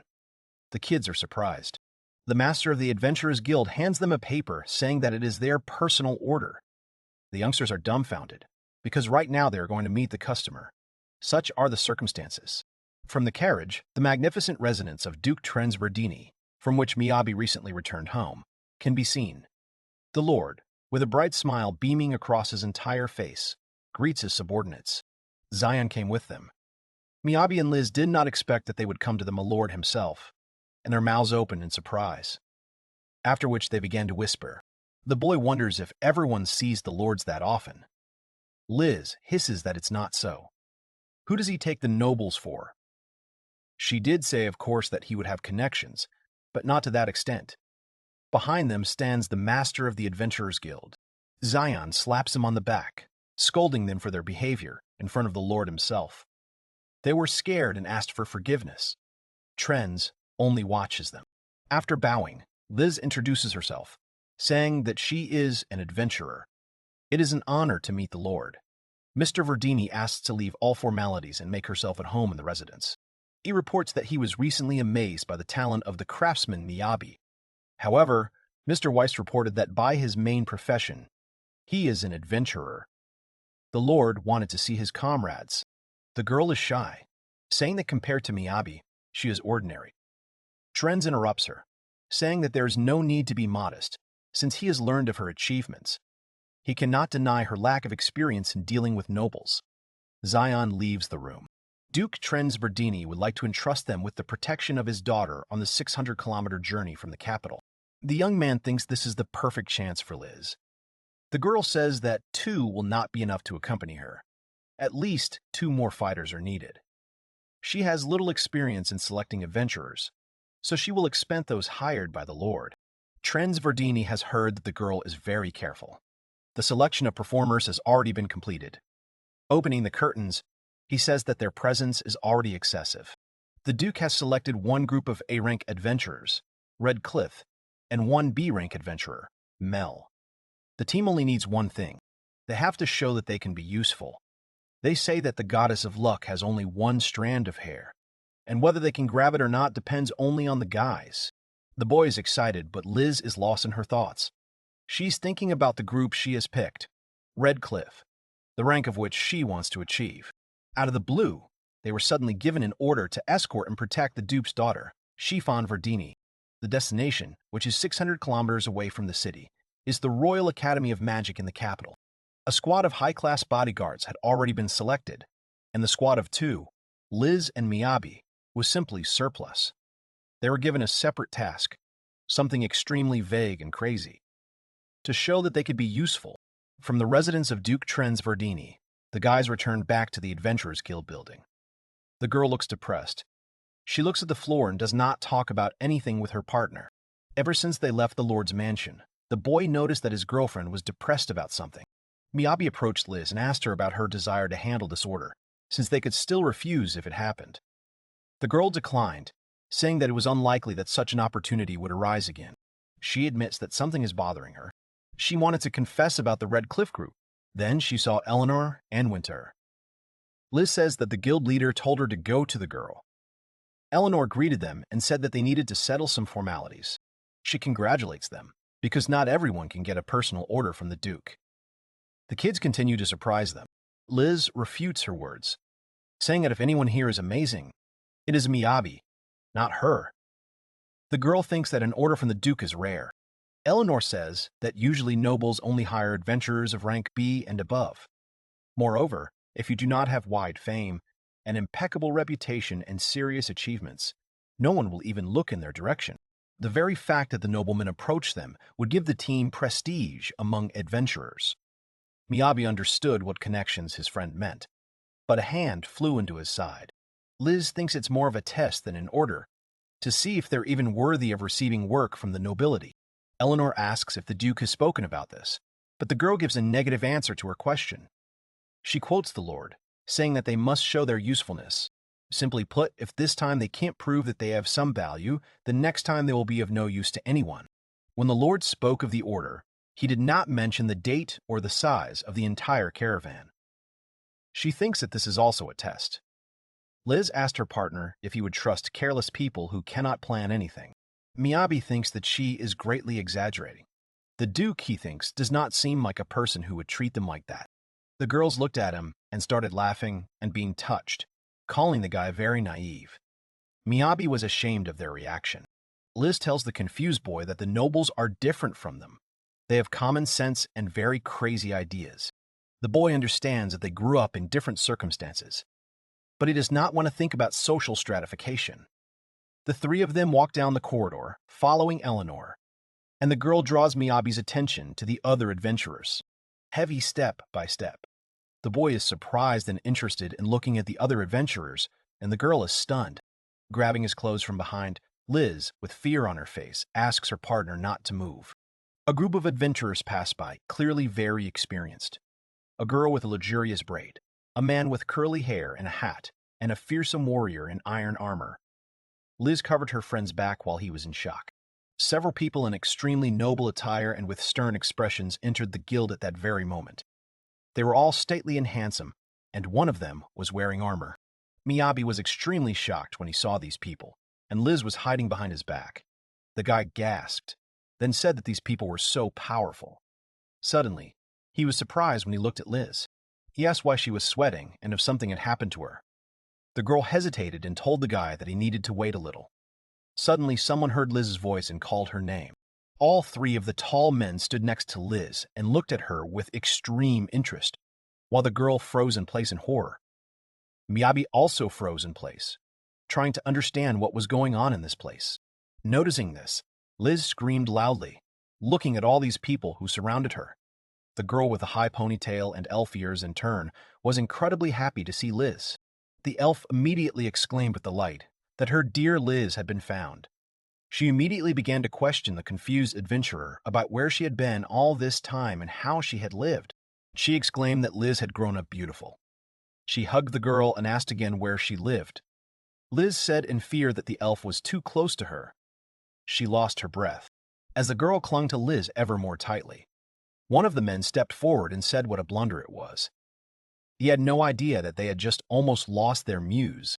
The man with luxurious black hair and a hat on his head smiled slyly and extended his arms, telling Liz that she should not be shy and that they should all hug in honor of the reunion. Another stern man, wearing large armor, took off his helmet, revealing a very cute man with glasses. Liz sighed heavily. then apologized to Miyabi for not telling him about this right away. All three of them clung tightly to Liz, who with some sadness told them that Redcliffe were old acquaintances of hers. The girl looked sad, but Eleanor and Miyabi were in complete shock. Liz took a deep breath and said that they should get acquainted. She told them that the girl's name was Laura, and she was a healer. The man in the armor was Tyson, and he was a tank. There was also Dorte, who turned out to be a swordsman. Laura continued to smile warmly at Liz and showered the girl with compliments about how beautiful she was. The adventurer was visibly uncomfortable. Watching Laura, Miyabi noticed the typical long ears. He realized that she was an elf. However, Laura's speech did not at all resemble Miyabi's Quenya, the language of the elves. He gasped, talking about how good Laura's language was. Eleanor smiled and asked if the boy had noticed. She said that Laura was speaking in an elvish dialect, which was quite typical. The girl told Miyabi that he should listen a little. At that moment, Dorte adjusted his hat and addressed Eleanor as best he could. He looked at Miyabi, who was sitting next to Eleanor, and asked who this young man was. Miyabi immediately stood up from his chair, while Eleanor kept her smile. The girl quickly told them that this guy's name was Miyabi, and she and Liz formed a team where the guy played a support role. The entire Redcliffe team listened attentively to everything Eleanor said. After hearing the words about the boy acting as a support, they all turned their heads as one and stared at Miyabi, repeating Eleanor's words. The boy felt awkward. After the boys fully understood everything that Eleanor had told them, they all jumped up from their seats at once and started shouting loudly, asking what it all meant. Miyabi was quite confused by their violent reaction. Laura jumped up from her seat and threateningly asked Eleanor to tell her that these guys, it would be better not to go in pairs. Eleanor simply said that the group consisted only of them. Laura fell to the ground, unable to hear it. She said what a disgrace it was, and she didn't understand it. She said she didn't remember raising Liz to be such a bad girl. She said dryly that she didn't remember Laura raising her at all. Tyson burst into tears and said that if Miyabi was serious about a relationship, the man would tearfully give him their beloved girl. Miyabi thought that support was the most common role for a craftsman in a group. He was confused. Suddenly, Dorte stood up and walked sternly towards the guy.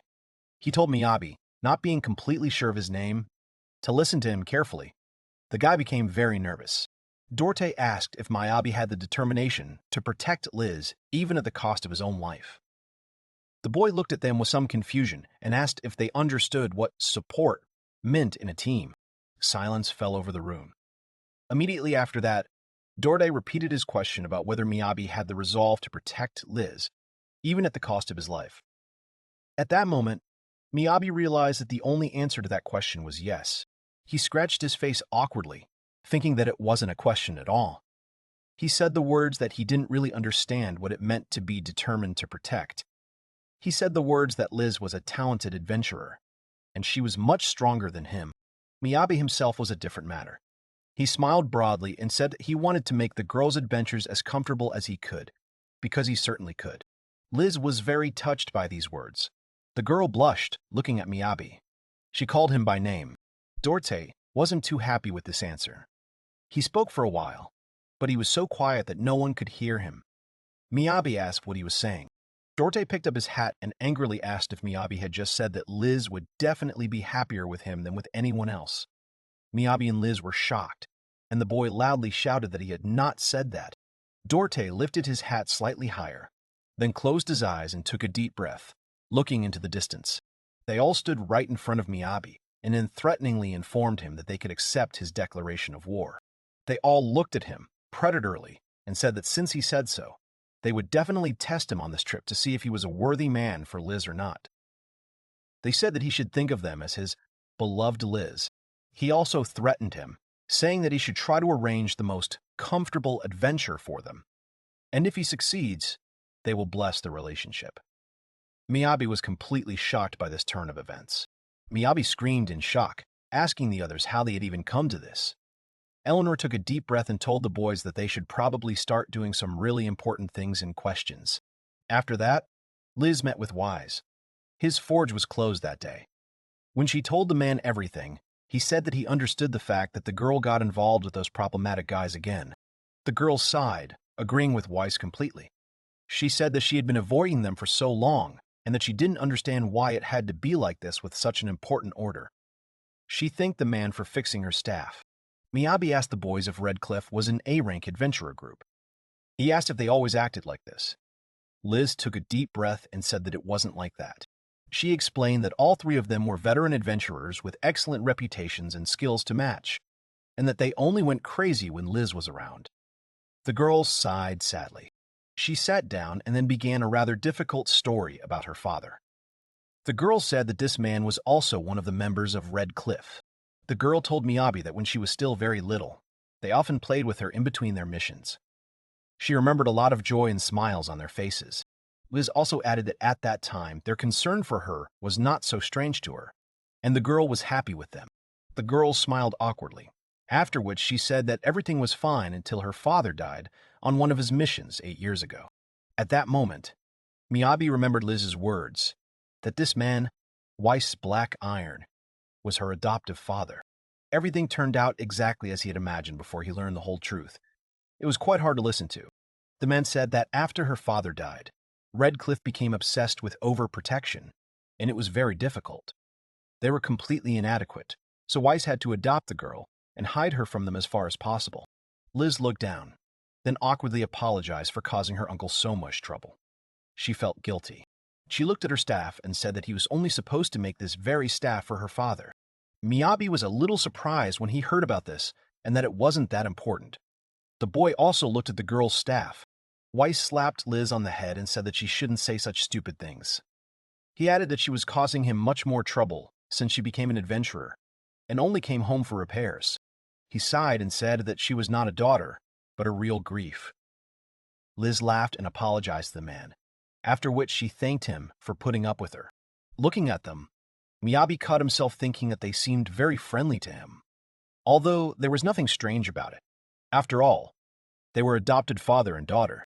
He looked at them again and thought that there was still a wall between them. Suddenly his eyes widened. Wise asked what they had decided on the escort order. He understood that the girl did not want to travel with Red Cliff. Liz exclaimed that she would fulfill this order because it would be stupid of her to miss such a good chance just because of personal emotions. Suddenly the girl thought about it and said that there was only one thing that could really hinder them on this mission. Miyabi looked at the girl in bewilderment. After Liz told everything, Weiss asked what kind of stupid declaration of war this was and whether Miyabi was a worthy husband for Liz or not. He looked quite skeptical after hearing all this.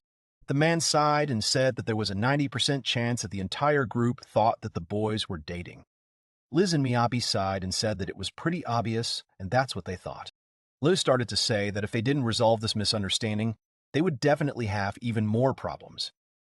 Miyabi said that as she hadn't noticed, the problems had already started. The boy took a deep breath and reminded him that he had basically just said that his role in the team was support. Miyabi asked what was wrong with that. The guy said that he had some feeling that they hadn't listened to him at all. Liz dropped her hands and smiled and told Miyabi that he was quite naive. Afterward, she looked at him coldly and said that if they understood what they were being told, she wouldn't have run away from them at all. Miyabi gasped. Suddenly, he thought about it and asked her to wait, because he would like to sum up some of the results of what they had. Miyabi went through the entire train of thought and said that they were definitely trapped now, because everything was leading to them dating. Liz coldly stated that they needed to do something about it. Miyabi thought deeply about what exactly they could do. He placed his hand on his chin and lost himself in thought. He thought about it until his face dropped too low. Suddenly, he smiled stupidly and said that he had thought of something they could do. Liz looked at him briefly and said that he had just come up with the worst idea of all. Miyabi yelled indignantly, asking the girl why this was the worst idea, if he hadn't even said anything. He said it was very rude. Liz said that it was clear from his face that the idea couldn't be adequate. Miyabi exclaimed that he had come up with a great way. He said that they would get rid of this misunderstanding without using words. Liz looked at him in confusion and asked how that was even possible. The guy smirked and said something about how, if words weren't working, they would just force the entire group to understand with their bodies. Liz looked at the guy with an extreme look of disappointment on her face. She agreed.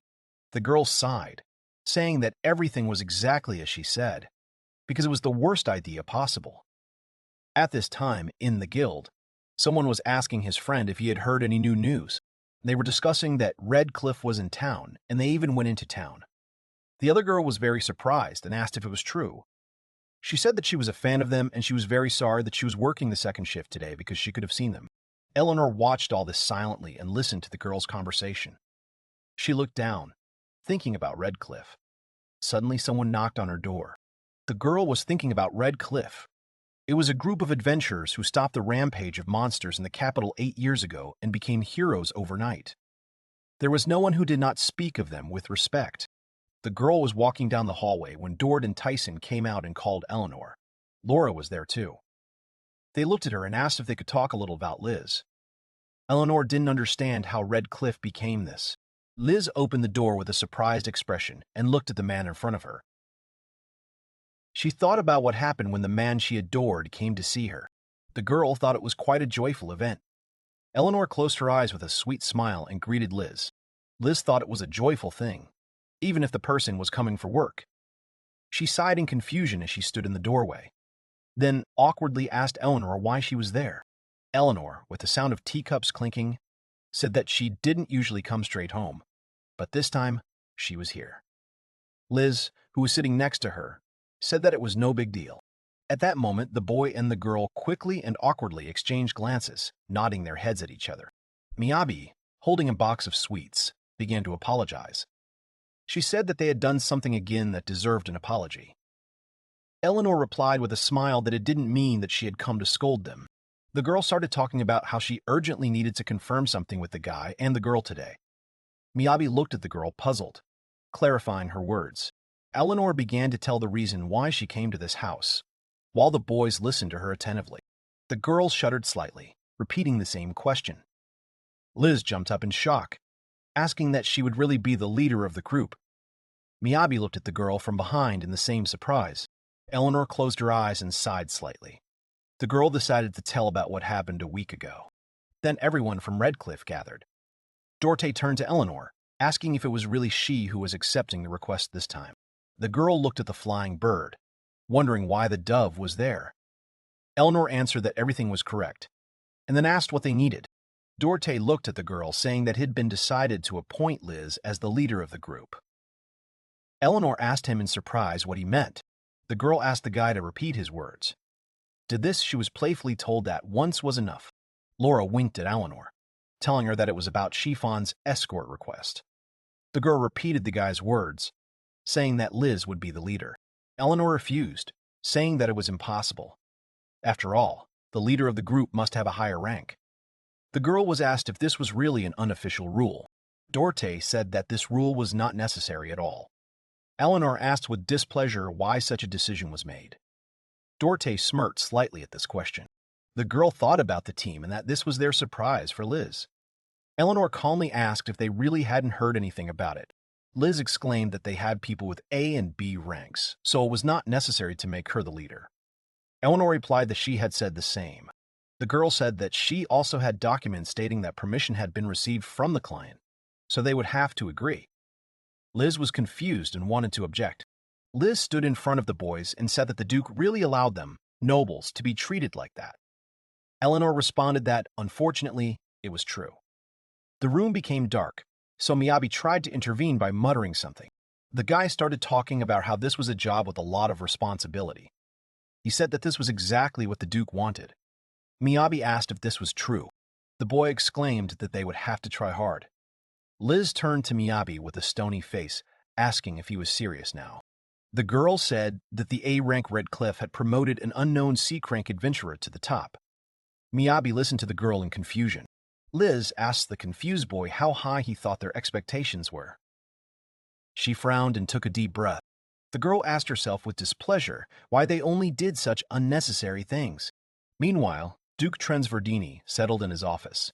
He, sitting at his desk, asked about how things were going with the confirmation. The man turned to the girl who stood in front of him. Alicia only listened obediently to the Duke. She reported that there was a message from the guard. Alicia said that with all due respect, they wanted to know the true intentions behind appointing an inexperienced newcomer to such a position. Duke of Trensverdini leaned thoughtfully on his arm as he spoke about Red Cliff's proposal. He found it interesting that they were so passionate about supporting her. Alicia listened to the man silently, frowning slightly. After that, she apologized for her impudence. The girl said that if a man was going to play, she would like to ask him to give priority to the safety of the young lady. Alicia wanted to say that if he continued to rely on Red Cliff in everything, something would happen. However, the girl did not have time to finish speaking, because Trensverdini gave her a rather cold look. The girl froze in shock at this, looking straight at the Duke. She quickly fell silent. The man smiled slightly at this reaction. He said that he understood her train of thought very well. The Duke said that the girl was thinking about Madame Chiffon, and he understood her feelings. He stood up from his seat, saying that there was something else. Duke of Trensverdini passed by Alicia, telling her not to invent anything unnecessary. He told the girl to think only about how to fulfill her duties. Some time had passed since then. Bright rays of the sun appeared from behind the horizon, and a carriage arrived at the estate. The carriage with several accompanying people arrived at the high gate. Liz and Miyabi got out of the carriage. The girl looked a little tired, and the guy looked forward with a happy smile and sighed. In front of the boys was a girl who looked at them, sighing. Miyabi called Mel by name, quickly approaching the girl. Mel turned to Miyabi and Liz, saying that they really arrived. The guy asked if this was all the girl had with her. Mel's to Miyabi, confirming his words. She handed him her small bag and said that she was counting on him. Mel called Miyabi her assistant. The guy looked at her with a smile and happily agreed, while people looked back. Miyabi quickly turned his gaze to the other side and froze with a little tension. He thought about Red Cliff arriving. A group of people appeared on the street, confidently moving forward. Dorte approached the guy. He placed a huge bag in front of the guy and addressed Miyabi in a deep bass voice, saying that he had gone a bit overboard with the things. The guy stood there, amazed, and looked at it. After Dorte, Laura approached Miyabi, looking at the guy with a smile and winking. The girl put a large bag in front of the guy. She also addressed the guy, saying that she had also overdone it. Following them, Tyson approached Miyabi, who silently looked at the guy and placed a bag in front of him, which was even bigger. Miyabi looked at the guy standing in front of him with a very confused expression. He was slightly taken aback. At this point, Liz intervened, quickly approaching with a loud shout for them to wait. The girl deftly hit Dorte, Laura, and Tyson on the head, while Miyabi stood by in shock. Liz started yelling at the Red Cliff members with indignation. She asked Dorte what was with the head decorations and the disgusting way of speaking. Dorte smiled slightly and asked in response that he really didn't talk about it. Dorte, like Laura and Tyson, said in a sweet voice that it was to be like Liz. They looked at the girl with charm. Liz responded in shock that her patience also had its limits. Suddenly, Dorte pointed his finger to the side, saying that this was the first test. He turned to the assistant and said that adventurers should not think about luggage. He stood next to a large bag while talking about how the guy should carry these things himself, calling him the Meat Prince. Dorte looked closely at the guy and said that this was on condition that the guy could, of course, carry these things. Miyabi looked at the adventurer with a smirk and wondered if he really wanted to provoke him with that nickname. The guy thought it was quite a bold move. Liz looked at him suspiciously, thinking that he looked happy. Miyabi walked confidently towards Dorte, who silently looked at the boy. There was a great tension between them. Miyabi frowned slightly and looked straight at the man, then raised his hand and pointed it towards him. The huge bag Dorte brought disappeared in an instant. The man screamed loudly in fear. At that moment, Laura rushed towards Miyabi. She seriously shouted words about taking her things as well. Miyabi, with a serious expression, pointed his hand towards the girl. Laura's bag also disappeared, causing her to scream as well. Tyson also directed his gaze at the young man, with a little confusion and tension. The guy with the same face turned to Tyson and also took his things. The man also screamed loudly from this. All the Red Cliff members quickly gathered in one place. They began to whisper, discussing that the guy really put everything in the inventory. The adventurers said that the rumors were not exaggerated at all. Miyabi stood aside and silently looked at them. At that moment, someone approached the suspicious adventurers. All the participants of Red Cliff were called by name. Dorte, Tyson, and Laura froze in place and fell silent. Behind the boys stood an angry Liz. The girl asked the adventurers if they didn't have too much luggage for such high-ranking adventurers. They froze in confusion. Laura and Dort turned around and looked at the girl with a frightened expression. Liz said that Miyabi had a lot of space in her inventory, and that was good. However, the girls said that otherwise, they would have to load a whole cart. Liz asked Redcliffe with displeasure to think about it. Miyabi, who was standing next to the girl, nodded quickly, agreeing with Liz. Tyson, Laura, and Dort sat humbly in front of Liz, agreeing with her. The girl closed her eyes, saying that since they were the ones who proposed her for the role of the group's leader, they should try hard. Dorte quickly responded to the girl with an affirmative, a sweet smile on his face. Liz only sighed at this. At that moment, Liz's attention was drawn to Miyabi. He called her name and informed her that they were here. The girl immediately looked much more serious. A carriage drove up to them, and noble people got out. Duke Trenz Verdini was accompanied by the young Chiffon Verdini. The guild leader and the maid Alicia were also with them. Liz quickly bowed with a serious expression, while an equally serious Miyabi stood behind her. Liz introduced herself as the leader of the group fulfilling the escort request. She said that she would try to get them to the capital. The girl also took responsibility for the 2 weeks of travel. Trenz Verdini laughed slightly, saying that it was their maid Alicia who was traveling with his daughter again. Chiffon smiled pleasantly and said that they were relying on them. Alicia just bowed silently.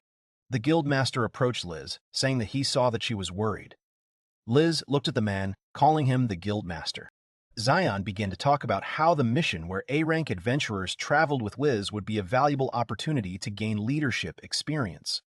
The man looked at the girl carefully and said that he was looking forward to a good report. Liz looked at the guildmaster with a smile. She said that she would do her best. After this conversation, the chains that held the main gate began to spin vigorously. Miyabi approached Liz, who was standing next to the arriving carriage. The guy began to turn around in confusion to look around. He asked the girl where Mel was. Liz told him that the girl was getting ready for the night and was sleeping on the roof of the carriage. After this, Chiffon looked out of the carriage window towards her father. Duke Trenz Verdini told his daughter not to forget about the diary. Chiffon smiled sweetly at her father. Taking his words into account, the main gate opened. A large group of people gathered at the exit of the castle. And so began the first day of their escort mission. This mission promised to be extremely difficult for the entire group. After the boys had covered a decent distance, they stopped in the forest under the rays of the bright sun. It was a short rest stop. Miyabi got out of the carriage and gasped, saying how beautiful the scenery was. The boys said that they were currently walking right on time, so they should have lunch. Dorte agreed. Laura stretched, and then agreed as well. Immediately after this, the experienced adventurer smiled broadly and raised her hand, intending to sum up some of the results. The girl quickly exclaimed that it was time for the second test. The girl smiled smugly and said that preparing for food was also the assistant's job. She turned to Miyabi, intending to tell him something, but by that moment the guy was already working on it. He raised his hand, and right in front of the guys there appeared a small and very neat place with tables, chairs, and umbrellas from the sun. The whole group of Redcliffe was speechless from this. Liz was a little confused when she saw the new environment. She looked at Miyabi and asked if it was different from usual. The guy explained with a smile that he thought that the usual would be too small for so many people. The boys hung around silently for a while, then came up and firmly said that they needed an explanation. Miyabi smiled at them and said that they needed to wait a little while he prepared the food. The boys sat silently at the table, unable to say a word. Laura looked at Dorda in bewilderment and asked if he wanted some water. The man, equally bewildered, agreed. Miyabi only laughed smugly. He glanced at them briefly and smirked, thinking that the start of this mission was going extremely well. Alicia and Chiffon were also very surprised at this time. Alicia couldn't believe what she saw, while Chiffon smiled softly, amazed by the level of service. Miyabi sighed as he looked at them. He was a little surprised that the girls froze at his actions. He also caught himself thinking that it was extremely bad that they dragged the two of them into all of this as well. He pointed to one of the seats with a smile and respectfully invited Chiffon to sit down on the bench. Then he turned to Alicia, so that she could also sit down and rest. The guy quite cleverly sat the extremely calm Chiffon on the bench, after which he sat Alicia, who still had not recovered from the shock. And in the blink of an eye, the girl came to her senses and was even more surprised. The girl immediately jumped up from her seat and loudly asked Miyabi why he had seated her, too. The guy was surprised and said that it was so that she could eat, too. Alicia explained that she was just a maid. Suddenly, the Duke's daughter called Alicia by name. trying to calm the maid down. She smiled and said that they should trust Miyabi with this. Alicia was visibly unhappy about this. Suddenly, a light scent of something pleasant appeared near Dorte. Miyabi slowly approached their table with a certain dish. Smelling the wonderful smell, Dorte gasped loudly, realizing what was in front of him. He was amazed when he said that it was a creamy stew. He couldn't believe what he saw in front of him. Miyabi had prepared a creamy stew with a huge amount of vegetables for them, and he also put milk bread with the food. Dorte jumped up from his seat and asked if it could be that unexpected. He asked if this dish was also in the guy's inventory. Dort sighed loudly and extremely displeasedly, saying that it was simply impossible for it to smell like that after all. They were on a mission. At this point, Tyson had already tried the dish. The man only said contentedly that it was incredibly delicious. Dorte and Laura were shocked, but they quickly began to eat. At that moment, someone called Miyabi by name, which attracted the boy's attention. Next to him stood little Mel, with an empty cup, asking if she could have some more of his delicious, creamy stew. The boy leaned down and took the cup from the girl's hands with a smile. He looked at the dishes and asked if it would be enough for her if he put some in. Mel only quietly said that she would like more meat in her portion. And so their break time passed. The sun had already gone down a little, and the boys were ready to set off again. Liz looked at her map in confusion, thinking that, in any case, they had already reached the place they were supposed to get to according to their plan. Miyabi at this time stepped aside and stretched his arms well. He caught himself thinking that they were going much faster than he would have thought. Suddenly, someone approached the guy and called his name. Dorte leaned against a tree and said with a smug smile that they had no time to relax. Miyabi sighed heavily, asking if everything was happening again. He said that Dorte was as cheerful as always. The man stepped forward and exclaimed that Miyabi had already pitched one at lunchtime, but for a comfortable journey they simply needed to set up a comfortable enough tent. Miyabi thought about how he had already been told to carry the luggage, cook the food, and now this. However, he also thought about it, so he wasn't too worried. Liz called the guy by name, but he sighed and said that everything was fine. Dorte raised his hand high and then exclaimed that it was the right time for the third test. He said that Miyabi should show them the tent he had prepared. Miyabi smirked smugly at the man, deciding that he would quickly show them what he was capable of. The next moment, he showed them the essence of his strategy. Right in the middle of the forest there appeared a large house, which greatly amazed Redcliffe with its scale. Miyabi said that they could pass. The guy smiled and said that he would take them to their rooms. Liz, meanwhile, felt some discomfort. Tyson was sweating profusely in shock, while Laura and Doherty had their mouths open in shock, unable to say a word as Miyabi talked about walking them to their rooms. The three of them fell to their knees, looking at the huge house in front of them. They couldn't believe it. In the blink of an eye, Miyabi would be able to provide them with an entire house to rest in. Dorte started pointing and asking Miyabi what this was all about. He demanded an explanation. Miyabi smiled and said that the house was equipped with stables. He was about to tell everything when Dorte stopped him. The man said that he wanted to hear an explanation of what these were in general and how he got the house. Hearing this, Miyabi thought about it, also looking closely at his building. The boy touched the ground and said that there was no road from the house to the stable. Dorte stopped him again, saying that he did not mean that.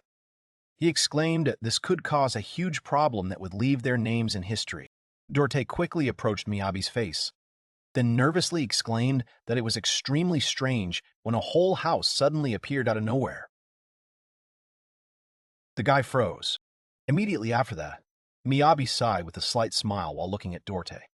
This made the man even more angry and exclaimed that Miyabi shouldn't make the expression of a person who wanted to ask what Dorte was talking about. The extremely angry man immediately turned back, wanting to get some support. He called Liz by name and told the girl that she should also add something. Liz at the same time pointed to the roof to Miyabi, saying that she would like a small passage and a roof here. The guy, in turn, obediently made all the edits. Dorte was very shocked by such betrayal. The three of them fell to the ground, wondering if they were the ones who were strange here. Miyabi quickly turned around and looked at the group of adventurers who were extremely depressed. Miyabi smirked smugly, thinking that his strategy had worked perfectly. The strategy against Team Red Cliff was to create an atmosphere of normalcy, because the group should stop thinking about it. He smiled, wishing the group would stop thinking about it.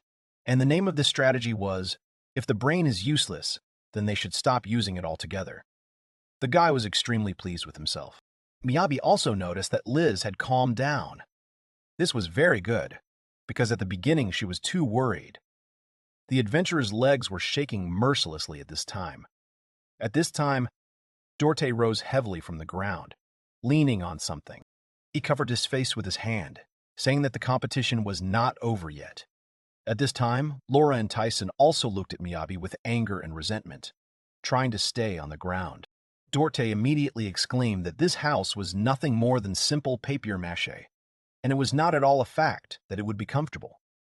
Liz sighed, saying that this house could shelter from the rain and wind, which was already comfortable. They fully understood that all the hardships during the journey came from the constant cold and hunger, which Miyabi had already successfully dealt with. Dorte stood firmly on the ground, trying to collect all his thoughts. He rushed into the house as fast as he could, which greatly surprised Miyabi. The man exclaimed that they simply had to clear everything up, otherwise they definitely wouldn't be able to trust this guy with their dear Liz. As soon as they entered the house, the boys fell silent. They saw that this building had all the amenities people needed, and therefore they could not say a word against it. Right after the group of professional adventurers, little Mel came in, quickly looked around and gasped in admiration.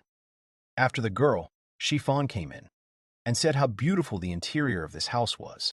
Mel walked around the room, then asked Miyabi if he had created the house himself. The guy laughed awkwardly and said that he was not good enough to build a whole house. Suddenly, something unusual caught his attention. He looked at Red Cliff, who bowed their heads, not saying anything at all. Miyabi was confused, assuming that they had already given up. The guy didn't pay much attention to it. Miyabi sighed and said that it was time for them to start preparing for dinner. Liz agreed, then added that she was already looking forward to it. As it turned out, at this time, behind Red Cliff's backs was an equally astonished Alicia, and so it was late night. Little drops of water were dripping off Alicia, while the girl was completely confused. She looked around and wondered what she was doing in this place. Chiffon quietly said that the maid was taking a bath. The girl rose from her chair with a smile, and said that she would never have thought that she would take a bath while traveling. Alicia looked around the room and asked what kind of room it was. Chiffon went to the window and looked out, then informed them that this room was a room specially allocated just for them. Chiffon said that she had previously been sure that they would undoubtedly spend the night in that large house in which they had dined not long ago. She closed the window with a smile and relayed Miyabi's words that it would be much calmer for the entire group. Alicia hesitated, then lowered her head guiltily and apologized to the lady. The girl knelt down and said that she could do absolutely nothing about what was happening. Chiffon looked at the maid and said that everything was fine, and Alicia was probably very tired of driving the carriage. The girl clenched her hand into a fist and said that she was a servant. Alicia lowered her head, after which she added that she served only her lady and would not dare to serve anyone else. With a strong sense of guilt, Alicia said that she was incredibly pathetic. Chiffon looked at the maid with sympathy. She smiled and then said that there had never been a single time when she considered Alicia's work to be bad, and yet so many years had passed since the girl began her service. Chiffon sat down next to Alicia, who was kneeling in front of the girl. She addressed her maid by name, calling Alicia Cavalier. Chiffon told her that she was doing well. After that, the girls sat down on their beds. Alicia looked at Chiffon, who had gone to bed, and thought that a long journey was a huge burden on the body. She thought that even if a person was an aristocrat, it didn't change anything. The girl thought that at least this shouldn't change anything. Alicia lay down, noticing that the bed here was softer than in the mansion. She lay on the bed with a serious expression on her face and looked ahead. Alicia closed her eyes, thinking that there was nothing she could do. The girl thought that even though her lady had said that everything was fine, she could not allow herself to be spoiled. Alicia went to bed thinking that starting tomorrow, she would definitely return to her old self. Meanwhile, a heavy rain began outside and poured down without stopping.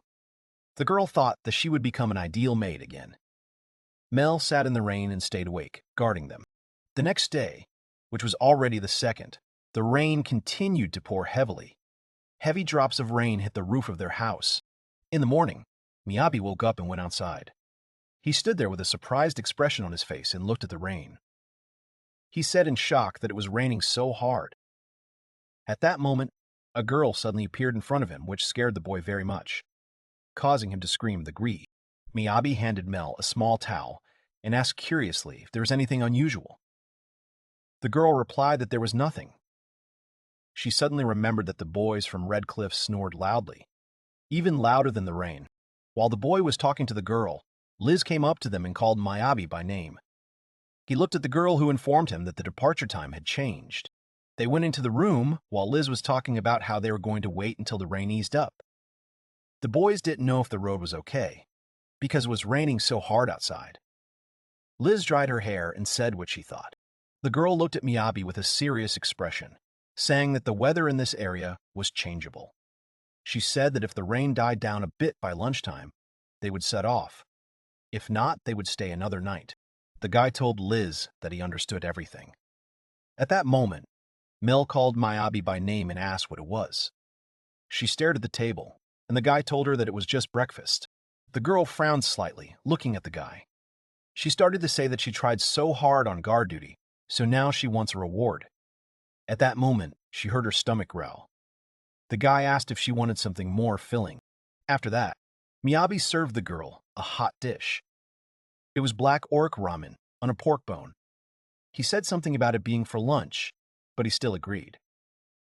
Mel stared at the bowl in front of her with great admiration.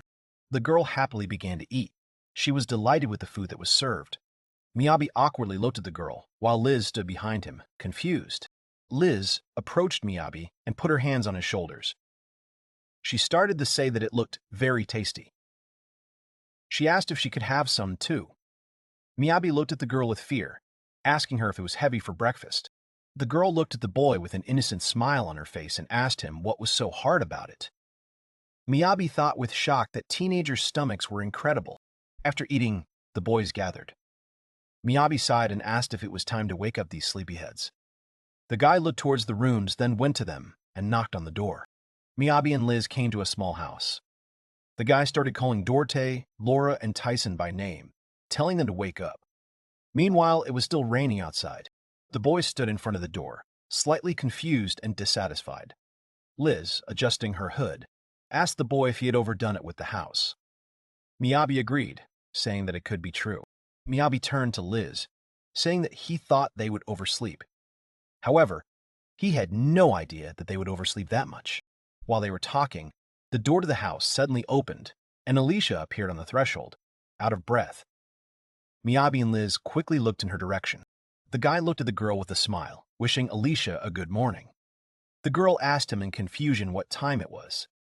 Liz informed the girl that because of this rain, the departure time was delayed, so everything was fine. The guy looked at Alicia with a smile and said that they had overslept Red Cliff too. The girl repeated the words with shock that they had overslept.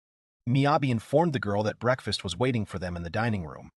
He looked at Alicia, who inhaled questioningly, looking at him. Miyabi flashed a smile that meant his intentions were 100% good. He was saying that the girls should first change their clothes and tidy themselves up.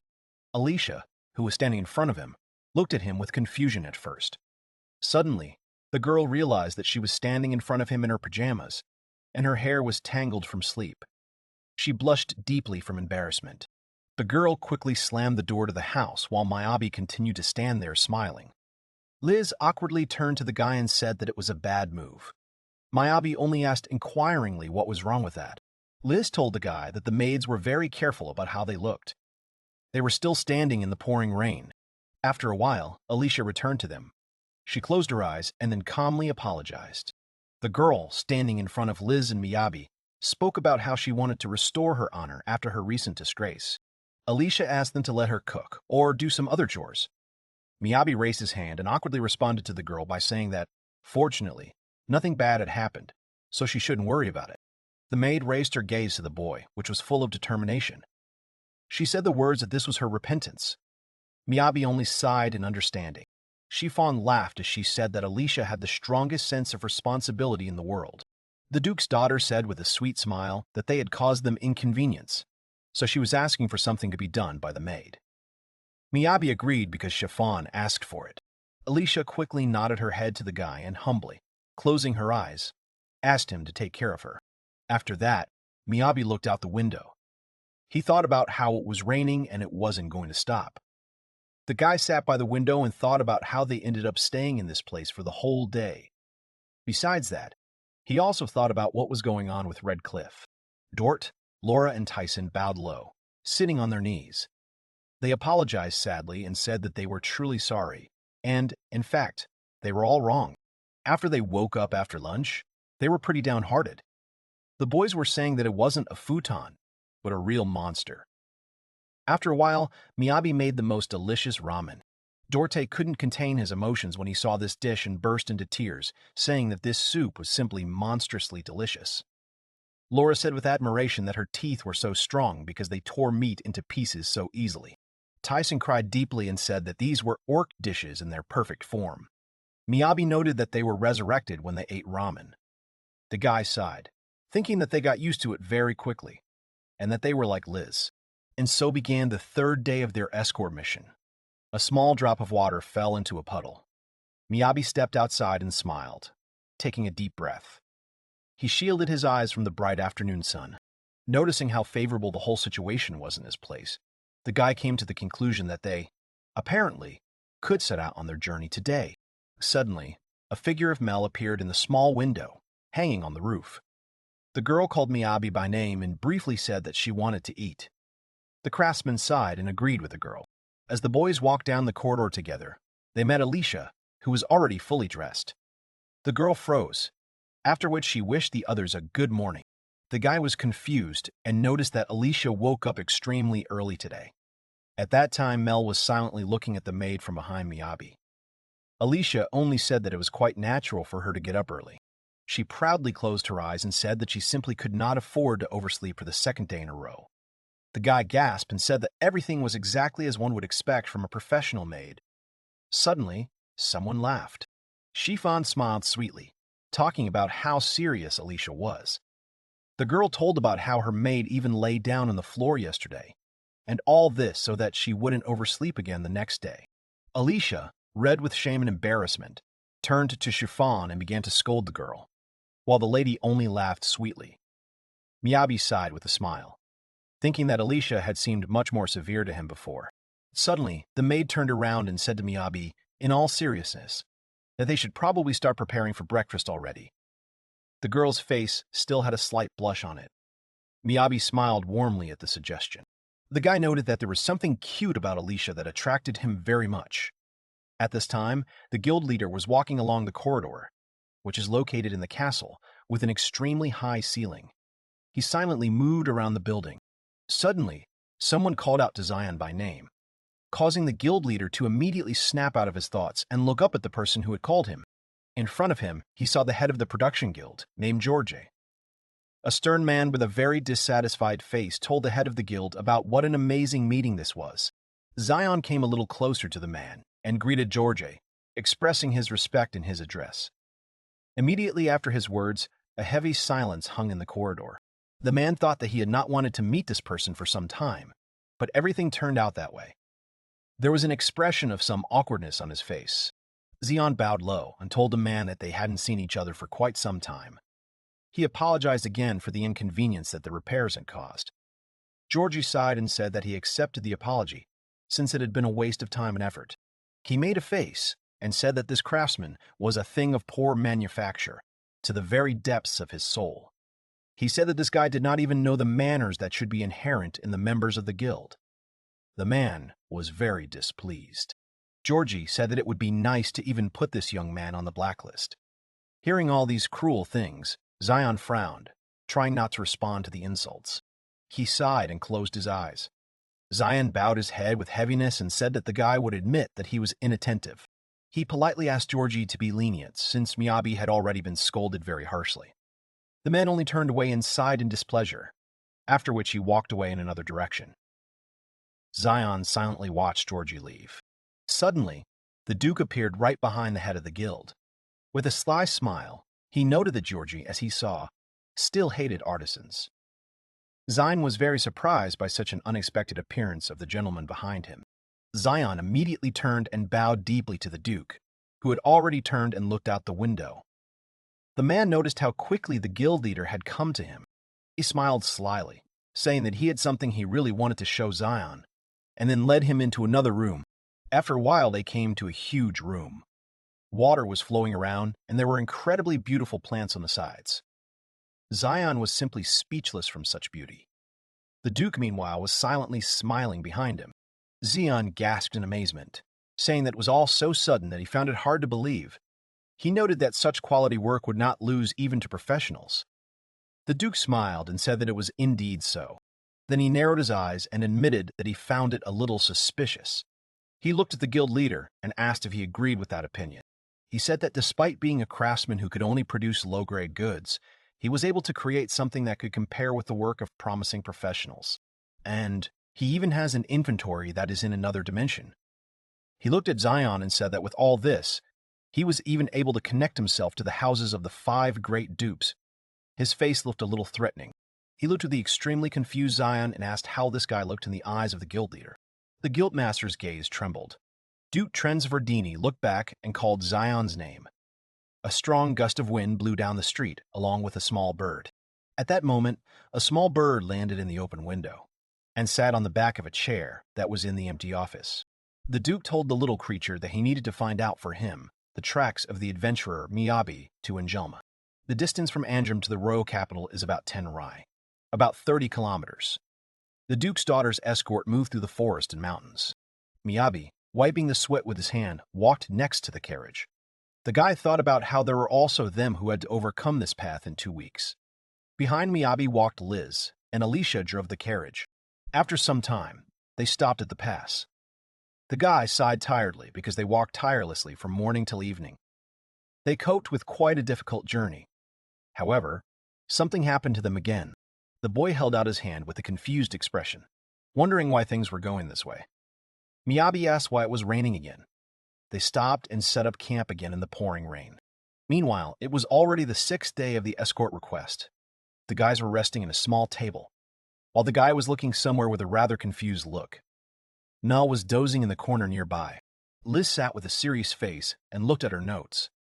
Chiffon, meanwhile, drank tea and looked at the girl with concern. Chiffon was quite worried. She clarified with Liz that it seemed that they would arrive in the capital late. It was still raining heavily outside. Liz began to say that because the weather was unstable, their arrival might be delayed for a few days. Chiffon replied that she understood. The girl said something about how awkward it was. At that moment, Miyabi approached them and asked the girl with concern that they wouldn't make it in time for classes. The Duke's daughter answered him that that wasn't quite the problem. Chiffon sheepishly explained that it was because she was falling behind in her studies. Liz and Miyabi were shocked by this statement. Words were heard that she was still just a carefree girl, despite the fact that she was of noble blood. Chiffon asked the boys with a smile if that was what she thought. Liz and Miyabi immediately shouted that there was no way that was the case. The girl laughed sweetly at this. Chiffon said with a smile that it could be a simple excuse. The girl said that she was returning to Angeli to study territorial management, as well as to communicate with guilds and other aristocrats. After all, if nothing unexpected happens, then the next feudal lord will be Chiffon. She said that because of this distance, she had no choice but to skip school, since there would not even be a long vacation. The Duke's daughter said that the teachers, so that she could make up for what she missed, prepared assignments for her, for the time when the girl would be away. After her story, the girl looked at the boys while the rain continued outside. She said with a grin that for this reason, when they got there, she probably wouldn't have the opportunity to sleep for a while. Liz and Miyabi looked at the Duke's daughter, who had just shared her situation with them, with surprised expressions. At this point, Chiffon was asked if she remembered the topics of the lessons she had missed. The girl sighed in confusion, then answered in the affirmative. Liz, slightly nervous, clutched the hem of her skirt and began to speak. Liz looked at the Duke's daughter with an embarrassed expression, saying that if she didn't mind, the girl could explain them to her. Alicia, Chiffon, and Miyabi froze and looked at Liz with a little surprise. The Duke's daughter asked her in confusion what she meant. After that, the girl began training. She said that Chiffon studied the Morpha experiment on measuring specific gravity in magical mechanics. Liz said that the element of earth magic, when compared to the properties of others, is the heaviest of all. Liz said with a serious expression that water magic elements are light and have a higher permeability, so it is difficult to combine them with anything. Chiffon raised her hand in confusion, indicating that she had a question. The girl asked that, given Alvin's definition, shouldn't elements of the same element combine well with each other? While Liz was teaching her lesson, Laura and Miyabi were watching them from the side. The girl continued to talk about what was said about this in the theory of the structure of VRMMO magic. Miyabi turned to Laura, asking the girl what was going on here. The girl, looking bored, told him that she didn't understand anything either. At that moment, Miyabi energetically asked if it was true. He asked the girl if she had a book on magic on her belt. He pointed to the object next to her. Laura looked at the guy and asked if she wanted to look at it. After that, Laura opened her book, which revealed flowers on the pages. Miyabi froze in confusion, asking what it was. Laura laughed loudly at this. The girl told Miyabi that adventurers use magic the way they feel. Laura said that there are probably no ones among them who study all sorts of theories. She took hers in her hands with a smile on her face. Laura closed the book on magic, saying that there was hardly anyone among them who would be able to explain anything to the noble lady. After these words, she looked away. She turned her gaze to Liz, who was enthusiastically telling Chiffon something. The Duke's daughter was also focused on her lesson. Laura, looking at them, said words about how this was to be expected from Weiss's daughter. A little time passed from that moment. The Duke's daughter spoke with admiration about how wonderful it was. The girl said that Liz knew the theory of the magical properties of the Schultzet so well. Liz replied to Chiffon, saying that the basic part was described everywhere only in complex language. Chiffon exclaimed that Liz should not be modest. After all, this is not how people who are able to fully understand her during their training should speak. Chiffon looked at the girl with absolute admiration, asking Liz who she studied with. The girl smiled awkwardly, saying that it was all self-education. Chiffon sighed in surprise, repeating Liz's words about self-education. The Duke's daughter began to speak, slightly confused about what she had heard about Liz being raised by Weiss. Liz only laughed awkwardly at this. Liz smiled and said that he didn't want to do that. The girl told her that Uncle Weiss just gave her money. Liz said that for that reason she grew up reading books from the Adventurers Guild library. Chiffon listened to her attentively. Chiffon turned to Alicia with delight, asking her maid if she could imagine such a thing. She spoke joyfully about meeting such an incredibly talented girl. Alicia replied that, unfortunately, she could not. Liz was very confused by this. Suddenly, Chiffon looked at her when Liz started to say something again. Liz turned her back on the girl, saying that it was just a theory. The Duke's daughter looked at the girl sadly, then called her name. She wanted to say something, but they were interrupted by the noise that someone sneezed. Laura closed her eyes dramatically, sighing. She was talking about how the rain had made the window cold. Liz came up to Laura and started swearing, saying that it was all because of her clothes. She told Laura to dress warmer. The girl screamed that she would never do that. Laura screamed that an open stomach was a sign of youth. In response to Laura's words, Liz shouted that this was no reason to dress like that. A confused Chiffon watched what was happening. Laura looked out the window suspiciously. She frowned slightly, saying that this rain was still very strange. At this point, Dorte entered the house, very wet from the downpour. He told the girl that it was true. It was still a bit early for the season. The adventurer called out Liz and everyone else's names, which made the girls immediately become much more serious. Dorte looked at them carefully, saying that he wanted to hold an urgent meeting. Dorte and Tyson entered the room, so everyone gathered around the table. The man began to talk about how he had received some data from a nearby village, taking something out of his pocket. Everyone listened attentively to the man, and outside the window the rain continued to pour. Dorte pulled out some papers from his pocket, saying that they were weather reports for the last week or so. Mel looked at the records closely, asking what percentage of rain there was. The man opened the records, saying that this was also the data of the village branch of the Adventurers Guild. He said that the weather record for the last 5 years was now recorded. Liz took the weather notes into her hands and began to look through them carefully, her face becoming more and more serious. Liz froze in place with a shocked expression on her face. Her eyes quickly widened and she frowned slightly. The girl couldn't even utter a word from shock. The girl put the notes on the table, also leaning on it. She could not believe that the rainy season had started earlier.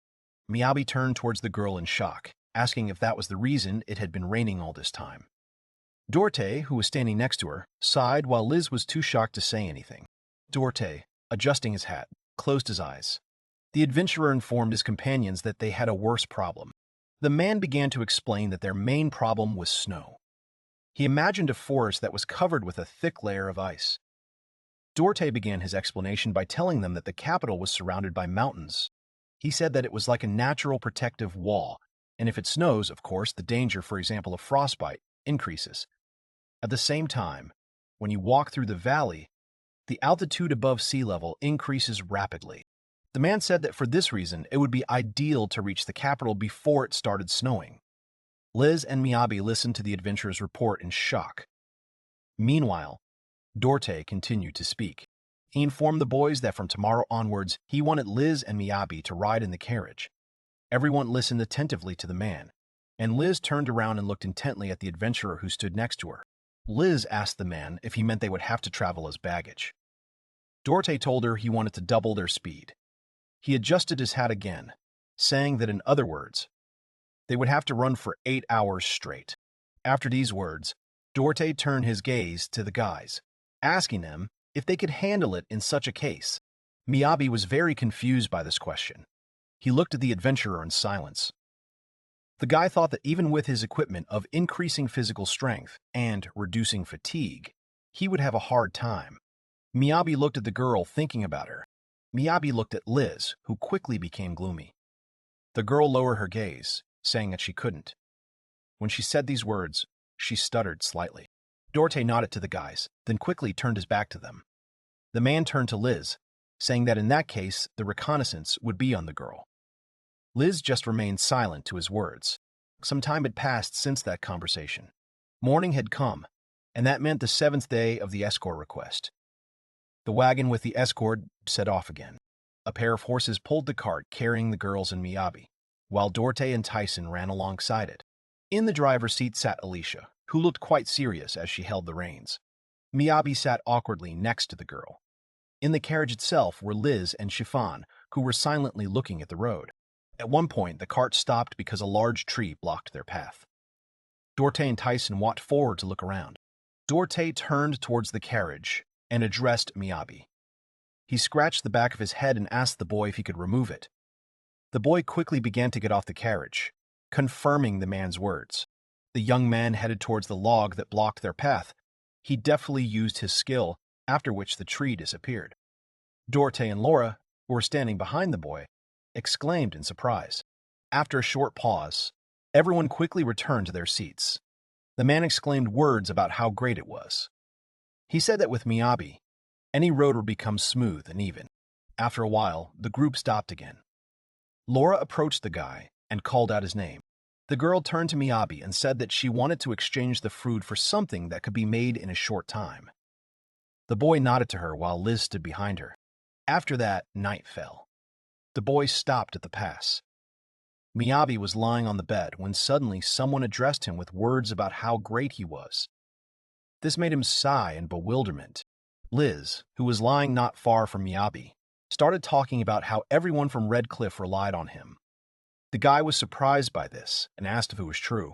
He turned towards Liz and with a smile on his face said the words that the girl was also doing well in intelligence. He looked at her with sincerity. The boy lay there and remembered the adventurers. Miyabi began to tell about how Laura praised Liz because in order to determine distances and numbers, well, you need to be very good at magic.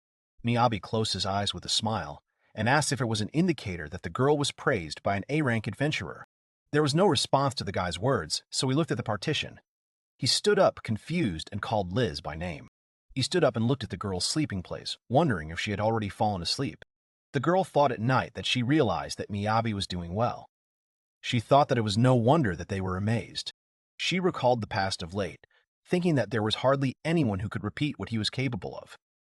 The girl thought of Miyabi, believing that this was his special value. After these thoughts, Liz quickly closed her eyes. The girl closed her eyes and frowned deeply. She lay on the bed and thought sadly about what use she was here at all. The girl was lost from such thoughts.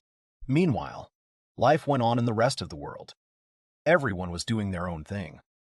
Sid, frowning slightly, drank water and listened to someone counting.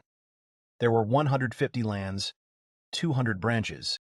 Next to him, on all fours, stood Karen, who continued to talk about how there were 150 rubble. Sid walked up to the boy who was engrossed in the bill and kicked him, causing the boy to fall forward with a loud cry. Karen started waving his fists in displeasure and shouting a question about what Sid was doing. The guy frowned and asked in response what the boy was doing during working hours. He said words about how suspicious Karen was. Sid leaned against the walls and casually asked the boy if he was practicing handling the equipment. Karen sat down again, answering the boy's question in the affirmative. The boy, with a satisfied smile, told how on the very last day of construction, the teacher gave him a special schedule, which he used himself. In fact, he did more. Karen believed that he was already one step closer to the teacher. Miyabi was very proud of this. Sid said with displeasure that Miyabi's inventory was not so disorganized. Remembering some moments from the past, the boy exclaimed that he was simply a monster. Karen looked down sadly, saying that he would really like to go with Miyabi to hunt, but there was something else. Sid finished speaking for the boy, saying that suddenly it turned out that the boy had already left the city. Karen sadly agreed. A week ago, Wise told the boys that Miyabi had already left for the capital. Karen raised his head and looked up. The boy said something about wondering how the teacher was doing. The boy remembered Miyabi and wondered what his teacher was doing now. Meanwhile, Miyabi looked somewhere. The boy looked out the carriage window straight at the girl, who looked back at him. Miyabi asked Liz if she was okay. The girl smiled back and asked the boy what happened and why he was asking.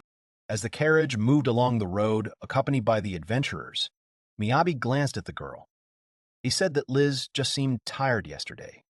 The girl asked him if it was true. Liz smiled widely and closed her eyes. She calmly replied that her body was well rested because she was sitting here. Miyabi smiled sweetly back at the girl, then laughed and retreated back to his seat.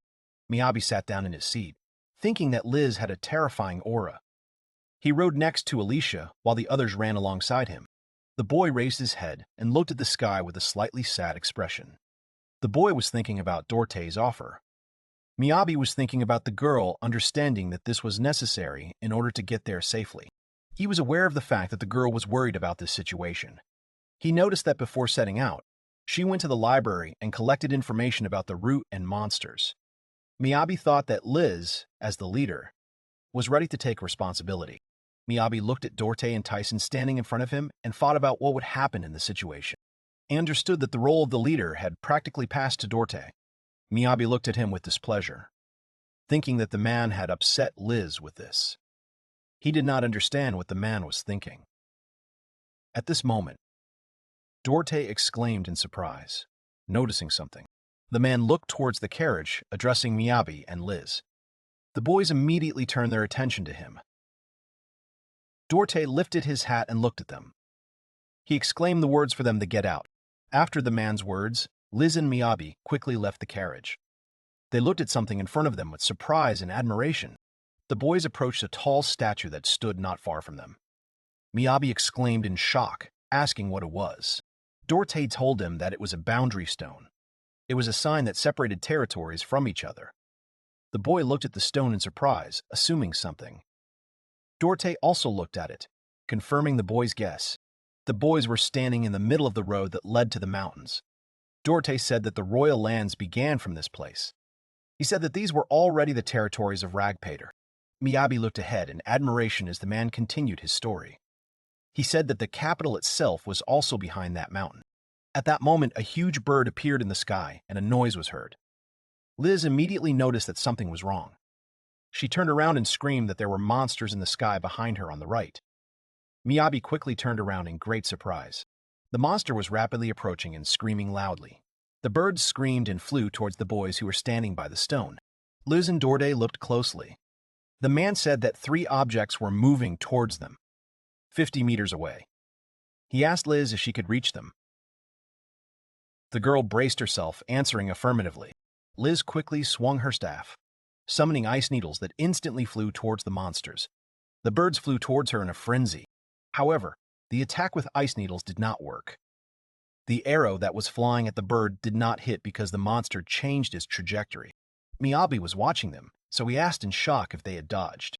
Liz froze in shock for a moment.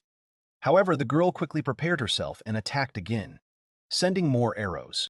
The bird monsters were finally hit by the ice needles. They started falling with a scream as they were hit by the girl's attack. Miyabi stood there looking at them in shock while Dorte was there. Liz looked closely, saying that it was a bit unexpected. The girl said that since they got rid of them, it was good. She asked if that was true. After that, Liz went back. She entered the carriage, where she was asked about what she used recently. The girl guessed that it was the first-level ice needles. She still asked if she was right. Liz was slightly confused by the question. Shifan looked at the girl who entered with a smile. Liz sat down in her place, answering that everything was exactly like that. Shifan said that she thought so. However, the Duke's daughter said that it seemed strange to her. She started to talk about how the ice needles were just a simple ice magic spell that turned the ice into games and made it fly. However, the girl noticed that what she had seen recently looked like the trajectory had changed halfway through. The Duke's daughter asked Liz why this had happened. Liz told her that the explanation would be a bit long. The girl looked at Chiffon with a smile, saying that if you explain it simply, it was the use of magic manipulation. Liz explained that in order to master this, one must train for a long time on objects at a distance. Chiffon repeated the words about manipulating magic with interest, saying that she understood everything. Chiffon looked at Liz, who was silently looking at the girl and smiling. Her gaze gradually began to change to a slightly more interested one, and Liz became a little awkward. In the end, Chiffon beamed, looking at Liz, who did not know how to act from this. Liz turned away from Chiffon, who was full of enthusiasm. The girl shyly replied that if Chiffon was interested, she could teach her. The Duke's daughter immediately agreed happily. Meanwhile, the carriage moved further along the road. Tyson, who was running next to Dort, noted that they had an excellent pace. The man agreed with his comrade. Dorte was collected. He said that if they continued moving at this pace, they would get there in 5 days. The adventurer said that it would be wonderful if the sky remained clear until then. Some time passed and night fell, so the boys stopped for a rest again. There were ice magic shards on a small tree stump a few meters away from the target.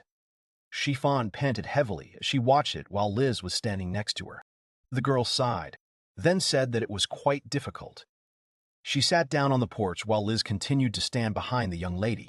Chiffon looked at her wand with a little confusion, then told her that they were constantly running into an obstacle. Liz smiled, looking at the girl, then told her that at the very beginning it was inevitable. The young adventurer brought Chiffon some warm tea and some delicious cookies, then handed her some food and said she could take it. Chiffon looked at the cookies in surprise and asked where they came from. The girl suggested that Miyabi could have made a delicious dessert. Liz confirmed this and said that they were needed for a snack during the break. Chiffon smiled warmly and said that she had heard about it from her father, so she was going to always stay prepared for anything. But it seemed like she had forgotten that they were on the road. She said that when it rains, there are passages in the house, and when they study, there is a chalkboard in the rooms. It was amazing. Chiffon took the mug of tea and closed her eyes, smiling warmly. She said that she couldn't stop being amazed at how wonderful it was. Then she turned her gaze to Liz and asked how the girl met Miyabi. The adventurer looked at the young lady and said that Miyabi had gotten lost in the forest that was not far from Angelum. Liz said that she had accompanied Miyabi to the city, but he had no money, and they had become one team, floating with the flow. The girl sighed, saying that this was how it happened, that they were traveling.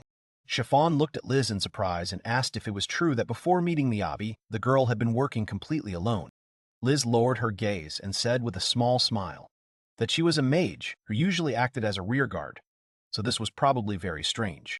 After that, Liz looked at Chiffon and asked the girl how well she was trained in magic control. The young lady laughed awkwardly and said that Liz herself could see that she was more of a hindrance. She looked away and said that her training only prioritized high-level magic. Liz looked at the girl very carefully. The girl smiled awkwardly and then told Chiffon that she had extremely great magical power. She thought that in magic, everything depends on talent, and she herself was born with little magic. There are only 3 necessary conditions for using magic. The methodology of creating magic is theory. To manipulate magic at will is skills. The energy that generates magic is magic power. It is believed that it is especially important to have magic power. Unlike skills and theory acquired through experience, magic power is present from birth, and everyone has it in different amounts. It's not that it doesn't grow, and if you use it, it will slowly but surely grow, just like muscles do under constant strain. Liz thought so, and so she continued to load herself with training. However, about a year ago, she almost stopped growing. In order to use the small amount of magic power more effectively, She trained in magic control, in search of ways to use a small amount of magical power for magic that requires a lot of energy. Liz studied the theory of magic. However, during the time that Liz persistently spent on training, all those who had these abilities initially moved far ahead, leaving Liz alone behind. The girl could only helplessly look at their backs, thinking that this was an abyss that could not be closed by efforts. Without physical strength, magical power, and if you hesitate with decisions, it was simply impossible to do. She had none of that. The girl sat down on the ground and buried her face in her hands, plunging into even more difficult thoughts. After that, Liz slowly stood up and took a deep breath, while her eyes expressed the rather difficult experiences she had to go through. The girl put her hands on her head, thinking that she understood perfectly well the fact that she simply could not change anything with her thoughts alone, and she had already decided to do everything that was in her power. Chiffon watched Liz's torment in silence. The girl slapped herself in the face, trying to calm herself down. She thought that now she needed to fully concentrate on training. Immediately after that, Liz gently extended her hand to Chiffon. The young lady looked at the adventurer's palm in bewilderment. She politely asked the young lady to give her her hand. Chiffon looked at Liz in confusion. The adventurer explained that the magical power comes from the palm of a person's hand. She took Chiffon's hand and said that she would control the particles of the girl's magical power with her magic, and it was important for Chiffon to try and remember this feeling. The girl looked at her in bewilderment and asked if this was possible. Liz took Chiffon's warm hand, then closed her eyes and with a calm smile on her face, told her that this was exactly how her father taught her in the past. At this time, the house was quite quiet. The night was deep. Miyabi was walking down the hallway at this time, his expression extremely nervous. He swallowed hard. Suddenly, the door to one of the rooms opened and Tyson appeared on its threshold. The man asked the worried Miyabi what had happened. The guy panicked and said that he was fine and nothing had happened. He looked awkwardly at Tyson and stated that he had something else he wanted to say to Mr. Dort. He carefully looked into Redcliffe's room, where he was shocked to see that they were all already asleep. Tyson looked at Miyabi and asked if the craftsman was going to talk about Liz. Hearing this, Miyabi was surprised. Tyson prepared some Hago fruit tea, which he gave to Miyabi. The man said that he often drank this drink in Red Cliff. Miyabi thanked Tyson for this. The guy himself was amazed at how politely he spoke. Tyson looked at Miyabi and asked how Liz was doing. The guy hesitated.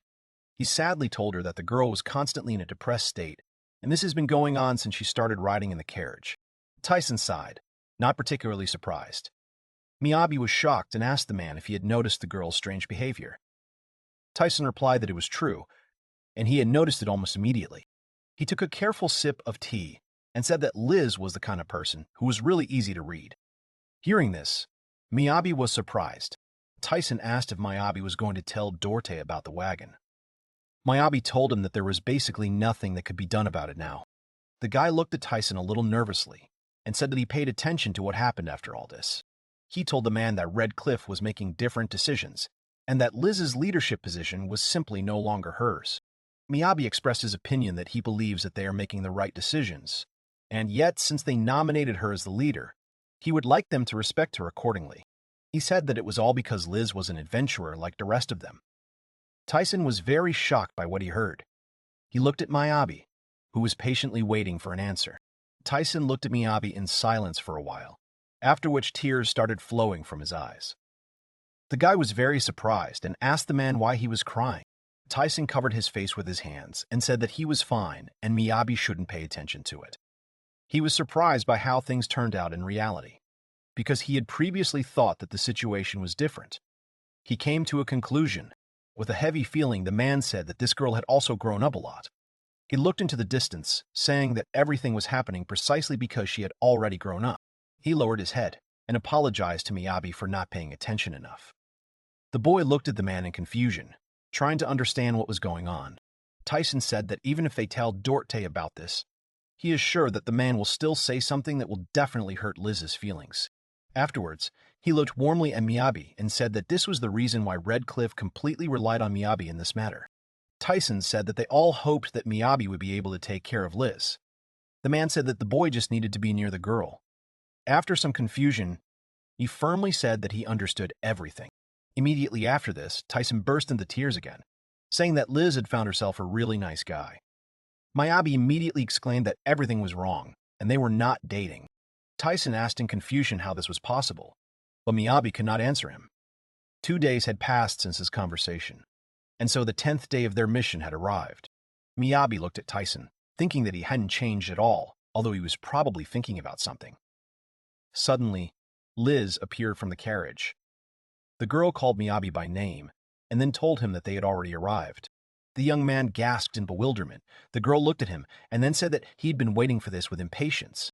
Miyabi immediately looked up, holding the reins in his hands. A large shadow covered Miyabi's face as he watched what was happening around him. When the boy looked up, he saw an extremely large number of different dragons flying forward across the area. It was a dragon gorge.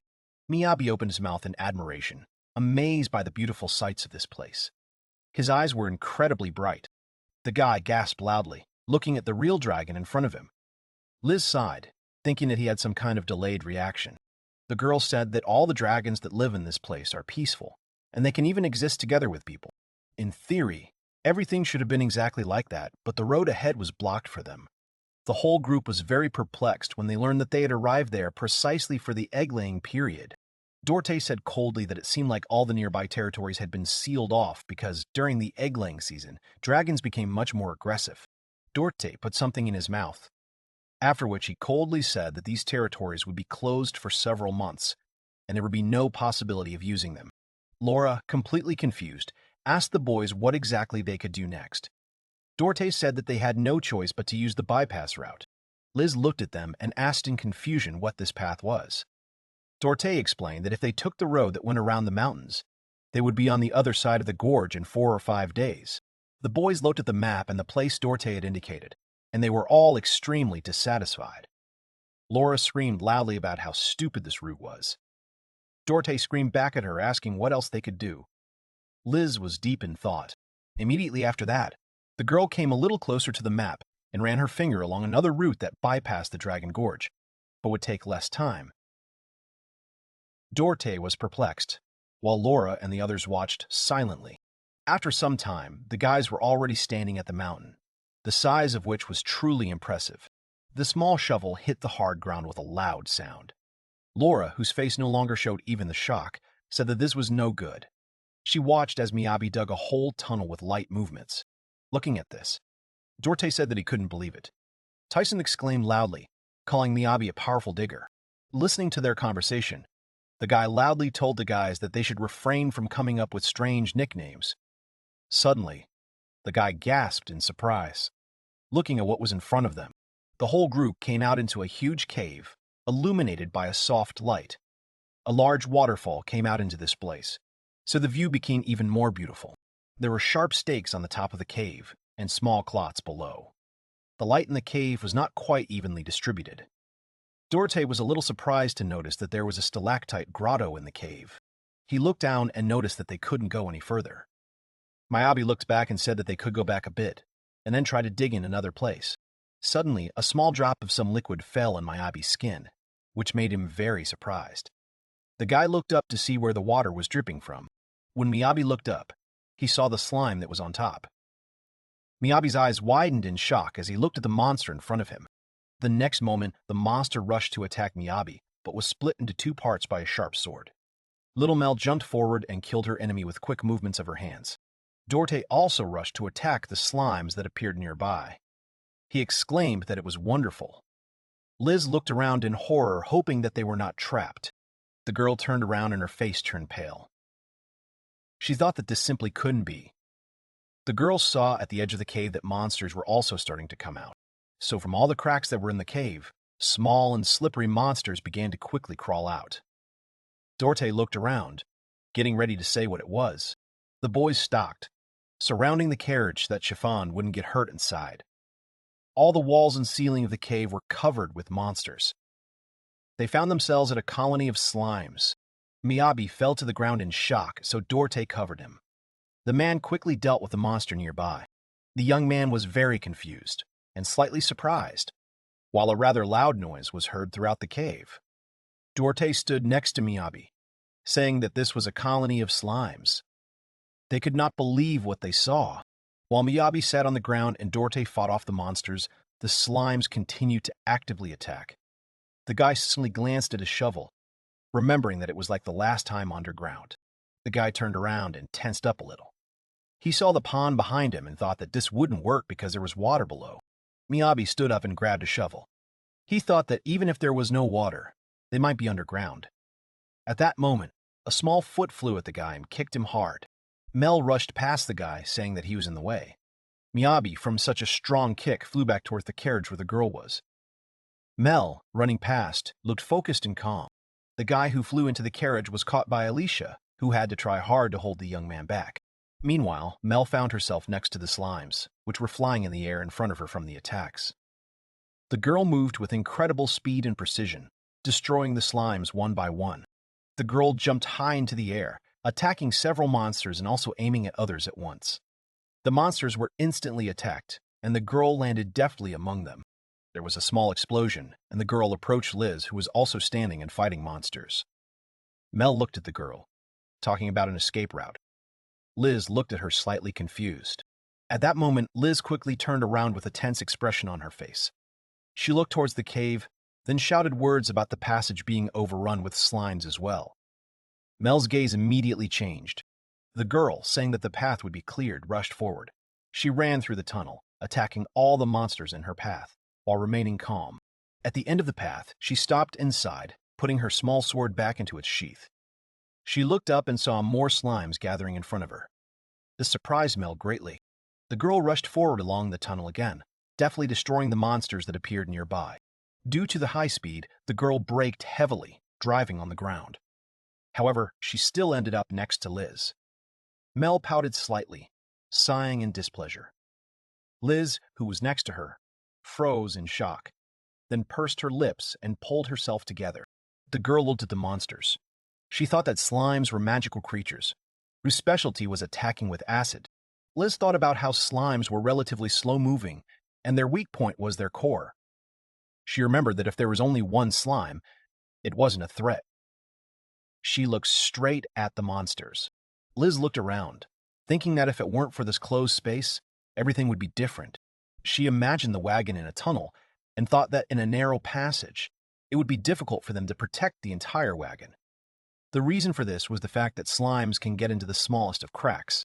The girl held onto her staff and thought that maybe they should abandon the carriage because they needed to give Chiffon a chance to escape. Liz frowned with a huge sense of guilt and responsibility, because she knew that it was she who suggested going to the mountains. At that moment, a slime appeared next to her. The monster opened its mouth wide to attack the girl. However, Dorte appeared next to Liz and covered the girl with his hand. This made Liz freeze in place with a shocked expression on her face. The girl turned to the man in shock, calling his name. She noticed that his hand was injured. Dorte answered heavily that everything was fine. The adventurer looked back to where his partner was standing. He said something about Laura being with them. The girl was standing on the cart with an open book. Laura was speaking seriously about them not running away. Laura raised her hand up, creating a healing circle. A huge seal with a design appeared on the floor under the carriage and the boys next to it. Liz looked at Dorte's arm, which was beginning to heal quickly before her eyes, with a worried expression. Dorte, meanwhile, was quite calm. The girl realized that the man's injured arm had been restored. She thought that magic that had a radius of action required a lot of magical power, let alone healing magic.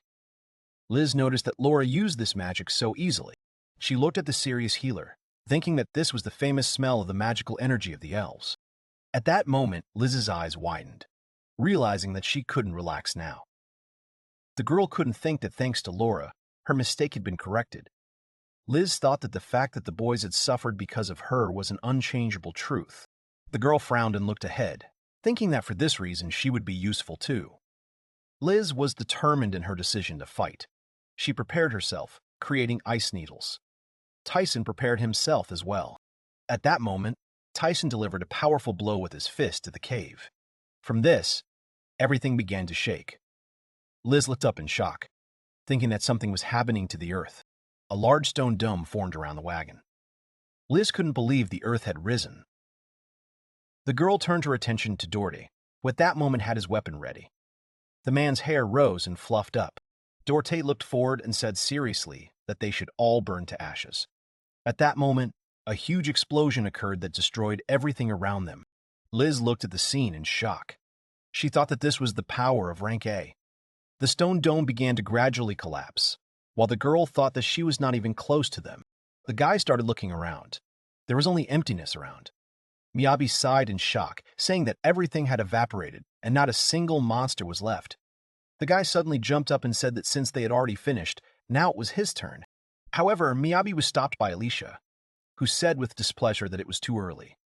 Slimes began to fall from the walls of the cave while the boys were on a small patch of land. Dorte sighed tiredly, closing his eyes. At that moment, Laura jumped off the cart, saying that it was impossible. The girl exclaimed that they could not all be killed. At that moment, Laura looked at Liz, calling out the girl's name. Laura looked at Liz with a smile on her face, asking her if she knew how the girl's father fought. Laura took Liz's hand, causing the girl to sigh in confusion. She looked at Laura next to her, confused. Liz looked down at their hands and thought about how she felt something, wondering if it was Laura's magical power. Laura remembered how she had once been called by name, saying that he had invented a magical attribute that would suit a girl. The girl had exclaimed in displeasure that the man was so annoying, as if she had asked for it. The girl asked if he was talking about controlling magical power. The man then asked if Laura could learn it intuitively. Laura asked him if he thought she was that stupid. She sarcastically apologized, saying that she had just wasted his time. The man just laughed. Laura held Liz's hand and talked about how this fighting style required precision in controlling magical power. Then Laura entered the room and asked the man if he was studying again. She turned to Weiss and said that he couldn't use advanced magic anyway. At that moment, the man looked at the girl with a smile and said that he couldn't. He turned to Laura, saying that the girl probably could. Laura looked at the girl seriously and said that for this reason, also with knowledge of magic.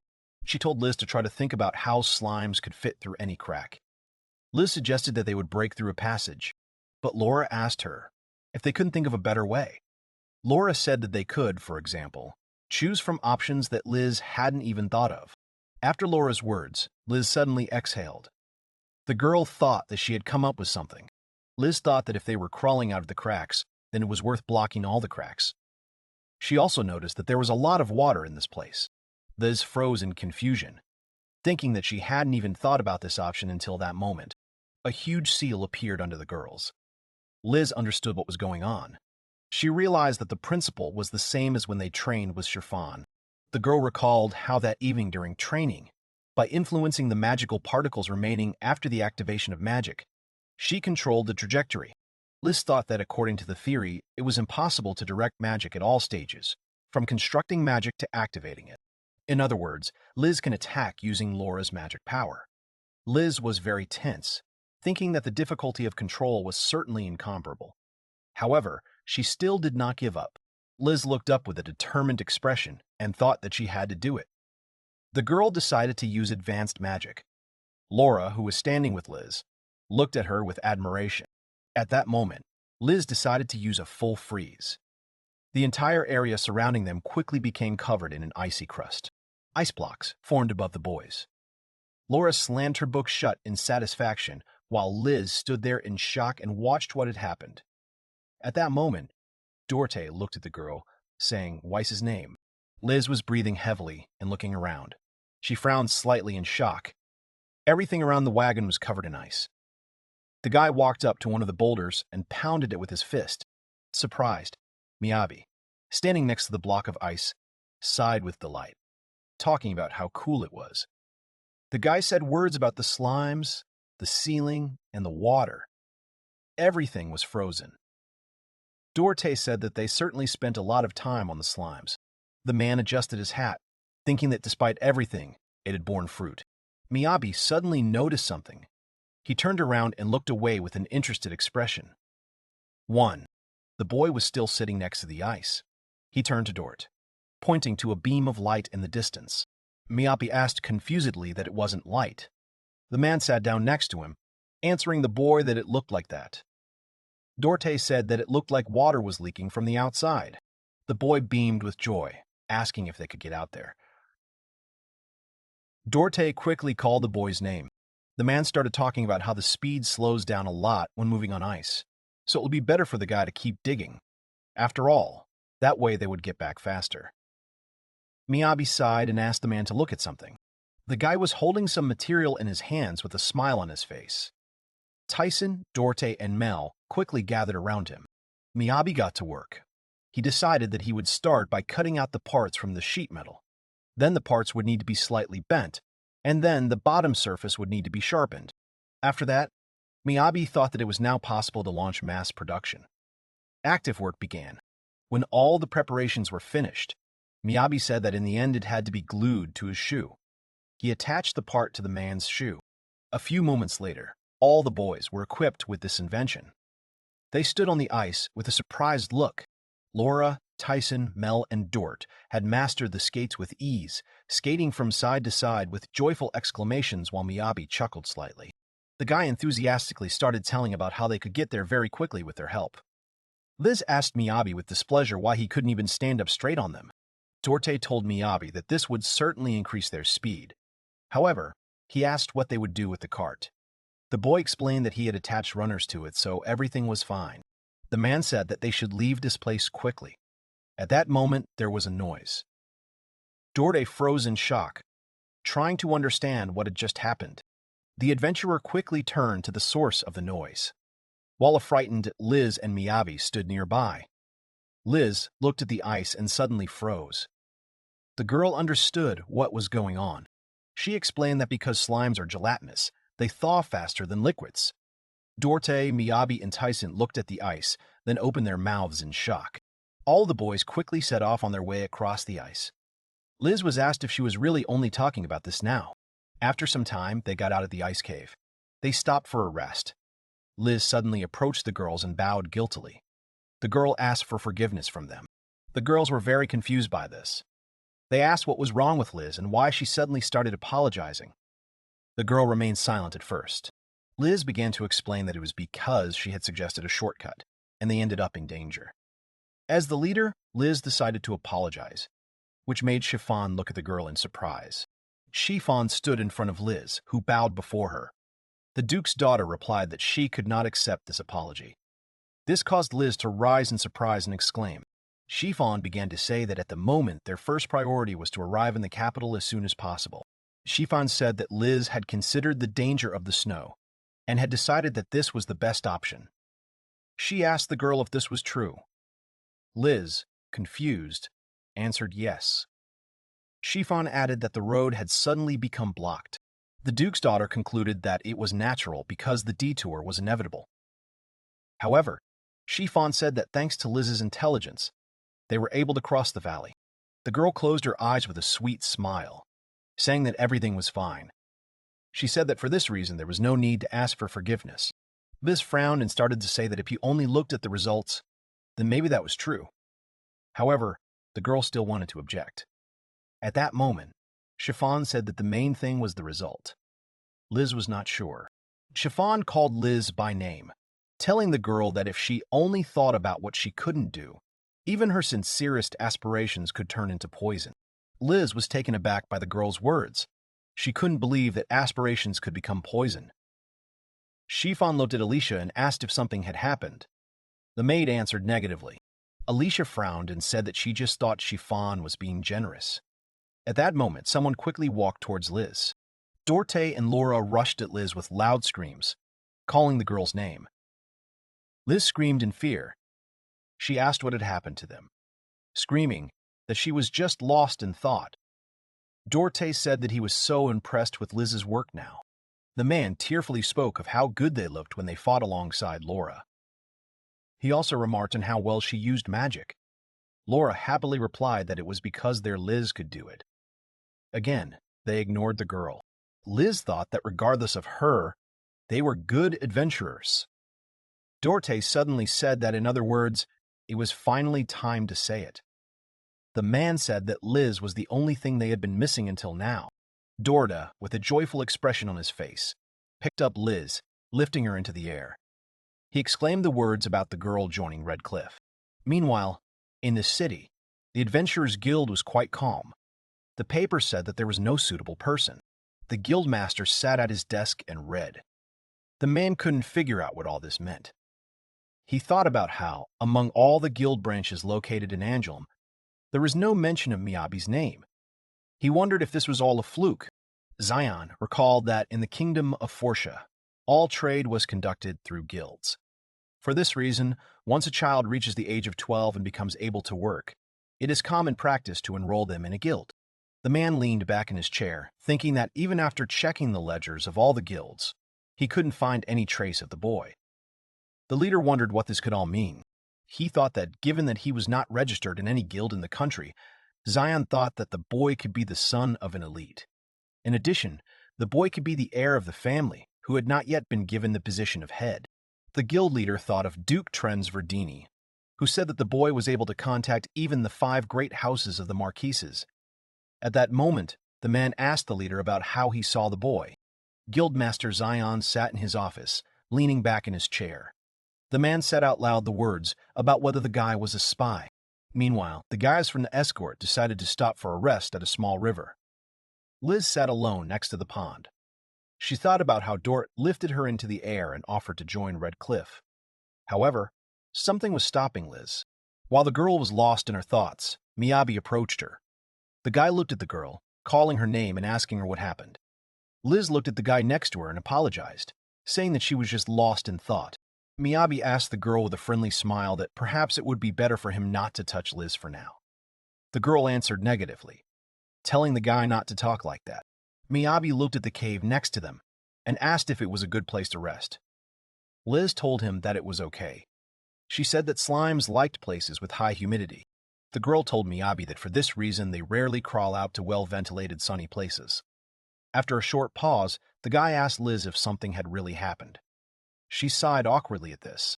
The girl asked Miyabi, embarrassed, how he knew that. The guy answered awkwardly, just by her appearance. He asked if Liz could share with him. He was saying that maybe the girl would feel better after that. At this point, Miyabi was very confused and sighed. He said that, unless it was something that couldn't be told, of course. Liz agreed with him. She quickly grabbed him by his clothes, saying that she wanted the guy to listen to her because it was connected with him, too. The girl looked quite serious while saying this. Small waves from the thrown stones spread across the water's surface, shimmering in the sunlight. Liz started to tell about how she was recently offered to join Redcliffe. Miyabi exclaimed in shock. He asked Liz about what she had told him. The girl with an uncertain look told about how she had asked for a little time. The girl cowered, hugging her knees with her arms. She was talking about how she had been invited once before, when she had just become an adventurer and completed her first task. Liz told about being 10 years old at the time. She was faced with the Red Cliff rank assessment. Dorte at that time suggested that she fill out an application to join. However, at that time, she wanted to be independent more than anything. However, starting to depend on them contradicted this, so Liz refused. The girl said that she did not know how it would be this time, and whether she would have enough strength. However, she believed that if she ran away from this possibility, then she might never get close to A rank. The girl was full of doubts. She desperately closed her eyes, saying that this is why her head is already splitting. She said that these thoughts are pressing on her very much. Liz lifted her head from her knees, saying that besides, they said to invite Miyabi too. The guy looked at Liz in surprise, asking her about his invitation to the group. The girl started to say that he was probably a D rank now, but he was no worse than an A rank adventurer. Liz said that if he joined Red Cliff as an adventurer, Miyabi would be able to get better reputation and pay. She looked at the guy sitting next to her with a rather sad expression on her face and asked what he was going to do. The girl looked at Miyabi with mixed feelings, frowning slightly. Because of this, the guy was confused, not knowing what to answer the girl. He pursed his lips and fell silent after trying to answer. Miyabi quickly turned away, saying that honestly, both options were good. Liz was also confused, so she asked if he really thinks so. The guy scratched his head with a laugh, saying that if a person can create things, then he will never get lost. He also added that he is not interested in ranks. Liz replied that she understood his position. The girl was talking about how she was chasing ranks after all. It was natural for an adventurer to always have money. Miyabi called out to the girl, telling her to wait. He told Liz that he didn't blame her. He smiled and recalled what he told Dorte and the others before they set out. Miyabi said that he just wanted to make the adventure comfortable for Liz, so he just did what he wanted, and that was fine. After his words, the guy looked away. He suddenly added that this was only his theory, but there was something he wanted to tell. Miyabi sighed, saying that it was indeed a very important choice because no matter which option she chose, she would still end up regretting it. He said that later, even after the slightest mistake, he begins to think about what could have been if he had made a different choice at that moment. The guy smiled warmly and said that in moments when she felt like she was about to be crushed by her regrets, the thought that she had made this choice herself helped her. Tears appeared in the girl's eyes as she continued to look at Miyabi. The guy said with a warm smile that it didn't matter at all what she chose, because he would follow her and become a support for the girl. The girl wiped the tears from her face and laughed awkwardly, then told Miyabi that he reminded her of her father. 30-year-old Miyabi was offended by this and wondered what else it meant. Suddenly, Liz slightly relied on the guy. She sighed and thanked Miyabi, after which she said that she would think about it a little more. And so some time passed, which the guys gave themselves to rest. Miyabi gasped loudly, feeling a little awkward. He looked at Alicia, who was cleaning up. The girl looked at him coldly. Miyabi came closer and apologized to the girl, after which he said that she could leave all the cleaning to him. Alicia refused, saying that it was originally her job.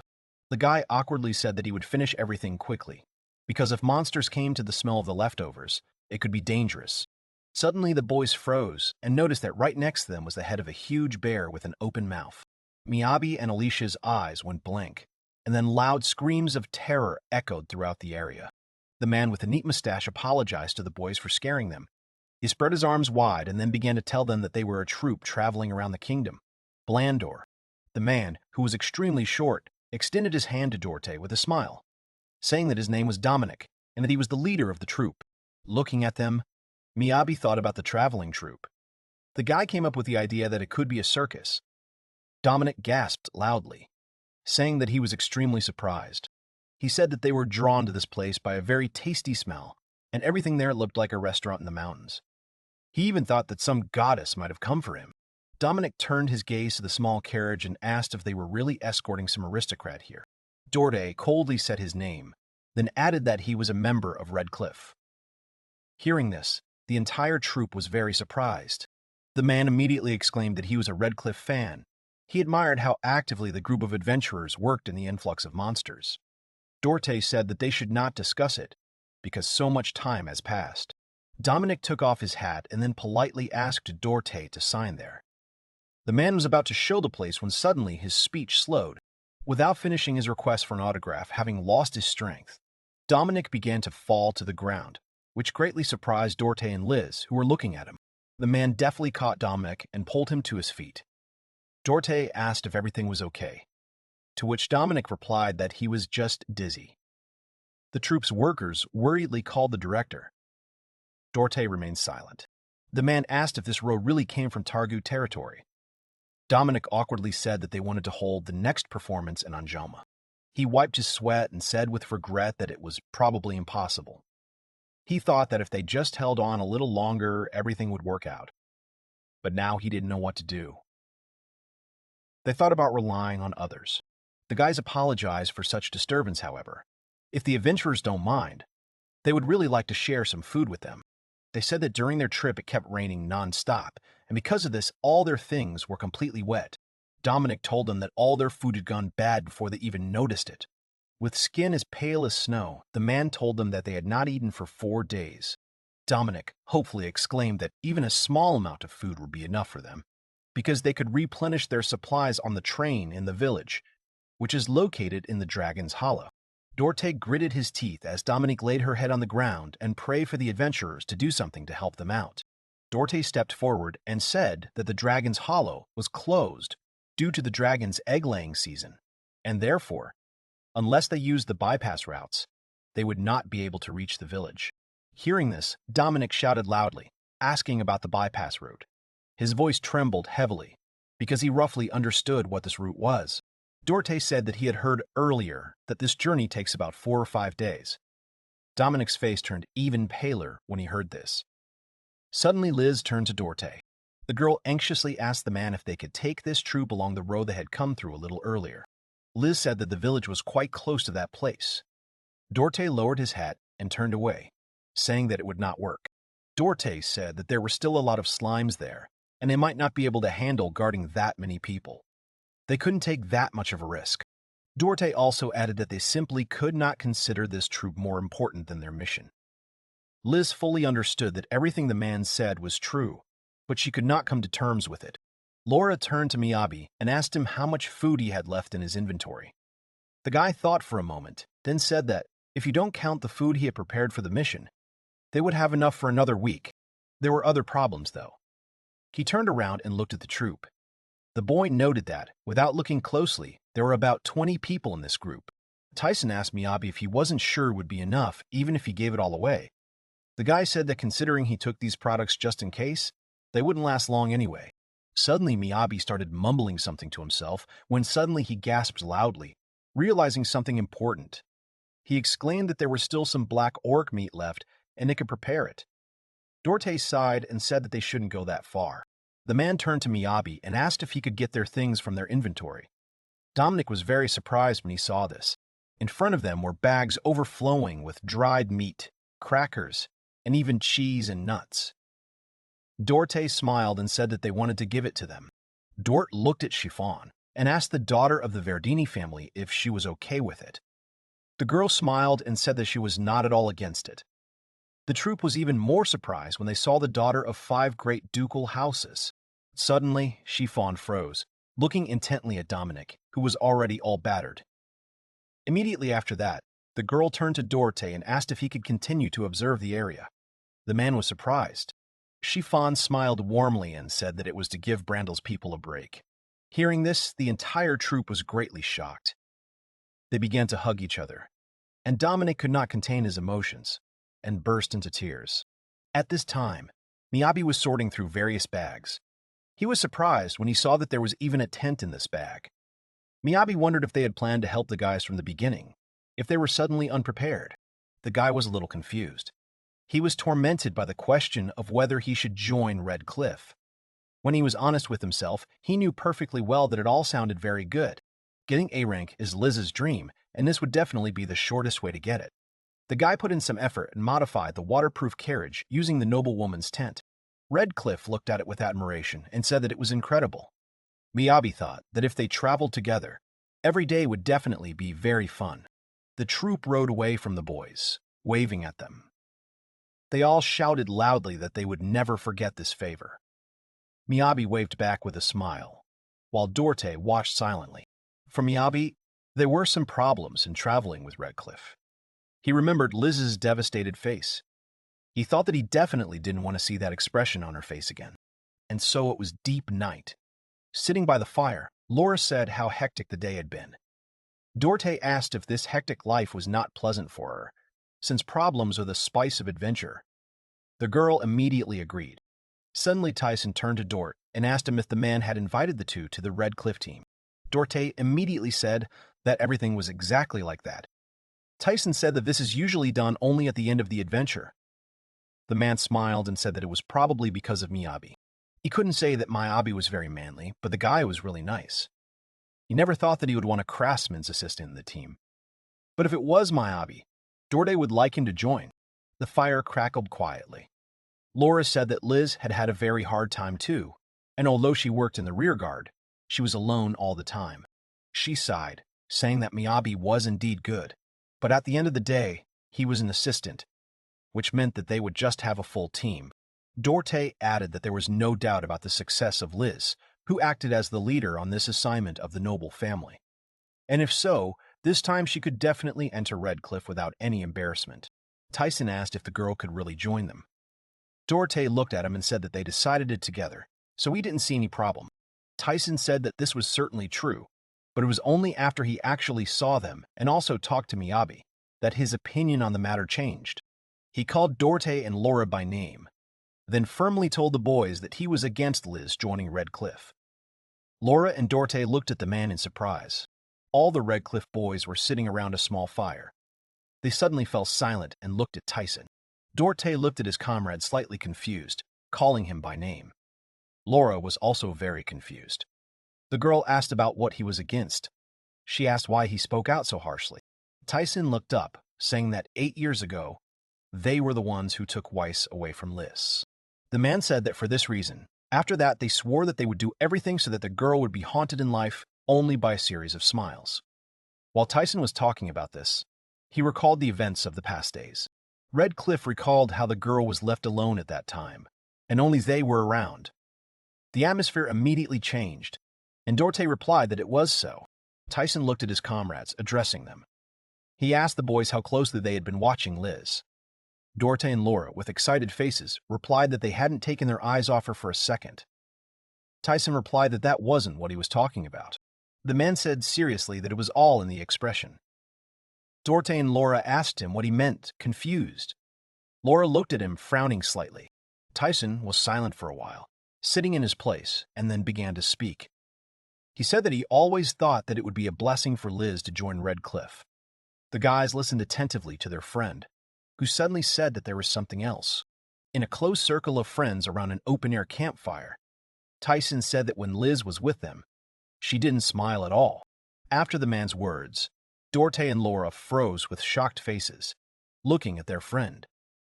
They were shocked by this information. After a few moments, they sighed questioningly, looking at Tyson. Dorte and Laura quickly hugged the man, sweetly telling him to stop. Laura asked Tyson if he had already gone blind. Tyson nodded slightly and asked the boys to tell him when they had seen Liz smile during this trip.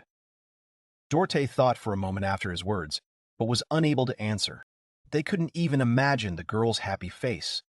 They only remembered how they were told that this was the reason why the girl was appointed leader, and they also remembered how they were asked to support her well. Dorte was a little confused. The man thought about the same thing when the girl asked if she and Miyabi were just extra weight for them. And when Liz worriedly spoke about Dorte's hand, and even when he suggested that she join them, Dorte couldn't even remember what expression Liz had on her face. He couldn't remember her smile. The man was confused. She froze, trying to remember. At some point, he began shaking his head rapidly. After that, they went to bed. And even then, the man was thinking that Liz had definitely smiled. He was so sure, and so the whole night passed. Dorte got up the next morning rather tired because he could not close his eyes because of his thoughts. He went for a walk early in the morning, thinking that Tyson was also a pessimist. The man walked and thought about whether Liz was smiling. Suddenly he stopped because he saw something. Dorte noticed Liz and Miyabi standing nearby. The girl smiled widely while Miyabi said that he seemed more cheerful today. Liz told him that it was probably because he had managed to sleep. The man sighed with a smile, thinking that she had just smiled. However, at that moment the smile disappeared from Liz's face and she called out Dorte's name. The girl looked at the man slightly confused, asking him what he was doing here. Dorte was also very confused, and so began the 11th day of fulfilling the escort request. After a while, they set off again. As Dorte ran alongside the cart, he thought about how the closer they got to the capital, the more carts there were. He also looked around on the way. He noticed that there was no damage to the cart and there was still 20 kilometers to the resting place. The man saw starlings and wondered if it was raining again nearby. As they drove, Dorte noticed Miyabi, who was carefully searching for something in his inventory. Dorte called Miyabi by name and asked if something was wrong. The boy answered with a smile that he was just a little cold, so he decided to put on a coat. The man noted that the boy's equipment was indeed a very convenient thing. Miyabi looked at the man with an awkward smile on his face, asking him a question.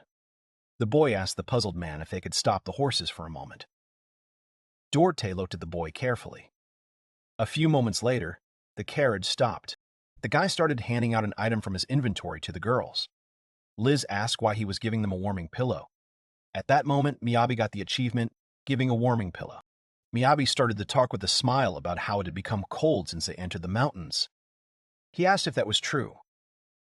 Chiffon replied that it was okay, as that was usually the case in the mountains. Suddenly, a shadow hung over the boy's head. Mel appeared above the boy, staring at him with a piercing gaze. At that moment, the girl jumped on Miyabi, screaming about how soft it was. The boy began to fall, so he screamed too. Dorte looked at them in surprise and froze. Liz, who was watching from the carriage, began to smile widely and laugh. At that moment, Tyson appeared behind Dorte, saying that Liz was smiling. He asked if that was true, which scared the man very much. Dorte awkwardly responded with an affirmative, saying that they would at least be able to warm her up. A few moments later, Liz found herself wrapped in a large scarf. She asked, slightly annoyed, what it was. Dorte began to actively talk about how warm it was. He fidgeted a little next to Liz, who replied that, to be honest, it was rather hot. Liz asked the man why he didn't give the warm clothes to Laura. Miyabi looked at Laura, offering to get her a jacket. The girl said that she forgot to take it out of her backpack, and the troop left with her. Liz began to take off her scarf with a little irritation, telling Dorte to stop doing weird things already. Dorte began to panic greatly after he heard the girl's words. He opened his mouth but could not say anything. After that, the boys continued on their way. The man ran next to the cart, breathing heavily. Dorte thought that it was just a coincidence. He tried to convince himself that today was definitely a coincidence. The man began to recall the past, thinking that Liz had not been a smiling child since childhood. After that, he frowned deeply, thinking that they should protect her smile. Suddenly, the man noticed something. Tyson also froze, looking up. Miyabi was very surprised by what he saw. He said words about whether it was snow. The carriage stopped, and everyone stared at the falling snowflakes. Dorte, with a serious expression on his face and breathing heavily, headed off to the side. Tyson followed him. They walked a little further from the road. The man lifted his foot and looked at the footprints left in the snow. He couldn't believe how much snow had fallen in just a few hours. At that moment, Miyabi started talking about how they would be staying here today, so he would set up the tent now. However, he was suddenly interrupted from his task. Dorte looked quite serious, saying that they would continue on their way. Miyabi was very confused by the statement. The man began to explain to them that the snowfall could continue until late at night. He said that they needed to go, because the snow had not covered everything very well yet. Dorte continued to talk about how in 3 hours they would be on the slope on the capital side, and there the snow would not bother them too much. The man also spoke about their route from tomorrow from a safety point of view. At that moment, Liz came up to him and asked him to wait. The girl started to say that she thought they should stop there after all. Dorte turned and looked at the girl next to him, who was serious. Liz began to talk about how not only was the usual running and the cold very exhausting, in addition to that they would be hampered by the frozen ground, poor visibility, and the activity of monsters at night. The girl excitedly said that there were too many dangers.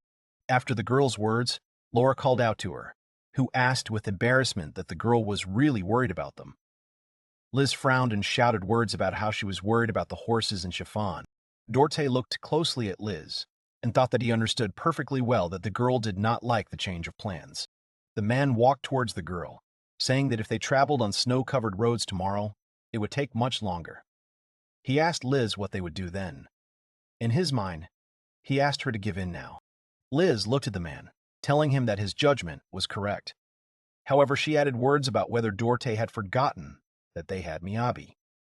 The girl was determined when she said this. As the snowstorm grew stronger, thus another night passed and the 12th day of the escort request arrived. Morning came and Dorte came out of his room. On the face of the camp, the boys gathered and did something. Mel was also there, playing and making a snowman. The man was a little confused, and Liz began to speak seriously about how, since they were able to pass through the rock, she thought that the same could be done with the snow. Liz looked at the boys and said that they would be able to move forward if they cleared the snow from the road. She also said that since Miyabi would be leading the squad, they would not be able to escape. The girl added that they also had a chance to reach the capital today. The girl recalled past events and said that this time she was definitely not mistaken. She asked Dorte if this was true. The man agreed, saying that this way you can save strength and move forward, so there are no problems. After that, Dorte began to speak thoughtfully about how he thought it was a good decision. At that moment, Liz slumped down, exhaling. The man was very scared, so he quickly looked at Liz. The girl smiled widely at him, saying that she was very happy and now calm. After such a display of emotion from the girl, Dorte froze in shock, looking at Liz next to him. Liz ran up to Miyabi, calling his name and telling him to try his best. The boy confidently agreed and told him to leave it to him. Dorte, in shock, covered his mouth, thinking that the girl had smiled. He wondered if it was because he had praised her. The man thought that it was probably not because of that. He looked at the girl who had gone on Miyabi's journey, wondering if it was because he approved of her. After some time, it was night again. Dorte entered the room and called out to Tyson and Laura. The man told them that he wanted to talk to them alone. After that, the guys gathered together in the room. Dorte, Laura, and Tyson sat down for a serious conversation. The man reflected on the fact that Weiss was the heart of Red Cliff. He thought back to their past, thinking of himself, who was fine on his own, of the wild Laura, and of Tyson, who had joined a little later. The man thought about their days together and thought about how it was Weiss who had brought them all together. Dorte remembered that when Weiss passed away, Liz had become their link. Dorte thought of the girl who looked so happy and realized that they had been such fools. They had stopped seeing her, and the man had only just noticed it. He remembered how he, Tyson, and Laura joyfully greeted the girl, how he lifted her up and had fun. The man was discussing with his dear comrades that even though they had seen Liz's smile, they should think about it again. Laura cried bitterly at this, and Tyson silently closed his eyes. Dorte also covered his face with his hands when he told his friends that they should think about how to properly express their love. Mel, her mouth full, held out her empty plate, indicating that she wanted more. Miyabi handed the girl a delicious spicy sandwich with black orc meat, saying that Mel really eats well. He was very surprised by this, so he sighed slightly. Liz was also actively eating. The girl said that it was because the physical strength of beastmen was much higher than that of humans. The girl looked at Mel and asked if that was why they ate so often. Mel nodded and answered in the affirmative. While the girl was eating, she glanced at Miyabi, who was sitting next to her. The boy asked her what happened. Mel continued eating, telling him that nothing happened. Miyabi sighed and smiled slightly. Miyabi looked at the men who were busy talking to each other and thought. The boy thought that in the end, he still didn't know if Tyson had done anything. However, the boy thought that he had a feeling that since that snowy day, the atmosphere around Dord had changed somehow. The young man ate and watched the guys nearby. Miyabi was now thinking about the end of the road that seemed impossible to reach. They continued to dig their way through the snow. At some point, Miyabi noticed something, and then sighed with delight. A huge city opened up before them. He thought that the end was already in sight. The capital was before them, and meanwhile the 14th day of the escort mission was underway. Besides, Liz became despondent. The girl spoke discontentedly about what she should do because they were almost in the capital. Miyabi was confused because this happened. The girl was lamenting on the bed and whining. The guy who was sitting next to her thought that Liz was suffering today too. Miyabi looked at her and asked if Liz couldn't decide what to do about Red Cliff's offer. After Miyabi's question, Liz stood up silently. She began to say that this too, but the reason was the master. Miyabi hummed understandingly, saying that they were useful after all. He asked if that was true. The boy thought that in any case, it was not up to them to decide. Miyabi thought that he still believed that they had done everything in their power. Liz sadly spoke about how she ended up being the most useless of them all. Miyabi was so shocked by what he heard that he hit the wall. The girl asked what was wrong with him, to which Miyabi exclaimed that those were his words. He started shouting about how everything had gone perfectly, thanks in part to Liz. He said that it was the girl's idea that they had continued moving forward. Liz responded skeptically that it was Miyabi who had done all the work. The boy furiously shouted a question about the dragon ravine they had passed. He shouted that the obvious result was saving time. Liz wanted to object, talking about the slimes, to which Miyabi exclaimed that everyone was safe and sound. The girl said the words indifferently, which Chiffon had said exactly the same. Miyabi's head was spinning from this. He looked at the girl, thinking that she was thinking too negatively. He couldn't believe that Liz had always been such a pessimist. Miyabi began to remember the past with shock. He decided that if he thought about it, there were prerequisites. At that moment, Liz called out to Miyabi and asked him to listen to her. The guy asked what happened. The girl asked if it was bad that she always strived for more. Liz shared with Miyabi what Chiffon had told her. The Duke's daughter had told the girl that if she only focused on what she lacked, that desire would become poison. Miyabi listened to Liz with surprise. The girl asked Miyabi, slightly confused, if she shouldn't try harder and focus on what she lacks. She looked closely at the guy next to her. Miyabi, with a stony expression, told Liz that it was not worth doing. The girl was shocked by the coldness that blew from the guy's answer. The young man shared his opinion with the girl that Liz's concern about this was a manifestation of her kindness. The guy also added words about it being a bit unhealthy. The girl listened to him attentively. Miyabi looked at the girl with a serious expression, saying that she was too strict with herself. Liz was very confused by this, repeating the guy's words about strictness. The guy asked Liz what she considered her strong points. The girl thought for a moment and replied that she loved to study. After her answer, she asked if she was talking about the right points. The girl thought for a moment and answered, slightly lost, that she just liked it, and that didn't mean she was strong.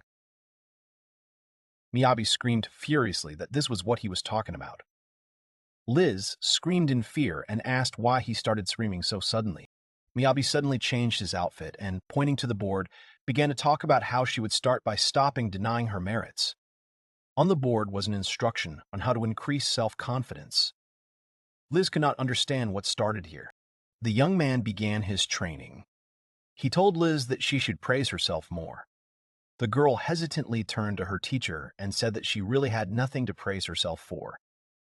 The guy adjusted his glasses, saying that the girl was very soft.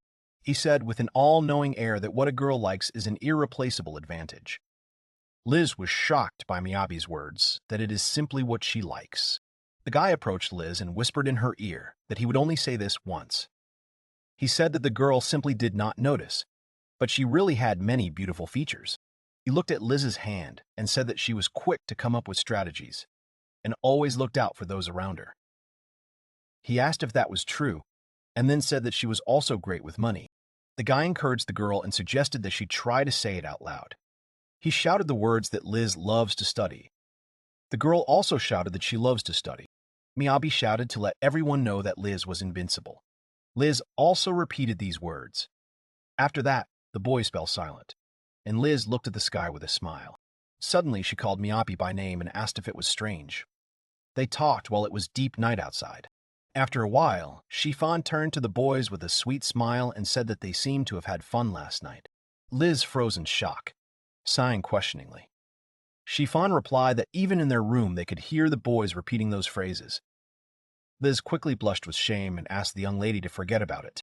Shifan smiled with a slightly thoughtful face. She didn't know how to say it correctly.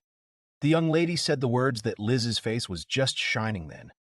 Liz looked away with embarrassment. Liz asked Shifan hesitantly if it was true. Meanwhile, the carriage entered the capital. It was the 15th day, the day of arrival in the capital. Shifan walked up to the huge estate, saying that 2 weeks had passed since they left Angel. The young lady looked at the adventurers and said that it was entirely their merit that they were able to arrive safely. She thanked the boys for their efforts in fulfilling this request. The sun began to set slowly, and Alicia opened the doors of the estate, calling out to her mistress. The maid reported that everything inside was ready for rest. Alicia looked at Chiffon, who stood silently. The girl called out Chiffon and asked what had happened. The Duke's daughter was looking at the departing adventurers at that moment. Suddenly, Liz's name was called. The girl turned around and saw the guys from Red Cliff. Dorte said that they wanted to hear an answer. The man asked Liz if she would join their team. The girl bowed her head silently, standing in front of her friends. Liz began to talk about how all this time she had been thinking about what she really wanted. Everyone from Red Cliff listened attentively to the girl. Liz turned to Laura and thanked her for showing the girl exactly how she and her father fought side by side. The girl said that she could not have imagined anything like this. Liz smiled as she spoke about how happy she was when she was able to use high-level magic. However, she spoke about what she imagined when she stood next to Laura and did what her father did. The girl was very upset and said that it felt wrong somehow. She was very emotional when she talked about it. Liz looked at Laura, saying that she thought it sounded childish. She said that she didn't want to be a replacement for her father. The girl wanted to find her own way. She was talking about how she wanted to use her magic to make different people happy, and she also wanted to be acknowledged. She started to say what she wanted, but she stopped and then grabbed Miyabi's hand, who was standing next to her. The girl answered with a confident look that they would not join Red Cliff. Miyabi was slightly confused by this. The boy panicked, telling the girl that it looked weird and the guys might misunderstand them. Liz was very embarrassed and apologized to Miyabi, saying that she got carried away. At that moment, Dorte adjusted his hat. He lifted his hat and said with a smile that he understood everything. He said that they would part ways here then. Liz and Miyabi stared at the man with confusion as he said that they had already passed the information to the Adventurers Guild.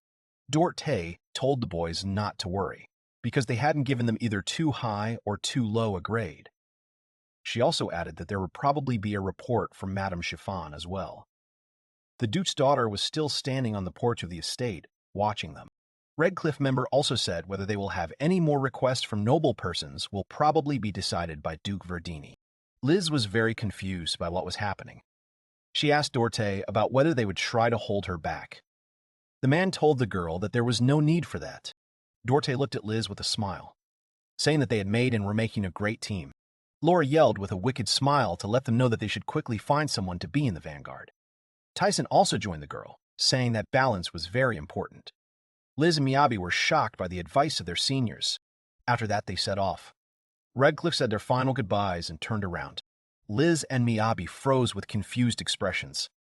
They watched the team leave. At that moment, the guy pushed the girl forward, causing her to become slightly confused. The girl started waving to Redcliffe with a big smile on her face, while her eyes slightly filled with tears.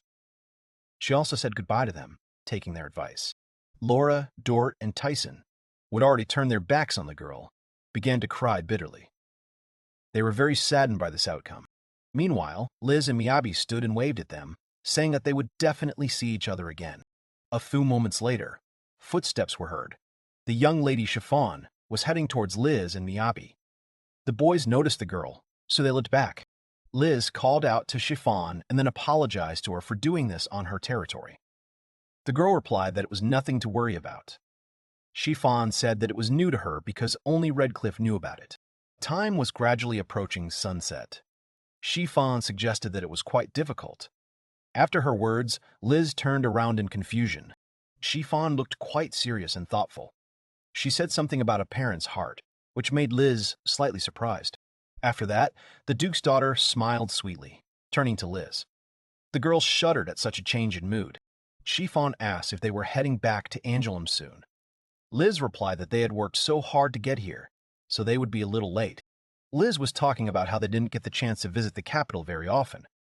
Miyabi also added that he was thinking of just wandering around and looking at the architecture and stuff. Chiffon suddenly started talking about something, and the topic of vacation came up. The girl said with a sweet smile that she would like the guys to accompany her somewhere. Liz and Miyabi froze in place at this request, unable to utter a word. Meanwhile, large flocks of birds were heading somewhere. They were flying over mountains, forests, and rivers. A small bird feather flew to the large estate. The guild leader stood and looked ahead with a stern expression.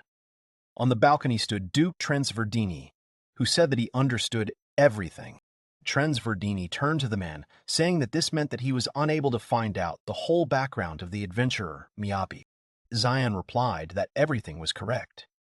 He said that they even consulted records of these territories and his acquaintances, but still could not find out anything about his life before arriving in this city.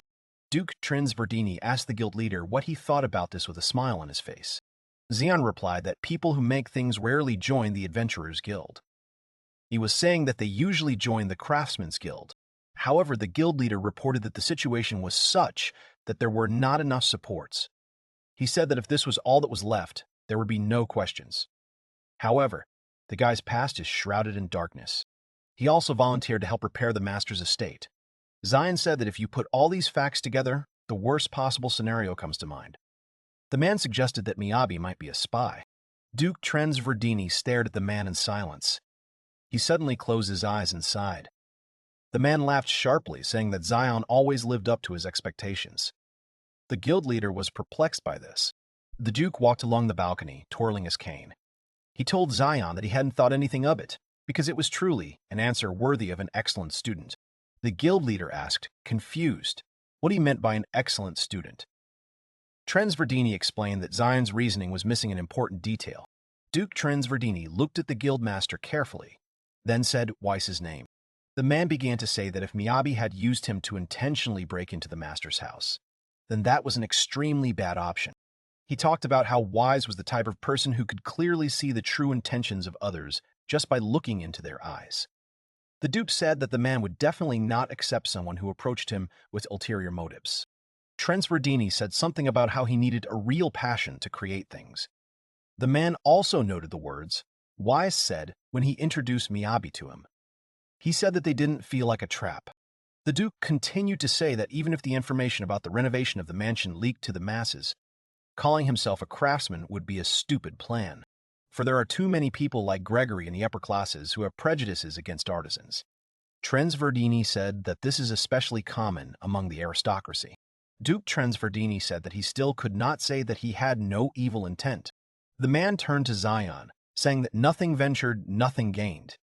The man, surrounded by birds, said that he really just wanted to know how he got this power, and nothing more.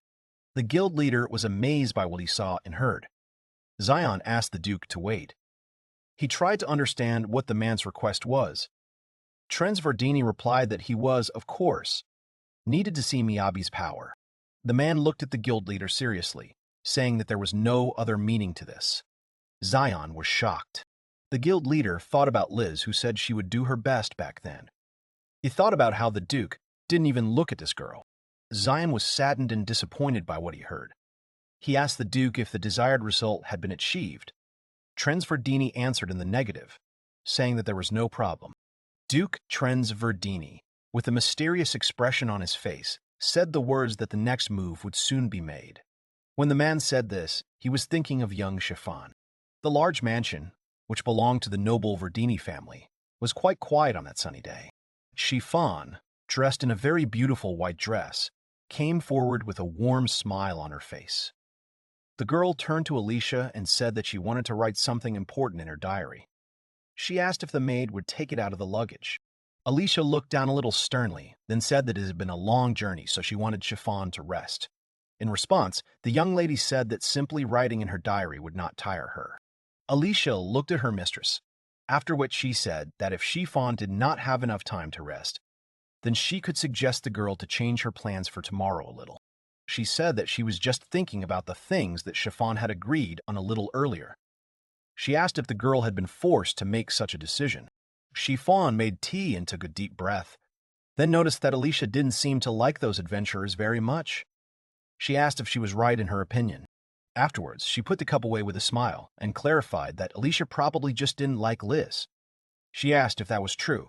Alicia remained silent with a dissatisfied face, then said that she had no personal feelings for Liz and was simply worried about her mistress's health. Chiffon laughed and said that she understood everything. She took a deep breath, saying that she would have a good rest, and that Alicia should go and show herself to everyone else. Alicia quietly left the room, thinking that this is what is called avoiding an answer in modern society. She was sure that Chiffon would immediately sit down to write her diary. She sighed, thinking that no matter how much she worried, until she was ordered to, she still wouldn't be able to do anything about it.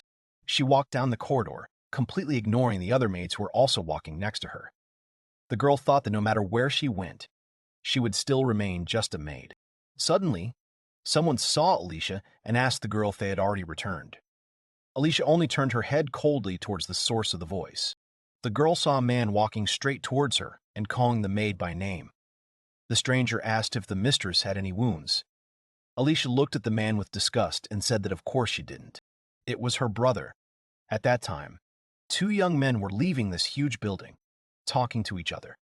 Suddenly, one of them thought and remembered something. Liz suddenly remembered the fact that they hadn't even had time to say goodbye to Mel. The girl was worried about this, but Miyabi looked indifferent. The guy said that the girl had run away back when they were talking to Red Cliff. Liz sighed, thinking that she wanted to apologize to Mel because they probably caused her a lot of trouble. The girl clarified that Mel was on duty at night, so it was hard for her. Miyabi thought that she had saved him too, and so he should thank her. Liz said with a warm smile that since Mel had done so much for them, it would be nice to celebrate together. That was exactly what she had in mind. Miyabi exclaimed that it was right, because they had fulfilled the request. He thought about how Mel had helped him out, too. Suddenly, he realized that the girl was talking about a holiday. He immediately headed in the other direction, saying that they should call Redcliffe, too. Liz grabbed the guy by his clothes and stopped him. She blushed deeply and asked him if he was really going to invite them after what had happened recently. She wondered if he had no sense of shame at all. Miyabi thought that he understood this, but they seemed to have to call them too. Liz cried out in embarrassment that she couldn't. After that, Miyabi had to just accept it. The boy thought that if they looked for Mel, she would probably be nearby. Liz thought deeply, then said that her beastman nose would probably smell them. By this time, it was already getting dark outside. The sun was setting, and the boys headed into town. Liz had said that they would be able to lure her out. Miyabi sighed, thinking that, as expected, it was impossible, and also rather awkward. The next moment, under the sound of a burning barbecue, little Mel was already hanging on a rope held by Liz.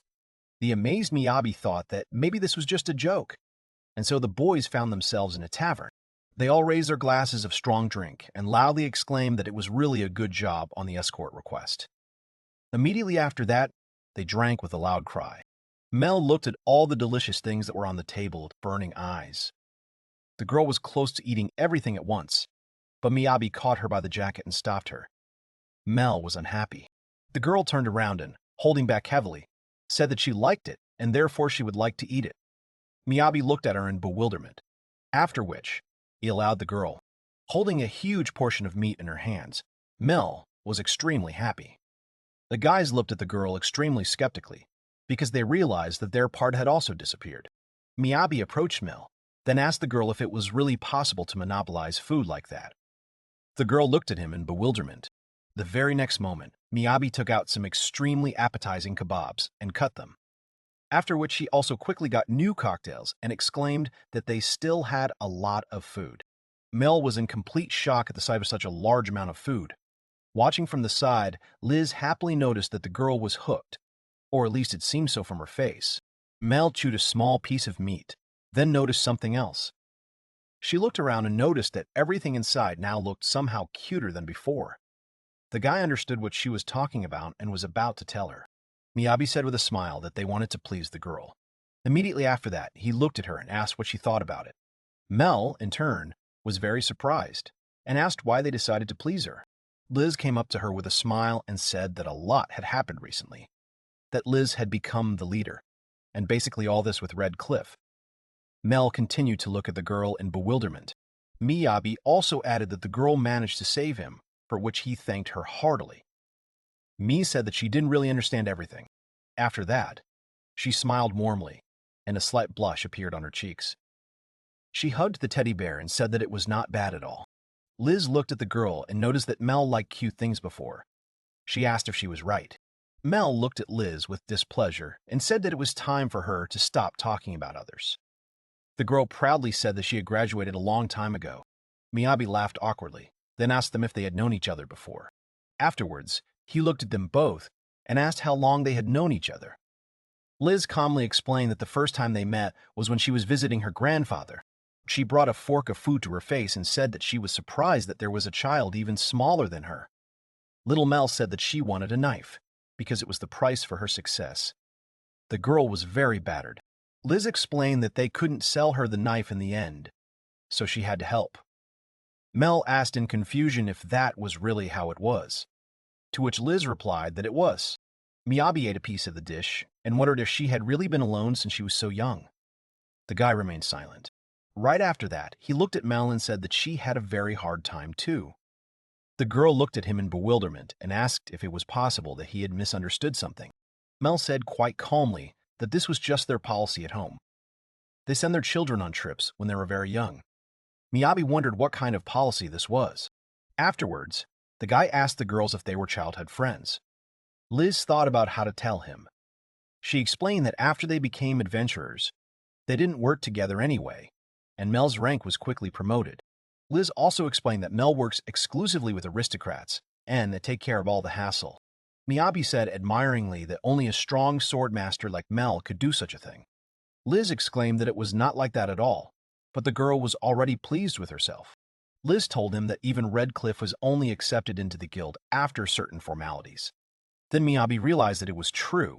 He thought about Red Cliff, and then realized that they needed to find the Vanguard as soon as possible. At that very moment, his gaze fell on Mel, who was just playing the role of the Vanguard in the squad. At that very moment, Miyabi screamed loudly. Liz was scared and asked what it was. The guy grabbed Mel and said that this was the Vanguard. Hearing this, Liz was confused at first and asked what it meant. As soon as she realized this, Liz immediately grabbed Miyabi by his clothes and also screamed loudly. Mel continued to chew her food, talking about how loud they were. The boys immediately asked Mel if she was a member of a team. The girl calmly said that she was not a member of a team and was traveling alone. At that moment, Miyabi grabbed her hands tightly, about to say something. With his face flushed with anticipation, Miyabi took Mel's hands and asked if she wanted to join him and Liz. The girl looked at him silently. Liz and Miyabi looked at little Mel silently, waiting for her answer. The girl was completely calm while they were pressuring her like this. Mel asked the boys if they would eat together if she was on the same team. Miyabi immediately confirmed it. Then Mel asked if they would do errands together. The boy agreed with a smile, already thinking that she would agree. At the end, Mel asked if they would all stay overnight together. The boy answered that most likely they would. The girl closed her eyes. She let go of his hand, saying that she understood everything. The next moment, she nimbly climbed up, standing by a small window. She said that she could not say that she hated the boys. Miyabi immediately shut up. Mel said that where she would sleep, have fun, and maybe fight or not, all of that would be up to her to decide. She firmly said that she lives freely, and therefore she intends to die freely. This was her path, and therefore she refused to join their group. Miyabi froze for a moment, realizing that they had been rejected. He was a little upset, but he understood the girl. Seeing him approaching, Mel only said that he should give up. Miyabi exclaimed that he understood everything. With a wide smile, Miyabi extended his hand towards the girl, saying that he just thought it would be wonderful if she joined them. Hearing these words, Mel remembered how other adventurers also asked her to join their group, but after she refused, they did not try to listen to her at all, and so she walked away from their beaten bodies. The girl was touched. Mel smiled warmly, looking down a little. These were really nice words that were important for her to hear. And so the next day arrived. Miyabi adjusted his clothes, then asked in confusion what it meant. Liz stood silently behind him and watched. Mel also tilted her head in confusion. The guy said that they were still at Chiffon's, so he wondered if they would be coming back. Mel stated that they could come back whenever they wanted. Miyabi didn't know it was that simple. At that moment, the boys met Alicia and Chiffon. The young lady was surprised to see that Mel was with them. The girl agreed with a smile. Miyabi approached Chiffon a little awkwardly, then said that if it didn't interfere with their business, they could stay. The girl exclaimed that they weren't interfering at all. The young lady said that it was better to go on excursions in a large group than just the two of us. Hearing this, Miyabi was very surprised. He was perplexed. Chiffon smiled warmly and then told them that she wanted them to join her for sightseeing today, just as a carriage pulled up to them. The three of them boarded the transport, where Liz and Miyabi were amazed to ask if simply sightseeing was really an important matter. The girl smiled and asked if they were against it. Chiffon hesitated and said that she was leading them as a thank you. Liz asked in confusion what kind of thank you the young lady was talking about. Chiffon asked if they had already forgotten what Liz had done during the trip. The girl was surprised, and then she actually remembered their interactions. With an extremely gentle expression, Chiffon added that she would like to explore the city when they had some time. Miyabi and Liz exchanged a quiet glance before finally agreeing, having no other options. After some time spent on the road, the guys found themselves at a really beautiful building. Miyabi and Liz were so amazed by the beauty of the building that they gasped at the same time. Liz looked up, unable to tear herself away from the place. The girl asked what exactly this place was. Chiffon calmly explained that it was the Holy Church of Peristella. She told him that this was the place where the mother gods of the kingdom of Fortia were worshipped. She asked if this was not a place that one would want to visit at least once when visiting the capital. Miyabi was still in shock, so he kept shouting about how amazing it was. Liz became embarrassed and asked the guy to calm down. They all continued walking through the church when suddenly Miyabi froze. Noticing something, the boys found themselves in the center of a small circle, in front of which there was a huge staircase. Miyabi asked what it was. Liz asked if it was an analysis of a future profession. Miyabi asked in confusion what kind of analysis it was and why it was needed. Overhearing their conversation, Chiffon asked if the guys knew that professions were generally divided into combat and production. The guy said that he knew very little. Chiffon explained that one can determine what profession awaits a child by the presence or absence of inventory. However, after this, the division becomes a little more complicated. as further division into smaller groups occurs. A special crystal is already used for this. The crystal's reaction to the properties of magical power allows one to accurately determine the future profession. Miyabi thought about the divine litmus paper. It reminded him of the definition of acidity. Liz sighed and said that as far as she knew, there was no need for that. Hearing this, Miyabi turned to the girl. Liz said that the properties of magical power are transmitted from parent to child. This was quite well-known information. She said that a swordsman's child will be a swordsman, and a mage's child will be a mage. The girl added that there are practically no big differences in this. Liz also said that at a conscious age, some skills will appear, and then it will naturally become much more understandable. She said that this is the reason why it is only necessary to conduct the analysis at such a young age. If the child is from a family in which there are some disputes about the heirs. Shifan smiled and said that this has recently become very popular among families of tourists who want to get a certificate with the seal of the Holy Church. Hearing this, Liz was amazed, and Miyabi was delighted. The girl couldn't believe that it was so easy to analyze. She assumed that all these people came from the village. Miyabi thought that it looked like Goshuin books. The excited boy looked at Shifan and asked if he could have the certificate too. Liz turned around in shock and asked if he was really going to waste his money again. Miyabi looked at Liz in confusion and said that the analysis was quite expensive. Shifan laughed and said that they should not worry about the price. Shifan smiled slyly, saying that it was just gratitude. At that moment, memories of a conversation with her father, who asked her to do something when they arrived in the capital, came to the girl's mind. Shifan looked at them with a smile, and then said that they really should conduct this analysis of their future profession. Suddenly, an extremely bright flash appeared in the church. Many visitors to the sacred church began to turn back, looking at this light. The people nearby spoke admiringly of how powerful it was. They said that everything was as expected from a boy from their family. The priest quietly said that crimson is the light of a proud swordsman. The man said that the path he would take would be brilliant. Liz marveled at how beautiful the color was, adding that it was rare to see such a huge amount of magical power in a baby. Miyabi added with a smile that the parents of this child were also very happy. The guy who was standing next to him smiled and said that it was quite understandable. He explained that it was because for such a huge magical power, the future, the military profession, was already predetermined. After that, the priest called the next guests, one of whom was the delighted Miyabi. The boys came a little closer, and then the priest politely greeted the boys for an analysis of their future profession. The priest told the children that a profession is the first and only gift from the 12 goddesses. He closed his eyes and touched Liz's head, then said that the beam would now show the girl's path. Then he asked her to put her hand on the device. When Liz did so, a bright beam appeared in the room. The man said with a smile that it was a mysterious violet light, the light of the magician. Liz was a little offended that this beam was weaker than the baby's recently. Suddenly, she thought about something else. The girl became very curious about how much magical power Miyabi had. The priest politely asked the boy to put his hand to the instrument. Miyabi happily agreed. Liz looked at Miyabi carefully as he was about to touch the item. She thought that his skills allowed him to simply create many things, and there must be a lot of power as well. The next moment, a rather large flash emanated from Miyabi's hand.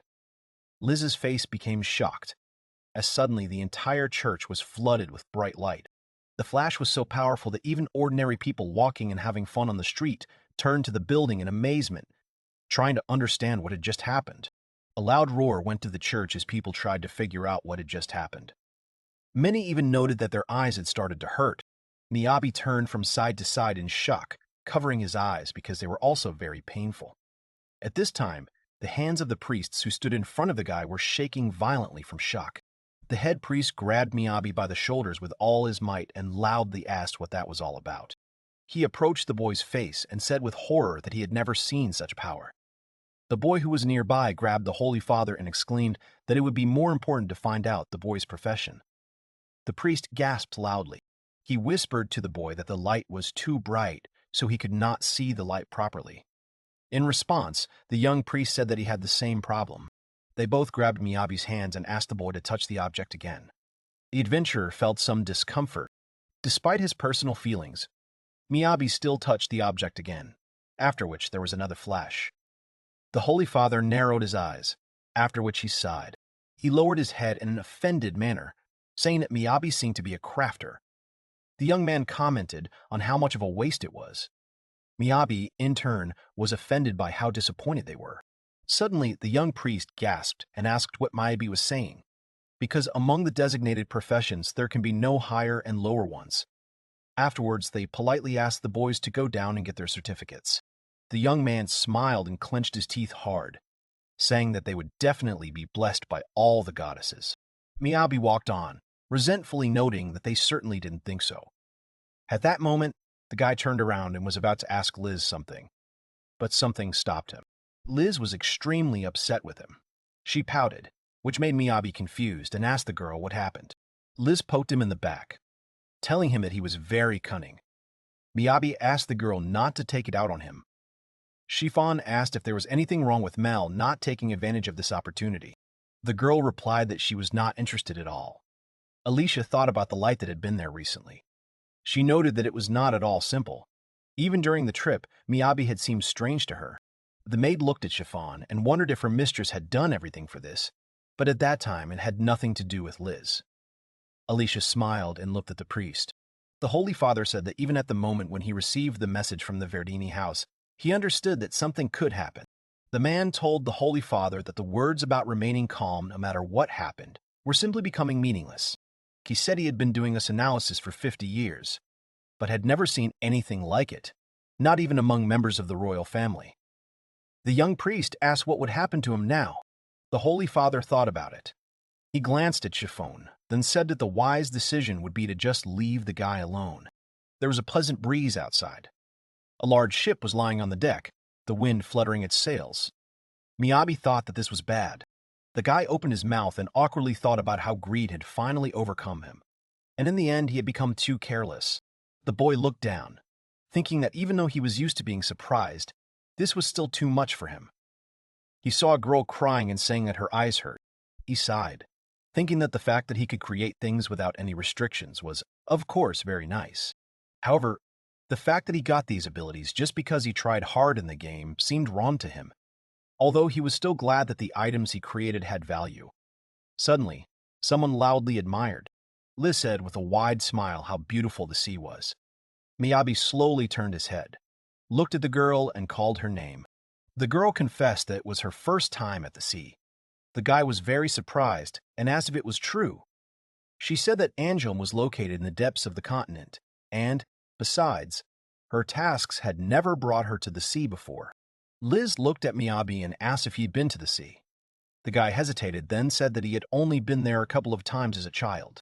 Miyabi looked away guiltily, thinking that it was quite difficult to get to the capital. He immediately closed his mouth, thinking that it was time for him to change the topic. He sighed guiltily, wondering how much longer he would deceive everyone like this. Suddenly, Liz said that she was surprised. Miyabi looked at her in bewilderment. The girl said that only 8 years had passed since that terrible flood, and so she thought that everything would be different in this place. Liz looked around, looking at the extremely beautiful city. At that moment, Chiffon came up to her and asked with a smile if Liz had thought that the whole city would be in a terrible state. Liz admitted that she had thought so. Chiffon said that Angelin was quite far away, so apparently the details of the destruction didn't even reach the guys.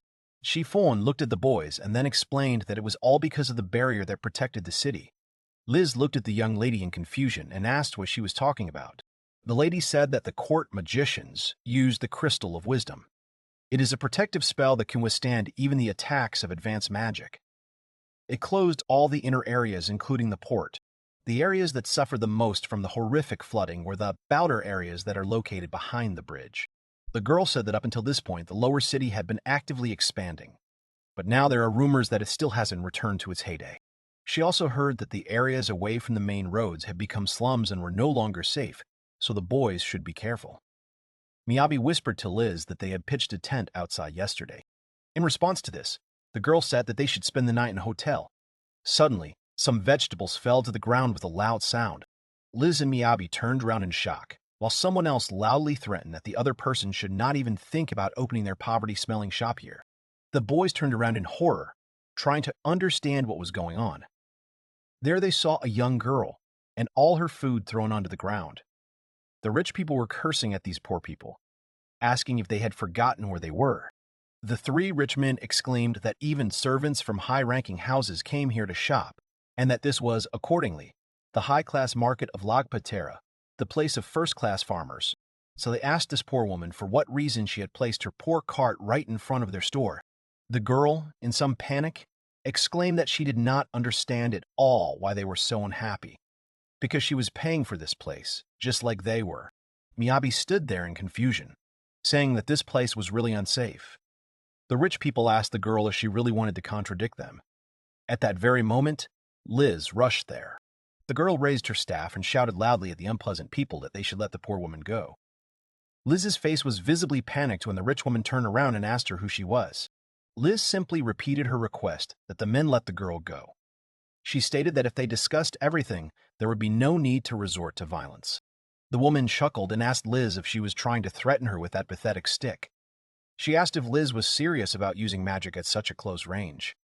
The woman wondered if Liz was that stupid. Miyabi, meanwhile, was completely panicked. He was screaming from side to side, asking what could be done. He asked Chiffon if they should call the police. The young lady merely called Alicia by name. The maid was at a loss, but the mistress looked at her in bewilderment and called her name again. Chiffon didn't have to repeat it a third time. Alicia immediately ran forward, briefly saying that she understood everything. The man grabbed Liz by her clothes and swung his arm hard, intending to hit her. The woman screamed that the girl shouldn't try to be tough. Liz thought that if she could take one hit, she could attack. Miyabi tried to help Liz and ran towards her, but Chiffon said with a slight smile that everything was fine, because Alicia was with her. The maid ran up very quickly and rose into the air. Miyabi and Liz froze, and Chiffon smiled. At that very moment, Alicia quickly landed and hit the man on the head, holding him back. Liz fell to the ground in shock. Chiffon said that her knight was with them. The rich man and woman crawled back in panic, asking what Alicia had done. The woman thought the girl was a mercenary, but realized she was only a servant. She wondered where this girl had come from. Chiffon stepped forward and gasped in admiration, saying that these vegetables looked delicious. At that moment, the woman's eyes widened in shock. When she saw Chiffon, she couldn't say a word. Looking at this girl, she thought that she was overflowing with grace and thought that she was an excellent farmer. Chiffon smiled and turned to the girl who was on the floor and asked if she could take all of this. The girl was confused and asked if Chiffon really wanted to take it right now. The woman caught herself thinking that this girl looked just like the daughter of an aristocrat. She immediately got up from the ground, trying to figure out what such a young lady was doing in this place. The woman called Chiffon and said that if she looked at the price, she would immediately understand everything. She exclaimed that these dirty vegetables were grown by poor people for the same poor people. Chiffon asked if the price was really determined by appearance. The young lady was about to express her opinion. Chiffon said the vegetables looked much better than the ones across the street, which were just on display. The girl smiled warmly and clasped her hands, indicating that she was completely confident in her assessment. Hearing this, the woman blushed with shame. At that moment, Miyabi appeared from the crowd, pointing at these people and saying that they needed to come here. Right behind him were the guards, who quickly recognized the nasty sellers. Seeing the guards of the law, they gasped. Miyabi shouted loudly that there were even victims here. He pointed at Liz, who was sitting on the floor, trying to come to her senses. The guards exclaimed how tired they were of the paleness of these salesmen. Alicia carefully put her weapon back. Seeing the maid, Liz carefully stood up and sincerely thanked the girl for saving her. Liz was talking admiringly about how strong Alicia was. Suddenly, the maid turned away and coldly said that Liz shouldn't think of anything, because it wasn't for her sake at all. Liz was confused, looking at Alicia's figure, who was leaving faster and faster. After everything was over, the guys gathered at the girl who became a victim of these people. The girl bowed guiltily, then thanked Liz for helping her. She said that she couldn't even imagine what would have happened to her precious shop if she had been alone. Liz, slightly confused, said that she shouldn't thank her. The girl looked up and asked worriedly if everything was okay. The girl said that this lady aristocrat so appreciated vegetables that look bad even if you forget about their origin. Chiffon said that she does not take back her words. She smiled and said that she was really interested in this carrot. Chiffon noted that its smell was a little different, from the usual. The girl was delighted when she understood what the young lady was talking about. She told her that she lived in a village halfway up the mountain she had pointed to. The girl explained that this is how she grows vegetables. It may look bad, but the carrots are incredibly sweet. Miyabi gasped, then realized that they were winter carrots. The girl asked in confusion what that meant. Miyabi was confused when he realized that he had done it again. He said that he had heard earlier that the sugar content of vegetables would increase if they were left under snow, so he wondered if that was really true. The boys were surprised, noting that the snow had only just started falling. The girl said that Miyabi was right, and there had been snow in the mountains since autumn. She explained that everyone in the village thought it was help from above, but it turned out that it was all because of the cold. Chiffon looked at the guy and was surprised at how erudite he was. Miyabi laughed awkwardly. Suddenly, Chiffon thought about it and asked if vegetables of such quality could be grown in Angelma too. The girl thought about it. Miyabi looked at the young lady and then said that he was not an expert on this, so he would need to find out more. Listening to their conversation, the girl wondered if they really came from Angelum. Miyabi turned to the girl, then said with a smile that everything was exactly like that. After this answer, she smiled, noting this information. The girl told about her daughter who went to the city to earn money. Suddenly, a small child came up and hugged her, saying that he had already cleaned everything up. The girl said that it was because of this that she felt some kind of connection with this city. The girl was very worried that her dear daughter would not overwork herself there. Miyabi said with a warm smile that he was sure that everything was fine. After that, the boys wondered if it really wasn't a problem. They were looking at the pile of boxes when Miyabi said that there were only carrots in there. Chiffon laughed, saying that there really were a lot of them. Alicia said that she was curious to know if the cooks thought it was too much. Chiffon agreed, and Miyabi wondered if they could have some carrots. Suddenly, Chiffon gasped loudly. The girl smiled widely and looked at Miyabi, after which she said that if there really was a lot of it, then she knew who it could be passed on to. Chiffon smiled widely again, saying that there would be a lot of people, so a lot of vegetables would be a must. The girl said happily that it was just perfect to go home with. On the way in the carriage, Miyabi and Liz looked at the view from the window, and had both turned very pale when they saw what they had come to. They shouted loudly that it was a castle. At the same time, a young man stood in the castle and watched the carriage enter. His gaze immediately fell on Chiffon, who was smiling warmly. Verdini Mansion was quiet on the day of their arrival in the capital. Late that night, Chiffon was drinking tea in her room. She suddenly remembered Alicia's question about whether sightseeing would be unnecessary. She also remembered Alicia's words about not having any personal feelings towards Liz. Chiffon smirked, thinking that once her mood got worse, it would become very obvious. She thought Alicia was cute. Suddenly, she noticed something in the room, which immediately made her quiet down. The girl took out a pen and ink, after which she began to write down.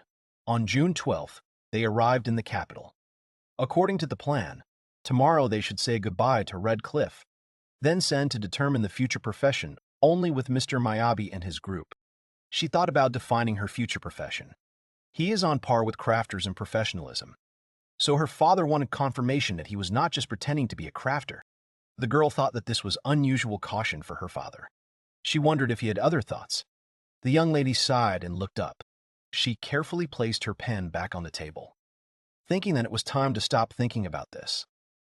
She was fully aware that there had never been a time when her father had spoken his mind. She smiled, thinking that she was who she was, and therefore she didn't need to be like her father. Walking around the city, Chiffon thought that she was working for this man, pursuing her own goals. Suddenly, someone turned to the young lady and asked her to wait a little. The lady immediately turned around. The girl asked what was wrong. The boy exclaimed that they would accept agricultural products as a gift to the castle, but there was something else. The soldier exclaimed that it would be a bit of a problem if they, of noble blood, carried all this to the kitchen. Liz looked at him and asked if the maid could handle it. Chiffon sweetly said that they really had a lot of food. The next moment, Miyabi pulled out many boxes of carrots from the inventory. The soldier exclaimed in horror that the carrots fell from the sky. While the boys were talking to the soldier, someone was already running towards them as fast as they could. Suddenly, this person loudly called Chiffon's name, causing the girl to immediately turn around. A guy, red with joy and short of breath, dressed very richly, ran towards them. He smiled happily and said that it was really her. He almost hugged the girl tightly, saying that if she had warned him, he would have come out to meet her. But Chiffon deftly dodged, which is why Alicia had to catch him. The guy landed rather painfully, after which he stood up from the ground with difficulty. Chiffon turned around and noticed that he was in a good mood. It was Cress. Miyabi thought that they were in the royal castle, and that guy was so close to the duke's daughter. The guy asked who it was. Chiffon said that she could introduce them to each other. She took the guy by the arm, after which she said that his name was Krez, Forsha, and he is her fiancé, and also the third prince of this country. Miyabi and Liz turned pale upon hearing this information. After a while, they all gathered in a rather beautiful room, drinking tea with sweets. Miyabi thought that it was good that he had worked in an aristocrat's house before, but such places still made him nervous. However, there was something more important. Krez sincerely apologized to Chiffon, saying that if he had known in advance, he would have definitely prepared her favorite pastry. The girl pouted in an offended manner, and the guy sadly asked why she was making such a face. Chiffon was silent.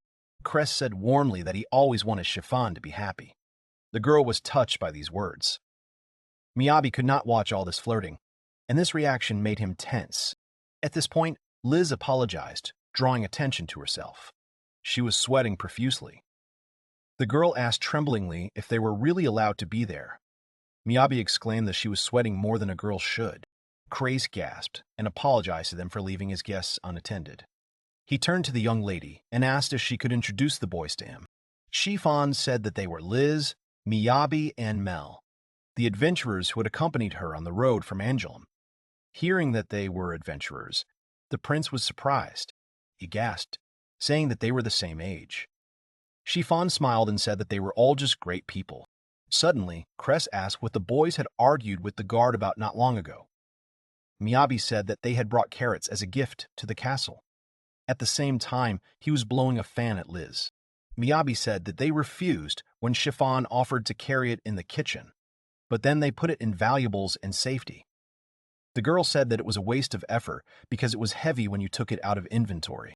Krez laughed, saying that it was very similar to Chiffon.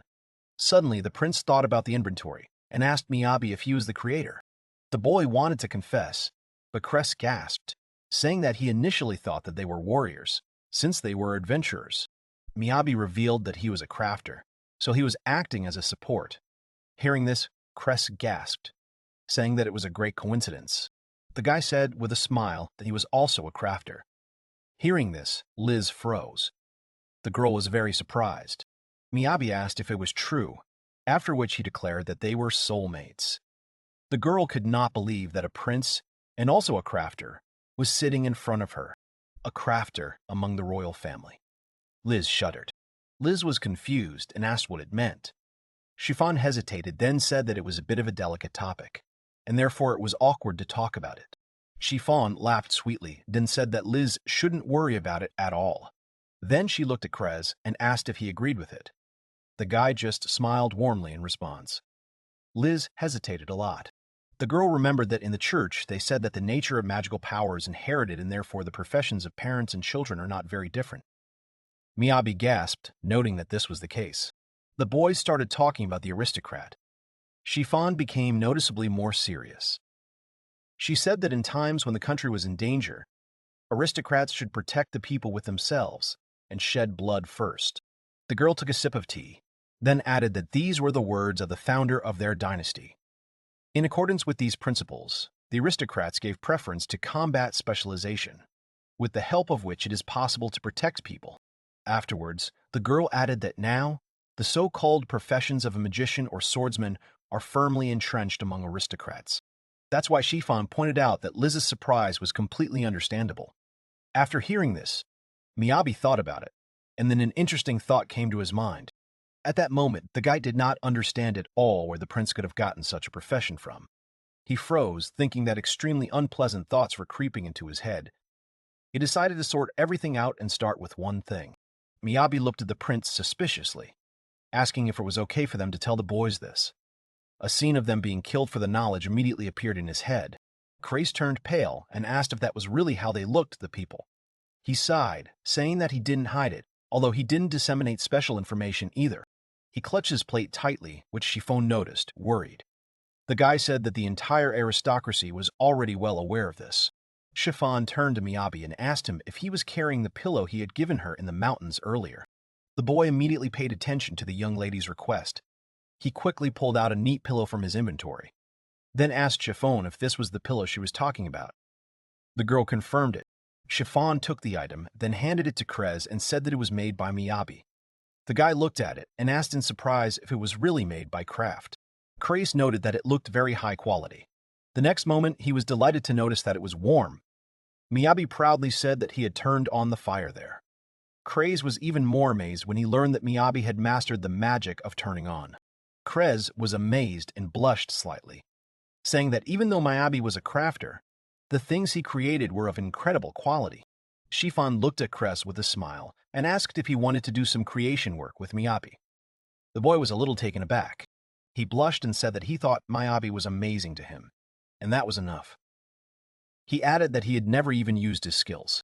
He was about to say that it was impossible for him, but Chiffon stopped him. The girl, extremely emotional, reminded him that he had previously promised not to speak badly about himself.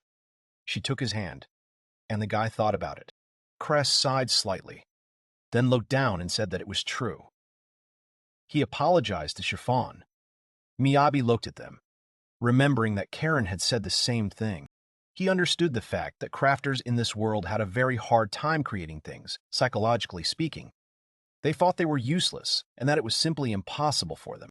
However, Miyabi thought this was something wrong and strange, because the creation of objects should be much more pleasant for absolutely everyone. The guy turned to Prince Krez. Miyabi smiled warmly and asked what Krez thought about creating a gift for Chiffon first. The boy blushed and asked what that meant. Miyabi, extremely proud of himself, said that he had only recently realized this, but creating things for someone else was the most satisfying thing. The guy was very proud when he said this. Krez if he had something he wanted to create specifically for Chiffon. The aristocrat thought for a moment and looked at his bride, after which he was a little taken aback. The boy blushed slightly and asked what they thought about the blanket. He smiled and said that at this time of year, Chiffon always seemed cold at tea parties. The girl was touched and asked if he really noticed that. Miyabi smiled widely and then firmly said that everything was decided. He loudly exclaimed that they should do it right now. Chiffon and Krez awkwardly agreed, and so an hour passed. Time passed faster and faster, but things did not get better. Miyabi looked at the holy blanket that the prince held in his hands. Krez carefully held the rather fragile structure in his hands, while Miyabi watched. The next moment, the blanket crumbled into small pieces. Miyabi was silent. The guy picked up the remains of the yarn, which was tangled into one single ball. Krez quietly said that it was craft. Miyabi gasped in horror. The prince grabbed Miyabi's perfect blanket and asked how it was possible. He had no idea how the boy could create fabric that looked and felt so royally beautiful. Krez fell to the floor, screaming that if he had noticed, he would have added more embroidery. Miyabi looked at the boy, then apologized. He twisted more yarn around his hand, thinking that maybe it was because he didn't have enough skill. But the strange thing was that it didn't even hold its shape.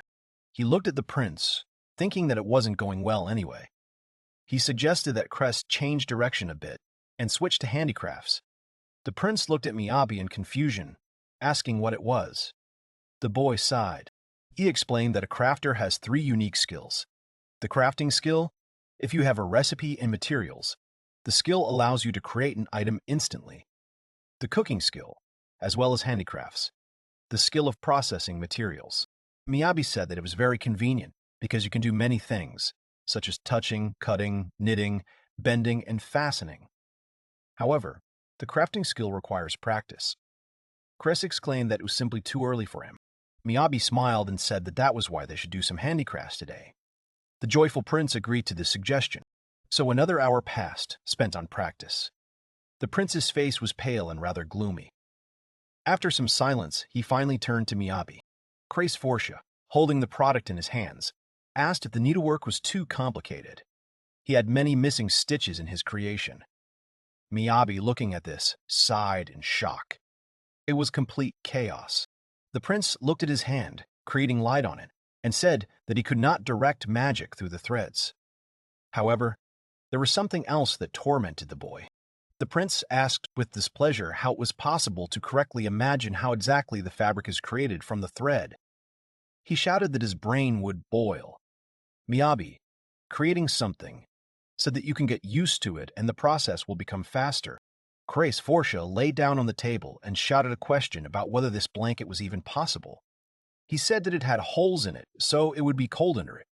Miyabi tried to calm him down, saying that it could definitely be covered. The boy said that everything is possible if you sew with your own hands.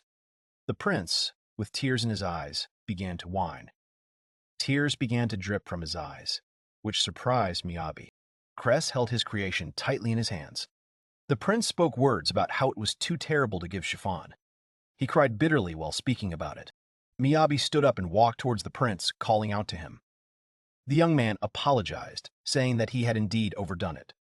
At that moment, someone touched his arm. Before Cress Forsha sat down with Chiffon, who looked at the boy with warmth and care, holding his hands. The young lady, with a smile on her face, asked the prince not to scold her precious blanket. She tried very hard to console her fiancé. Chiffon asked the prince about what she said, that she needed something perfect, like what kings would buy for themselves. The girl said that there was nothing wrong with it, even if the blanket was crooked or slanted. After all, he wanted to give it to a girl. The girl raised the prince's hand, addressing him by name. She looked at Cress's tear-stained face, saying that this was the first time he had created something, and she wanted exactly that. The prince burst into bitter tears again. He asked Chiffon for forgiveness. The girl tried to calm him down with a smile, calling him a sweet crybaby. At that moment, Miyabi approached the couple and with a polite smile handed the prince a handkerchief. He asked him to take it. The prince sighed, realizing that he and Chiffon were not alone here. After a while, the prince happily exclaimed that he had succeeded. Cruz sighed as he hugged his creation. He was glad that it had finally taken shape. Miyabi smiled and told the prince that he had done well. He then handed the gift to Chiffon, who happily showed it to Liz. The prince was touched by this. After that, someone in the palace called out to Miyabi, so the boy turned around. Prince Cress apologized to him for showing him his pathetic side. The prince said that it was very funny. He was a little embarrassed because he wanted to say something else. Cray started talking about how if it wasn't too much trouble for Miyabi, maybe they can meet again tomorrow. The guy asked if he was talking about tomorrow. The prince awkwardly said that he wanted the boy to tell him more about handicrafts. Miyabi quickly brightened up and looked at Crez with enthusiasm. Miyabi replied that he would be happy to do so, because he always enjoyed seeing people enjoying creating something. He also said that they should stop being polite. Miyabi was confused, and the prince, with a wide smile, told the boy to call him Cress. The boys then returned to Chiffon. Alicia watched him from the side, thinking how sad it was to part. The maid looked at the laughing Crez and Chiffon with a serious expression, thinking that she really enjoyed such moments. Alicia thought that her mistress could throw off the burden of being the Duke's daughter and be a simple girl. At times like now, she also thought that she could not believe her ears when she heard that these people would go to the royal castle. However, she thought that if the prince was happy, then the lady was happy too. One could say that it was a good day off. Alicia sat down in the carriage driver's seat and set off, passing the main gates of the palace. The girl thought that this time she could thank these adventurers. She also thought that once this was over, they would not meet again. Chiffon thanked the guys with a wide smile, because they spent this day with her. The young lady was saying that it took much longer than she expected. She asked the boys where they were staying and where to take them. Miyabi sighed thoughtfully at that moment. Miyabi awkwardly looked away, saying that they were just thinking about finding a place to stay for the night.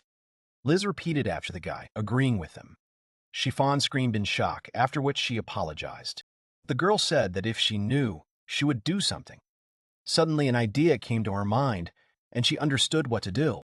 The Duke's daughter asked the boys with an enthusiastic smile why they didn't stay the night. Liz and Miyabi were shocked by the offer. Alicia, who was driving the carriage, was also shocked. Chiffon said that it was a great idea, because Miyabi had a meeting with Crest tomorrow. For this reason, she called out to Liz and Mel. Alicia couldn't understand the reason why the lady was doing so much for these simple adventurers. The maid suddenly wondered how they had even come to this conversation. Chiffon joyfully exclaimed that they should go to magic lessons with her. Alicia was shocked by what her mistress was saying. Meanwhile, in the Adventurers Guild, there was urgent news that there was no damage. Eleanor walked down the corridor thinking that she had managed to send Chiffon safely to the capital. Suddenly, the girl turned her attention to the guild leader, who was standing to the side. Eleanor asked him if he had really started smoking again. The man only sighed sullenly in response to the question. Zion closed his eyes and said that he was just in that mood. The girl thoughtfully wondered if he was really talking about his mood. Eleanor wondered if this wasn't an escape from stress. After all, the way the man suddenly asked about Miyabi seemed strange to her. The worker was deep in thought, so Zion asked what she had. Eleanor smiled and replied that it was nothing. She explained that it was simply a mission completion report. The guild leader asked about the incident reports. The girl told him that there were none. The man said that in that case, he would send someone to the Duke's mansion. After that, he handed something to the girl.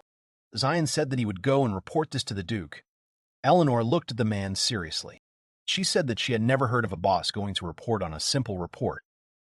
She assumed that the boss probably had a lot of free time. The man simply remained silent. Eleanor sighed, because he was still the same. Eleanor started to say that if he was so free, maybe they should go out for a bite to eat for the first time in a long time. She called the man's name questioningly. By that time, the boys had arrived at Chiffon's residence. The girl pointed to a room and asked them to spend the night there. Liz and Miyabi were slightly shocked by what was happening. Chiffon rang the bell with a smile, saying that their camp clothes should also be washed. She offered the boys a change of clothes. Alicia silently took the laundry basket, and the butler turned to Miyabi, saying that it suited him. After that, they went to eat. Liz was still very awkward. Chiffon turned to the girl and whispered to her that after eating, she would like to see how Liz controls magic power. Alicia, who was standing next to them, just closed her eyes in silence. Her face did not show any emotion. Some time passed like that. After the meal, Alicia threw the thing aside with all her might, shouting a question about what kind of people they were. She was very angry. The girl screamed furiously that if the guy had such powers, then setting up camp would not be a problem at all. She could not understand why they should then accept them as guests. Alicia screamed that they should not dare to take advantage of her mistress's kindness. After the girl stopped screaming in her thin-walled room, she began to calm down, breathing heavily. Alicia clenched her teeth in anger. She said that she still understood that this boy was a B rank, but she would not forgive the girl. The maid reminisced about how the Red Cliff boys were supportive of her and how Liz said she would try her best. Alicia said that even the fact that she had become a leader through connections made her sick. The girl's level of irritation grew when she thought about how Liz had to be carried on her back as well. She was furious when she thought about the moment when the girl came up with a plan and ended up just putting the mistress in danger. Alicia was terribly irritated by the fact that even in the city, Liz was getting involved in the problems of ordinary people that she had nothing to do with. The maid threw her sword at the wall in anger, shouting that it was obvious that Liz lacked the ability to be an adventurer. The weapon swayed, and the girl continued speaking. She gnashed her teeth as she said that even though everyone was happy to see the girl. She remembered Chiffon saying that they were in a mansion, so there was no need for an escort. The girl had said that Alicia could rest. The maid shouted out to the whole area, asking why Chiffon was so attracted to this girl. Meanwhile, in the next room, a girl was talking about how Alicia was becoming even more rude. Another girl said that her mistress must have said something to her. They decided to go to bed. Night had fallen in the city and the Chiffon estate was silent. Miyabi was going about his business when suddenly someone knocked on the door. The young man walked up to the door and opened it. Mel appeared on the threshold, wearing a nightgown. She raised her hand, greeting the guy. Miyabi turned to Mel in confusion, asking the girl what had happened. She replied that the two had gone somewhere and she was left alone. Miyabi looked at the girl with a smile. He started to say that if she needed a partner to play with, he was ready. However, the girl answered negatively, taking something out of her bag. At that moment, Mel took out her plush toy. The girl was saying that she wanted Miyabi to make clothes for Nakagawa Taro. The guy said, slightly surprised, that this is what she called him. The guy let Mel into his room, agreeing to her request. He asked the girl why this was all so sudden. The girl looked at the guy, saying that she had recently been in Chiffon's room, where the toys were dressed cutely. The guy asked Mel with a laugh if she was really jealous. After that, he began to draw sketches for clothes. Miyabi showed the girl the sketches and asked which version she liked. Mel exclaimed with delight. She began to carefully study the drawings until she chose the one. After that, the boy began to create an outfit while Mel watched him carefully. Miyabi handed the cute toy back to the girl. Miyabi went to bed, but Mel wanted more. She looked at the guy and asked if he could just create clothes. The guy asked if she was talking about the crafting skill. The guy opened the screen, which began to glow, and told her that he did not have a suitable clothing scheme for the toys.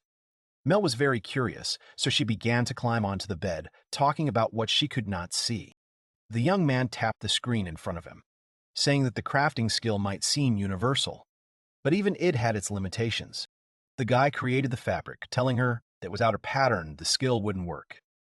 After that, he covered the girl and said that even if there was a pattern, if the level wasn't high enough, nothing would work.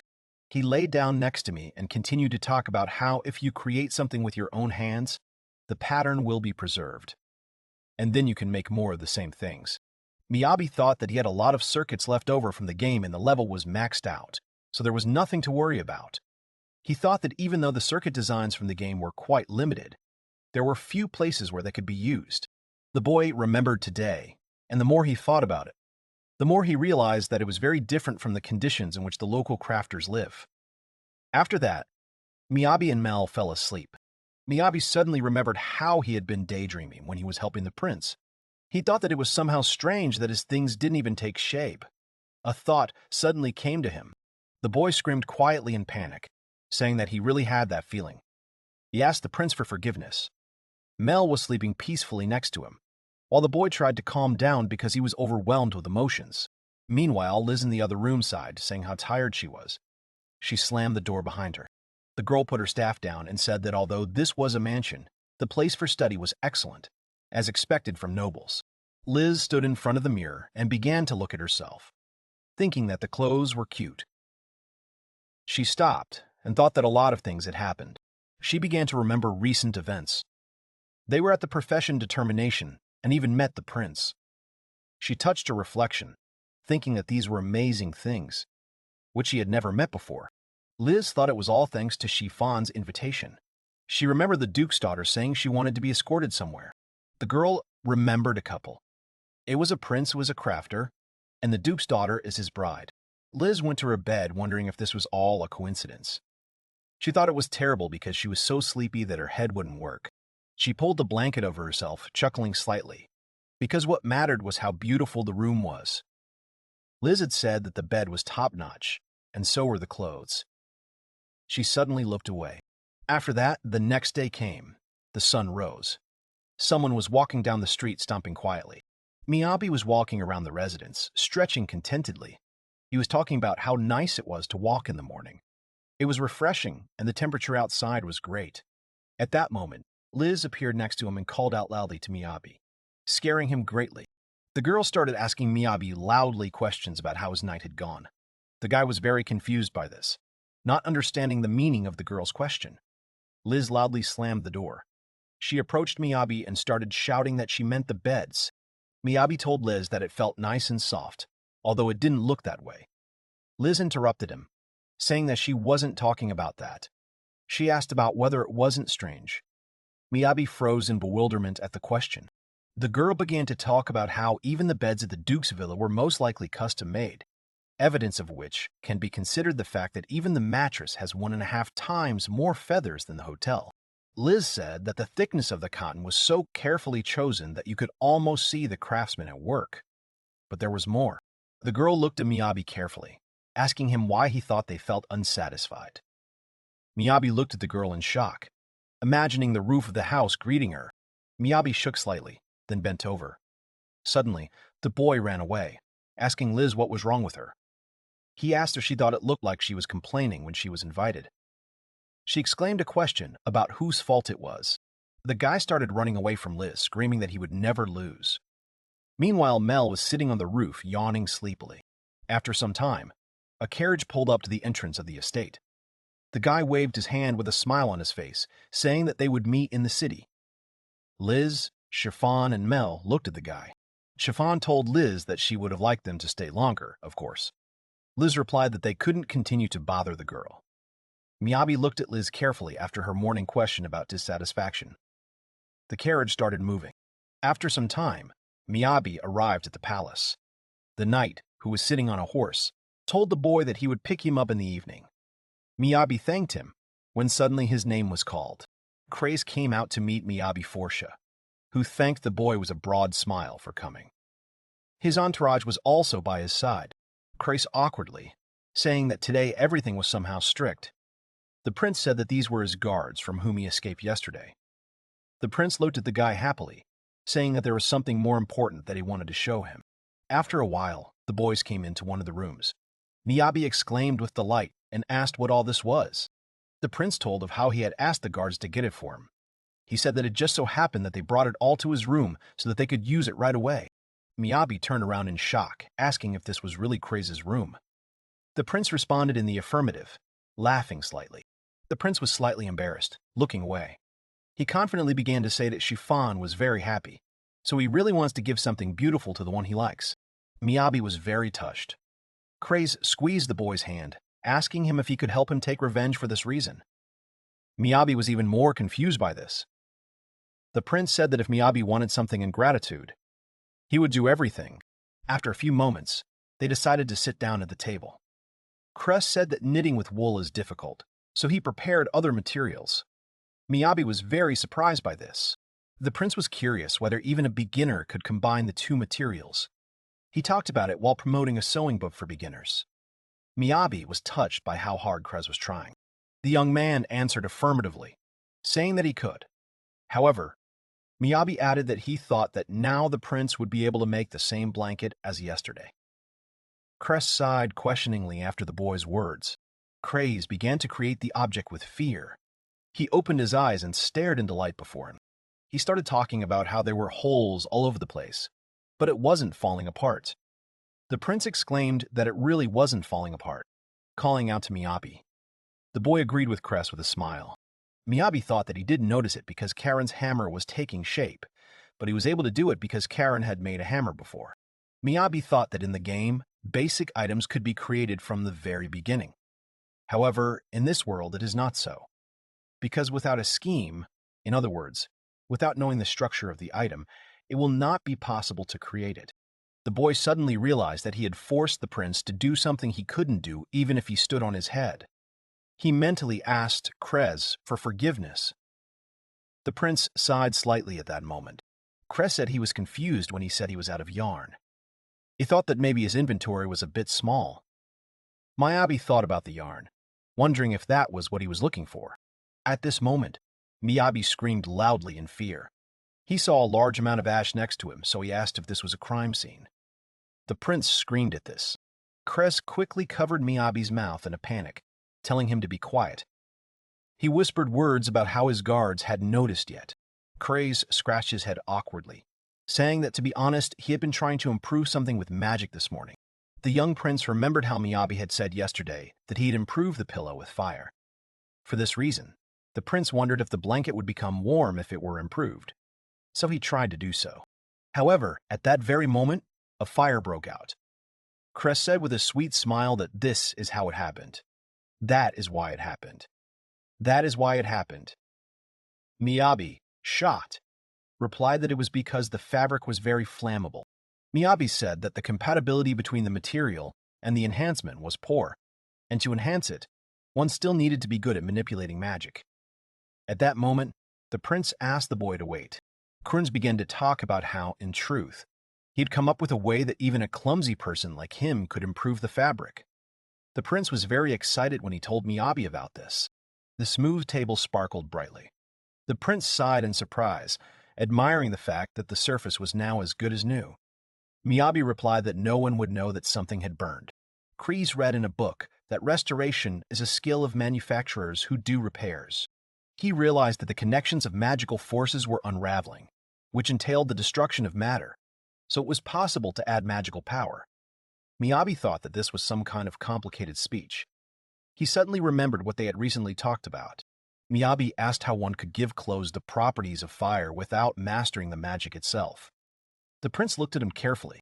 The prince stood up and began to tell Miyabi that the magical technique of assigning a property differs in complexity depending on the compatibility of the property itself and the object.